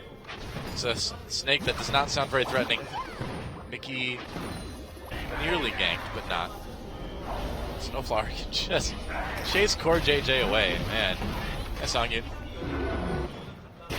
That CS lead is becoming absolutely enormous. Yeah, Lyra going in onto Ambition here. Ambition trying to back away. He's there. Oh, Lyra may be in trouble. He's got Joke's on you, He's got Wild Growth. Yep, exactly. Wild Growth and Flash. No, he's going to die right there. Nope, didn't even need to use the flash. Hello. So Songyun and Snowflower are going to be responsible for snowballing this game. 20 CS lead at 6 minutes. Plus they managed to secure the first blood. Yeah, things are going pretty well for the bot lane of Africa Freaks so far. Nice little 1,000 gold lead. All in the duo lane. Songyin going for the call too, so just trying to extend that lead. Explosive Cask used to push Kube back. He's going to flash, try to get out of this gank right now. Here comes Lyra though. Ultimate use, Cocoon misses. Kube is still too low to escape this one though. Didn't even need Lyra's help. Nope. Ixu with Got it anyway though. With a kill right there. Yeah, Lyra did a little bit of damage, got the assist all the same. And this is all going swimmingly well for the Africa Freaks. Yes, it is. They are making things happen in the early game, and they snowballed their lead very well in game number 2. So, well, they've won one lane without any jungle assistance. Yeah. In the duo lane, and now just a tiny smidgen of jungle assistance from Lyra is going to start the snowball rolling on the bottom side as the Nautilus is going to fall behind.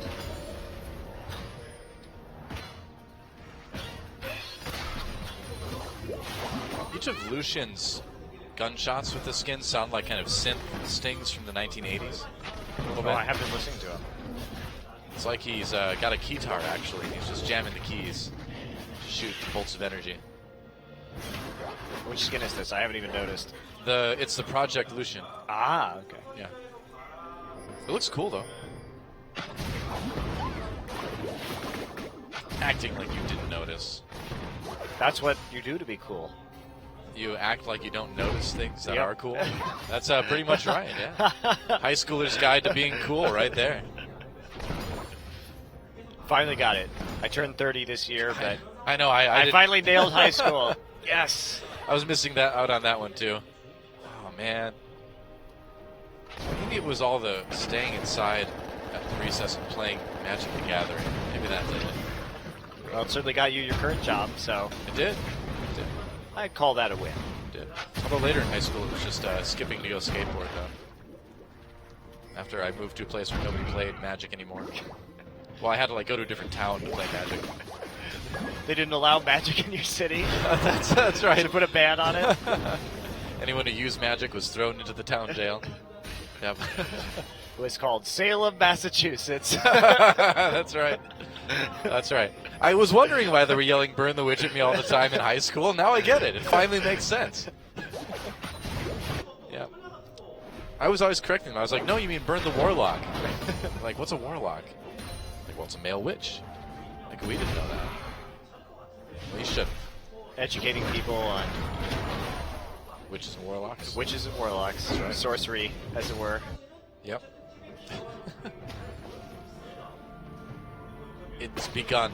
The jungle invading of ambition. Swapping back down now. Please, Africa wanted to try and get a more significant punish right here. Mickey's about to get dove. Yes, he is. Here we go. Teleport Nice coming in to TP. protect him. Yeah, they saw that one coming a mile away. Let's cancel it. Yep. No need to actually complete that channel when Samsung has already been dissuaded. Yep. And we see Lyra now here for the backup. Good reaction, though, from Africa without the jungler there to call for that TP immediately and be willing to commit. TP advantage for Samsung for the moment. Well, Songyin also has a cull, so this lane advantage is going to get even nastier. Aha! Wraith has been caught by the cocoon. Pops that ultimate immediately. Lyra having to flash into the dragon He definitely pit. did not have to flash right there. I don't know if Wraith needed that ultimate either. Yeah, he could have simply walked back down through Tribrush. Yeah. Snowflower was already on his way up there, and Lucian had the angle too, so he could have just walked that one out. Don't get the dragon as Just walking out. a result anyway. No, actually, not as a result at all. He could have gotten the dragon anyway, so just a missed flash right there. We'll see if Lyra actually ends up paying for that or not. Maybe. Well, it depends on if Samsung wants to take advantage of it. For the most part. Man, Alistar is using that Cowboy Alistar skin again. Wrangling his friends. Creepy. What are his boots made of? Does he brand his friends too? That's my question. Maybe. Ixu doing a lot of damage to Kube. Looks like he may just win the 1v1. Kube's got the shield though, so he's going to be okay. Close call. Here comes Ambition. Ixu on the run now. He has his flash. Has to use it to get out of the anchor. Good turnaround there. Yep. With Cuvée threatening an actual kill onto Ixu. Wins that trade. ultimately in the end, but they now know where Ambition is going to be. Ambition picking up a nice little kindred mark in the river. Oh, he's not wearing boots because he's got hooves. But his gloves, though. His gloves are definitely and his vest. cow skin. Yeah, that's true, too. Man, League of Legends is a messed up game, dude. It's a messed up world, really. It is. People think Game of Thrones is messed up, but this is way Oh, more I messed know. up. I know, man. HBO is going to pick up this series in a heartbeat. George R. R. Martin's like, I thought I was a cruel person, but then I watched League of Legends. Phosphorus-loaded manatees. Yeah. Cows wearing the skins of their own people. Sivir dismembering herself with her own weapon. Harsh.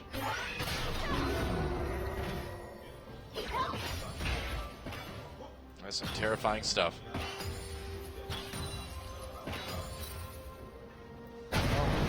Aha, the package. Nikki had to back away from that one slowly. Okay. Back into the farm mode for the time being. Oh, yeah. Africa not terribly concerned with the pace of this game right now. They've gotten everything they wanted. They got themselves an early dragon. They've got themselves some massive lane wins in the side lanes. And Nicky's been poked out pretty consistently, but at least he's been able to keep up when it comes to farm. Uh-oh, Ixu, no flash. He's in trouble, Ambition. Starting the dive here. The turret aggro being juggled. The teleport comes in from Mickey. They have to back away. Oh, Ixu coming very close to going down there. Mickey with the save, though, with the shield helping out. Crown's going to get some time with the mid lane turret, and they're going to put down some damage on top, too, so this could be Samsung's time to come back. Oh, CoreJJ pops his ultimate to get out of that No. one. Here comes the teleport for Kube. Snowflower comes in as Monty screams out in distress. No! This is the wrong play. You're pro players. No! That's Ambition. how I feel. You're Also too far no. up. No! No! No! No! He's got Kindred ult. Yep. Okay. No! Everybody overextends at the same time. Symmetrical overextensions. Ambition is punished for it. Wanted to get some more damage down on the top lane tower, and now Mickey is here to reverse the pressure with his Sheen. Yep. Oh, how the tables have turned. I know, right? Corki didn't stick with the mid lane turret either. This has not been the cleanest game 3 for either team, has it? No, but Africa is the one getting the consistent advantages. They're still the only one with a turret, Yeah. and they're still the only one with kills, and they have a 4,000 gold lead. Wow. This is their time to shine, Doa. It's time for Africa to perhaps pick up yet another match win. Should be very problematic if Samsung wants to make playoffs. I mean, it'd be great for Africa, though. I mean, that would more or less cement them not ever hitting the bottom 2 spots in the league. I suppose technically Africa still could contest for a playoff spot too if they won essentially all of their remaining matches. Yeah, if they win out, I suppose, but it's unlikely. The best they can do is 11-7. True. That would probably put them in playoff contention if they ran the table. Interesting. And the worst the Rocks Tigers could do is 12-6 now. Wow. That sounds pretty good. Yeah, they look unstoppable at this point. Rocks Tigers. Except for when they were stopped this week. Well, I said they look unstoppable at this point. I didn't say they looked unstoppable when they lost to Samsung, did I? I didn't say they looked unstoppable for the whole season. All right. I just said at this point. I think they can still be stopped. We'll see. We'll see. They might be able to be figured out. Wraith and CoreJJ stopping or trying to stop the aggression on the tier 2 turret. They do for the most part.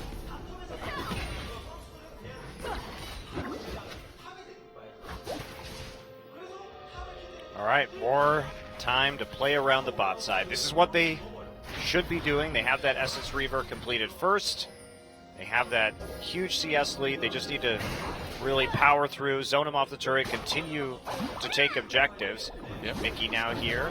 Sheen, his fancy little Sheen, and Lyra just trying to get this turret down. So Africa honestly doing a much better job of snowballing out these games than we've typically seen from them this season. They did a solid job in game number 1, and now they've taken 2 turrets, both on the bottom side of the map, playing around their strengths for sure. Now Songyun has freedom to just move into that mid lane, clear out this wave, and continue to put on the pressure. Well, Mickey's already done a good job this game of getting that turret down to about half health. Dragon up, but Mickey is going to be on the recall. Yep. Top lane brawl continuing for pretty much ever. Kube can't really fight this Gragas right now. It's a little bit too strong. Are they going to go for the dragon right now or attempt to grab that mid lane turret? It would be better for them just to continue snowballing the dragon and make sure that Samsung has something else on their minds as they head into the late game. Ambition isn't even there. He's just going to go for some counter jungling instead. They don't have the bottom lane in a state where they can safely walk into the river. There we go. Yeah, that's what they want to do. Yep. Now Africa going So for the dive. dragon.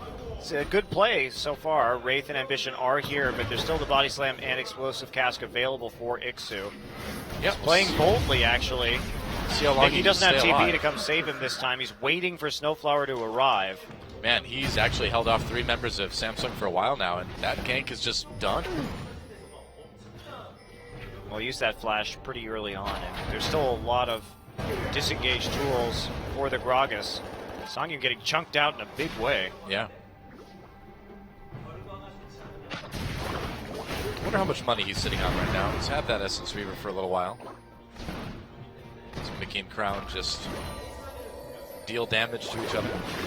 So far ahead in gold. He's coming down. Wraith shows up in the mid lane. Yeah. 2,000 already. 20 minutes in this game is a colossal advantage for an AD carry. Yeah. Has that call, has that zeal already completed. He's in a good place to thoroughly carry this game, and what better champion to do it with than this mid lane Lulu, who can just support how far ahead he is and magnify his strength. Well, Kube under some pressure here, but gets out of the gank easily. Able to anchor his way to freedom. See, if I That's was not a Trundle- sentence that you say very often, by the way. Anchor his way to freedom. It's League of Legends. That's how it is. If I were Trundle, though, I would put the pillar between him and the wall in the direction that he's going to anchor. I wouldn't try to just stop him up and put it on him. I'd put it in the middle so he anchors to the That would be pillar. interesting, actually. Yeah. The outplay potential. I mean, it's really not even that hard when you think about it. You know which wall he's going to go to, so you just drop it between him. So he has to either walk around it, or you do it right before he hits the anchor and he runs into it. Crown coming in with the package. Oh, used onto Ixu. There's a knock-up. Can it be enough damage, though? It can with Ambition coming over the wall. Explosive Cask used, but there's a kill for Samsung. Party barrel. Yep. Truly was. It's a party at Gragas' feet, but Africa responding well. They know how many people are on the bottom side of the map right now, and Mickey just going to come up here and continue to push turrets. If they can trade a kill for this tower, big win. Mickey pushed out right away. Teleport coming in for Samsung. Mickey has to back up to his team. Uh-oh, Mickey caught. There's the flash. They're going to get him. And now Samsung continues to chase. Mickey just way out of position on that one. Well, very well responded to by Samsung, not dropping a beat. Use the Sivir ult immediately and then try and re-engage on the flank because they know it's a 4v5. And they also have the members of the Africa Freaks split up. Mickey is he on the run right here, but great play from Wraith over the wall. Crown putting down the initial damage and Core finishing it off. Yeah, Mickey just hanging around a little bit too long in the enemy jungle. Could have flashed over the wall, but he didn't think he'd be seeing the whole team from Samsung showing up that fast. Back into the blue side jungle. Yep, well, right onto Ambition. There's a pillar, slows him down. Teleport coming in from the Freaks as well. They want to turn this one Mickey in their favor. Time to dive that top lane turret. Kube is there. He's not going to last long. No minion wave, though, so the turret stays alive for the moment. Yeah, they're going to push it right back up. Committed one of their 2 TPs to securing that kill, and they're going to go after a 21-minute Baron. I guess so. That seems really risky with only Why a top don't you just laner. take the turret? Yeah. I mean, they could have tanked it, couldn't they? No, there was a minion wave that they could have just pushed straight into the turret. Now they're going to lose Now it's mid. there. What? No! No! The agony of Monte Cristo. the plays were not good. No, mistakes were made. Well, they got the top lane turret in the end, but they had to give up a turret for it. They still come out on top with that kill. Yeah. And they still have a substantial gold advantage. I was but going to say. it's just not realistic to do a 21-minute Baron with a Lucian Lulu Gragas composition as your lane carries. You don't even have a damage-dealing jungler like Kindred. And even if you did, you wouldn't have enough items on Kindred to actually be effective at this point in time. As we can see, Ambition still hasn't even had the Sated Devourer yet. It's a brave move. Brave but foolish. Samsung defending their mid lane turret fairly well, though. Split push coming in from Mickey, though. It has begun. The Lich Bane has arrived. It's been completed. Even though he doesn't have TP. Who cares about that? Not Mickey. Not Mickey, no. That's for sure. That's one thing we do know. He's got wards, though. So he knows that he's safe moving through the jungle, at least. Here we go, on to Lyra. Sivir ult activated. Samsung really wants to make a play here. Lyra comes back down, gets the wild growth immediately as the Afrika Freaks turn this one around. Ambition dropping that Lamb's Respite to keep himself healthy. And so no kills yet, but with another minion wave coming in, it's a little bit late. Yeah, they only did damage to Lyra, too. Yeah. Samsung remains relatively healthy themselves, with Ambition taking most of the brunt of that assault. They're going to try again. Right on the Snowflower. He's going to take some damage. Ult use on Songyun, too. Response from Sivir gets a kill. Ixu under the turret. And Samsung finding a pretty good fight here, it looks like. Crown goes down, though. And Songyun might be able to turn this one around. That Lucian's doing a lot of damage. The Lucian lead gives Afrika Freaks the win in that one, 1-3. Snowflower was the only one to die from the Afrika Freaks, despite the very good engage, actually, from Wraith's Alistar. Trying to catch them off guard. Oh, they didn't have some of those clutch ultimates up like the Wild Growth, but it was not to be. It looked really good from Samsung at the beginning. Let's watch that again. Well, it was a 5v4. Well, Ambition comes a little bit late to this fight, so 4v4 effectively. And Wraith plays that really well, just dumping Ixu straight into the turret and trying to form this front line. But Crown gets whimsied right on the leading edge, so he mispositions and finds himself well in range of that Lucian, who is now even further ahead than he was before. They were so close to killing Songyun there. Songyun just had that great flash dash right at the very end. Didn't even need to use his summoner heal. I think that was just a really well-played fight by Songyun. Indeed, indeed. It's been a well-played game by Songyun. Yeah. It's been a messy game overall, but Songyun's been good. And I mean, if he had been just a little bit off his dodging, that would have been a teamfight win for Samsung for sure.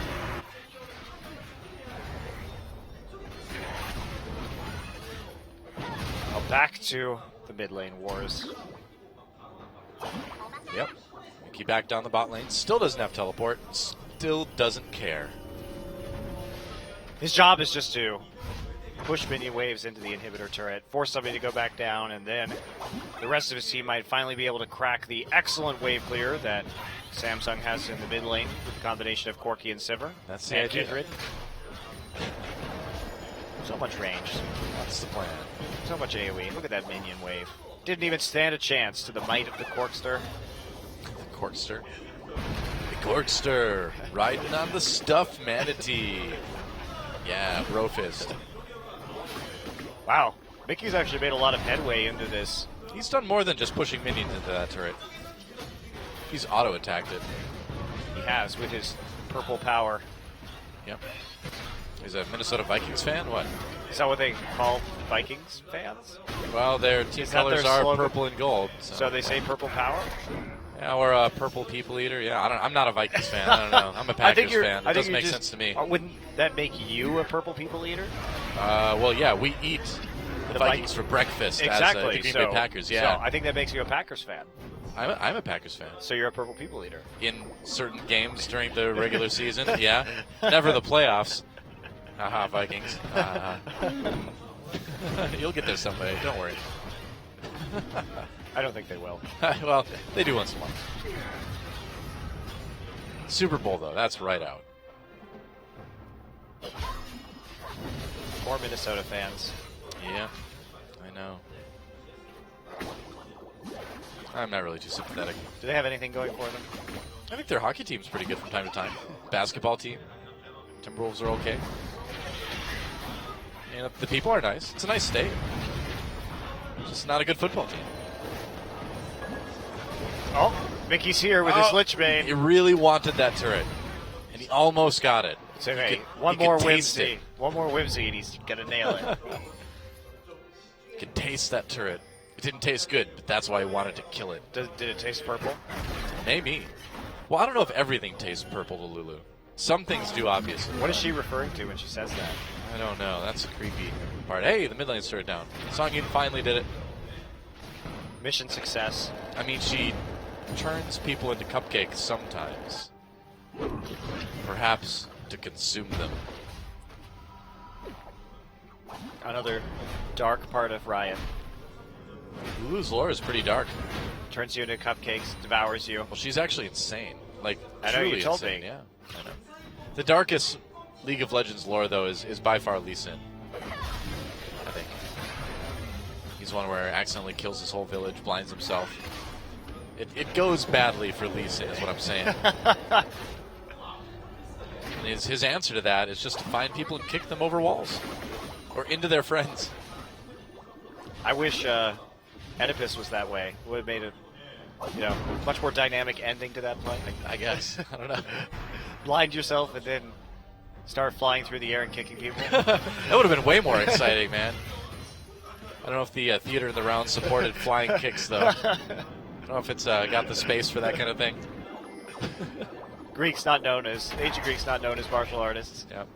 I think there was that scene in Macbeth where his like relative was hiding behind the curtain or whatever, and he goes, "Hit cool!" and he like kicks him. That's nothing to do with the Greek theater. No, but I'm talking about a little bit of Shakespeare too. You know, bringing in the other plays. These things are literally 2,000 years apart. Close enough for Doa. Close enough for Doa. Yeah, that's pretty much it. Shakespeare had a round theater. It was not theater in the round. It was a thrust stage. Oh, I'm sorry I confused my round theaters and thrust stages around Close you. enough for Doa. Close enough for Doa. You're the only person I know, though, that would be like, it wasn't round, it was a thrust stage. It wasn't theater in the round, it was a thrust stage. Well, you may be right, but that doesn't really make you appealing. I've told that a lot, actually. I'm not surprised. I'm really not surprised. I feel like I can see you at parties, and some people are just having a conversation about the theater, and you're like, oh, excuse me, I heard you talking, and it's actually a thrust stage. They're like, oh, who's this guy? Who invited theater guy? It's all right. As I like to say from Futurama, I am technically correct, the best kind of correct. There you go. That works. Close enough for Monty.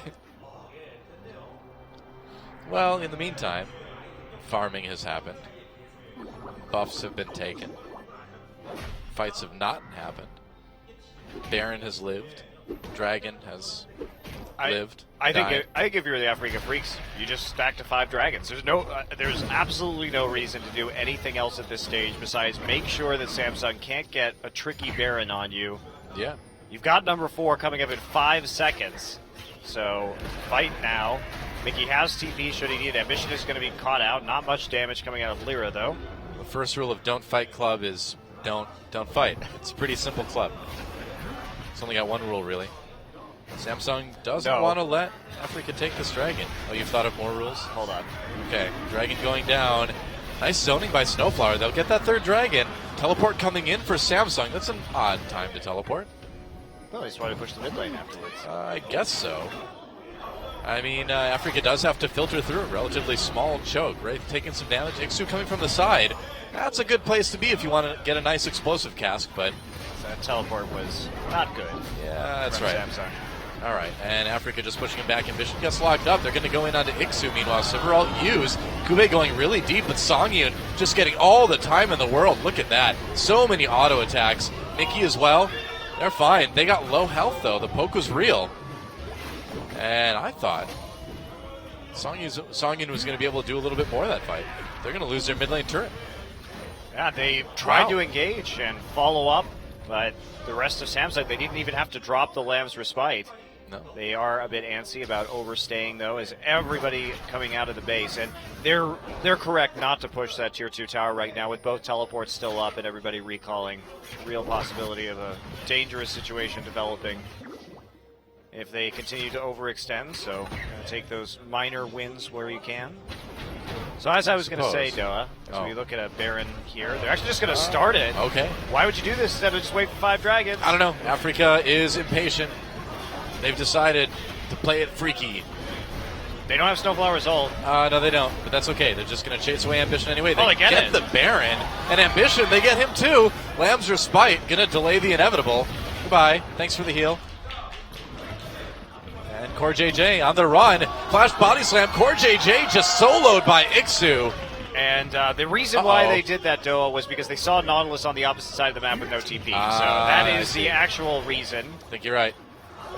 Samsung falling back, trying to push out lanes, and then getting caught with their pants down a little bit. Africa didn't even have to TP to the Baron pit for that one.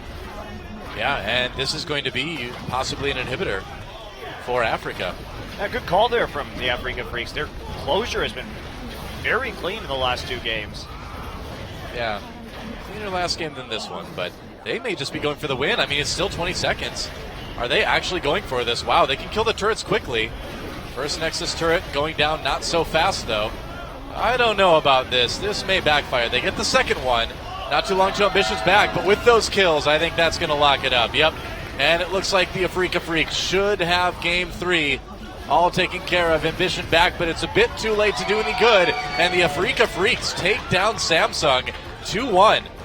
GG. Yeah, great games coming out of them in sets number 2 and 3, especially when they got that advantage. They never let it up. They showed that they can actually close the game, which is very important for this team that hasn't had issues getting early advantages. They've had issues transitioning those advantages into actual best-of-3 victories. So that puts Samsung at 7-6 overall, and that puts the Africa Freaks up to 5-7. So right now, Africa only 1 game down to Longzhu.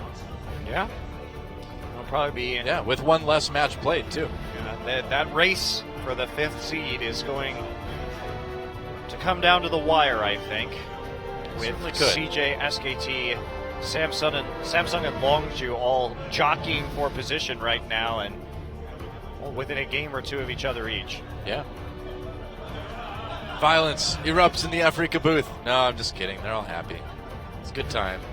And it's good play from Africa Freaks. This is more kind of what we were thinking we'd see from them at the start of the season. I mean, they looked like they were moving up at the end of 2015 and hit a bit of a slump. Looking better now. Poor JJ. He has been... That was a bad game for him. Hit by a petrifying gaze. Walks into the enemy. Oh, yeah, you mean right there, yeah. Yes. Yeah. He had a rough game. He walked in the enemy jungle, nearly died. Then he died in the 2v2. Then he got caught a bunch. It's disappointing because Crown actually was great tonight. Even in the losses, he was dominating in lane. And did what he could. And Ixu getting the MVP. The double MVP, no less. Yeah, well deserved. Great game on Poppy, great game on Gragas. Can't argue with that. No, and it seems like this Gragas pocket pick that Ixu has, other top laners are a bit confused about how much damage it can do and how to trade with it because he's been able to pick up a surprising number of kills on that champion. Yeah, and he's already up to 800 MVP points now. Look at this. Just owning Cuvée. Could have gotten the 1v1, but Lyra decided he wanted the assist. Lyra got an assist with just that explosive volatile spider link. I think so, yeah. And once again, Ixu just being that tanky frontliner. Party cask at his feet, and then just pieces out back through the enemy jungle while the rest of the Freaks clean up the fight. Yeah. Yeah, really great top lane Gragas play. I wonder when we're going to see other teams start to adopt this pick because it seems like it's really good. And it's a great flex pick too. You can deny 2 junglers in the first round of the red side draft with it. It does a lot for you in the pick and ban phase. Seems very good. And Africa, no doubt, pretty pleased with that win. Playing it very boldly and closing it out really fast. A 33-minute game. A little bit quicker than we see oftentimes. Yeah, especially for the Freaks. So yeah, good times. And we've got That interview with Iksu coming right up. That's right, MVP interview time with Iksu, and George will be translating for us. As usual, take it away, George. All right, hello Champions fans, this is George again. Africa was able to defeat Samsung 2-1 today, and today's only MVP is Iksu. All right, congratulations for Iksu.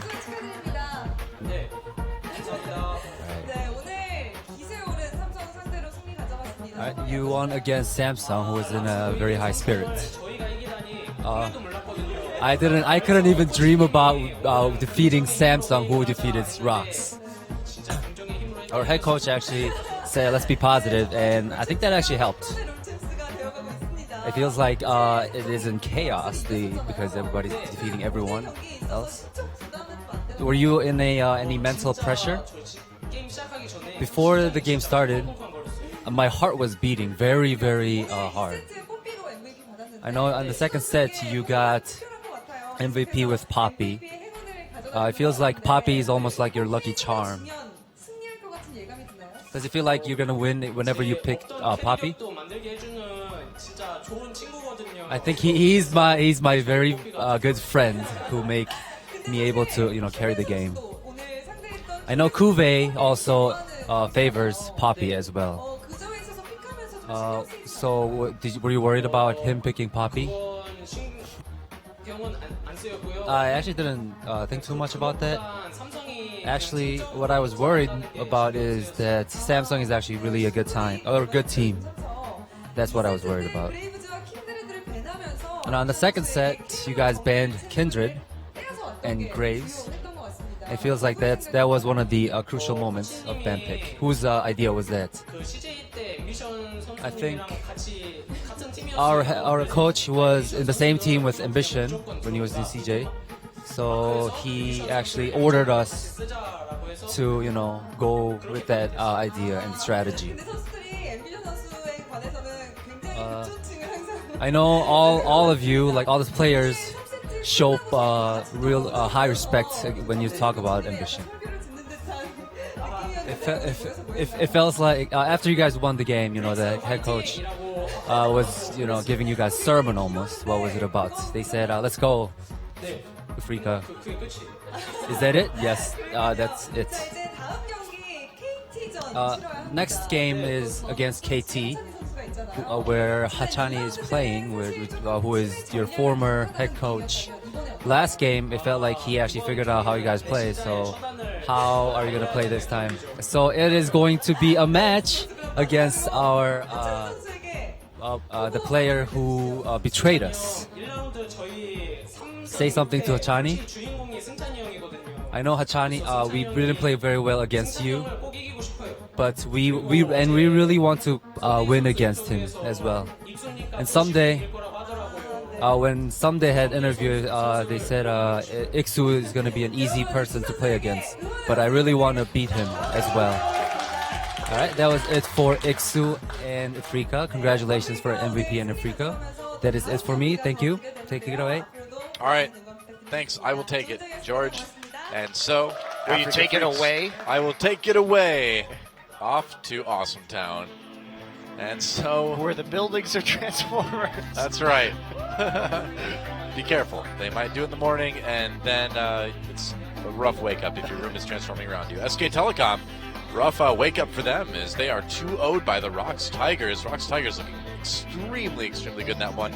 And then Samsung not quite able to keep the momentum going, and they will lose 1-2 to the Africa Freaks. I like the Freaks draft phase a lot in this series. I thought they did a really good job reading Samsung and providing themselves with a lot of interesting and unique flex picks that we haven't seen other teams really experiment with so far. That's right, and ROX Tigers makes it to plus 20 now with that 2-0, 12-1 on the season. Samsung still stays below SK Telecom for the moment anyway. The real big problem for Samsung is that they're -1 in terms of game score, which means they've lost 0-2 a lot and they win 2-1 a lot. Yeah. And when it comes to tiebreakers, that's the primary form of tiebreaker. So even if they are tied with somebody, having so many game losses could really drag them down when we compare them even to Longzhou has a worse record but better game score. Yeah. Kongdu Monster versus Spenu tomorrow. That's really kind of Spenu's only chance to get a match win this season. They better win that one. And then CJ Antis versus Janair Green Wings. Interesting way to close out the week. Yeah, those are teams that actually have a shot at really maintaining or rising to that number 2 position. And remember that in the playoffs here, every time you ascend a rank of the standings, you have to play one less best of 5. Yeah. So it's actually incredibly important. The difference between spot 2 and spot 3 is one fewer best of 5 that you have to play on your way to the finals. Against one of the best teams in the world, too. Yeah, So, really important that you win as many matches as you can during the regular season, because it makes a larger difference when you have that gauntlet format for the finals as opposed to more of a standard bracket. It's a great season, though, because we're seeing for the first time in a while a really kind of deep pool of very, very good teams in Korea, and it's going to be a really competitive playoff. This is easily the most competitive season since season 4. Yeah, it's been a long time. Well, thanks for watching, guys. One more Night of Champions coming up tomorrow. Definitely watch that. See you then.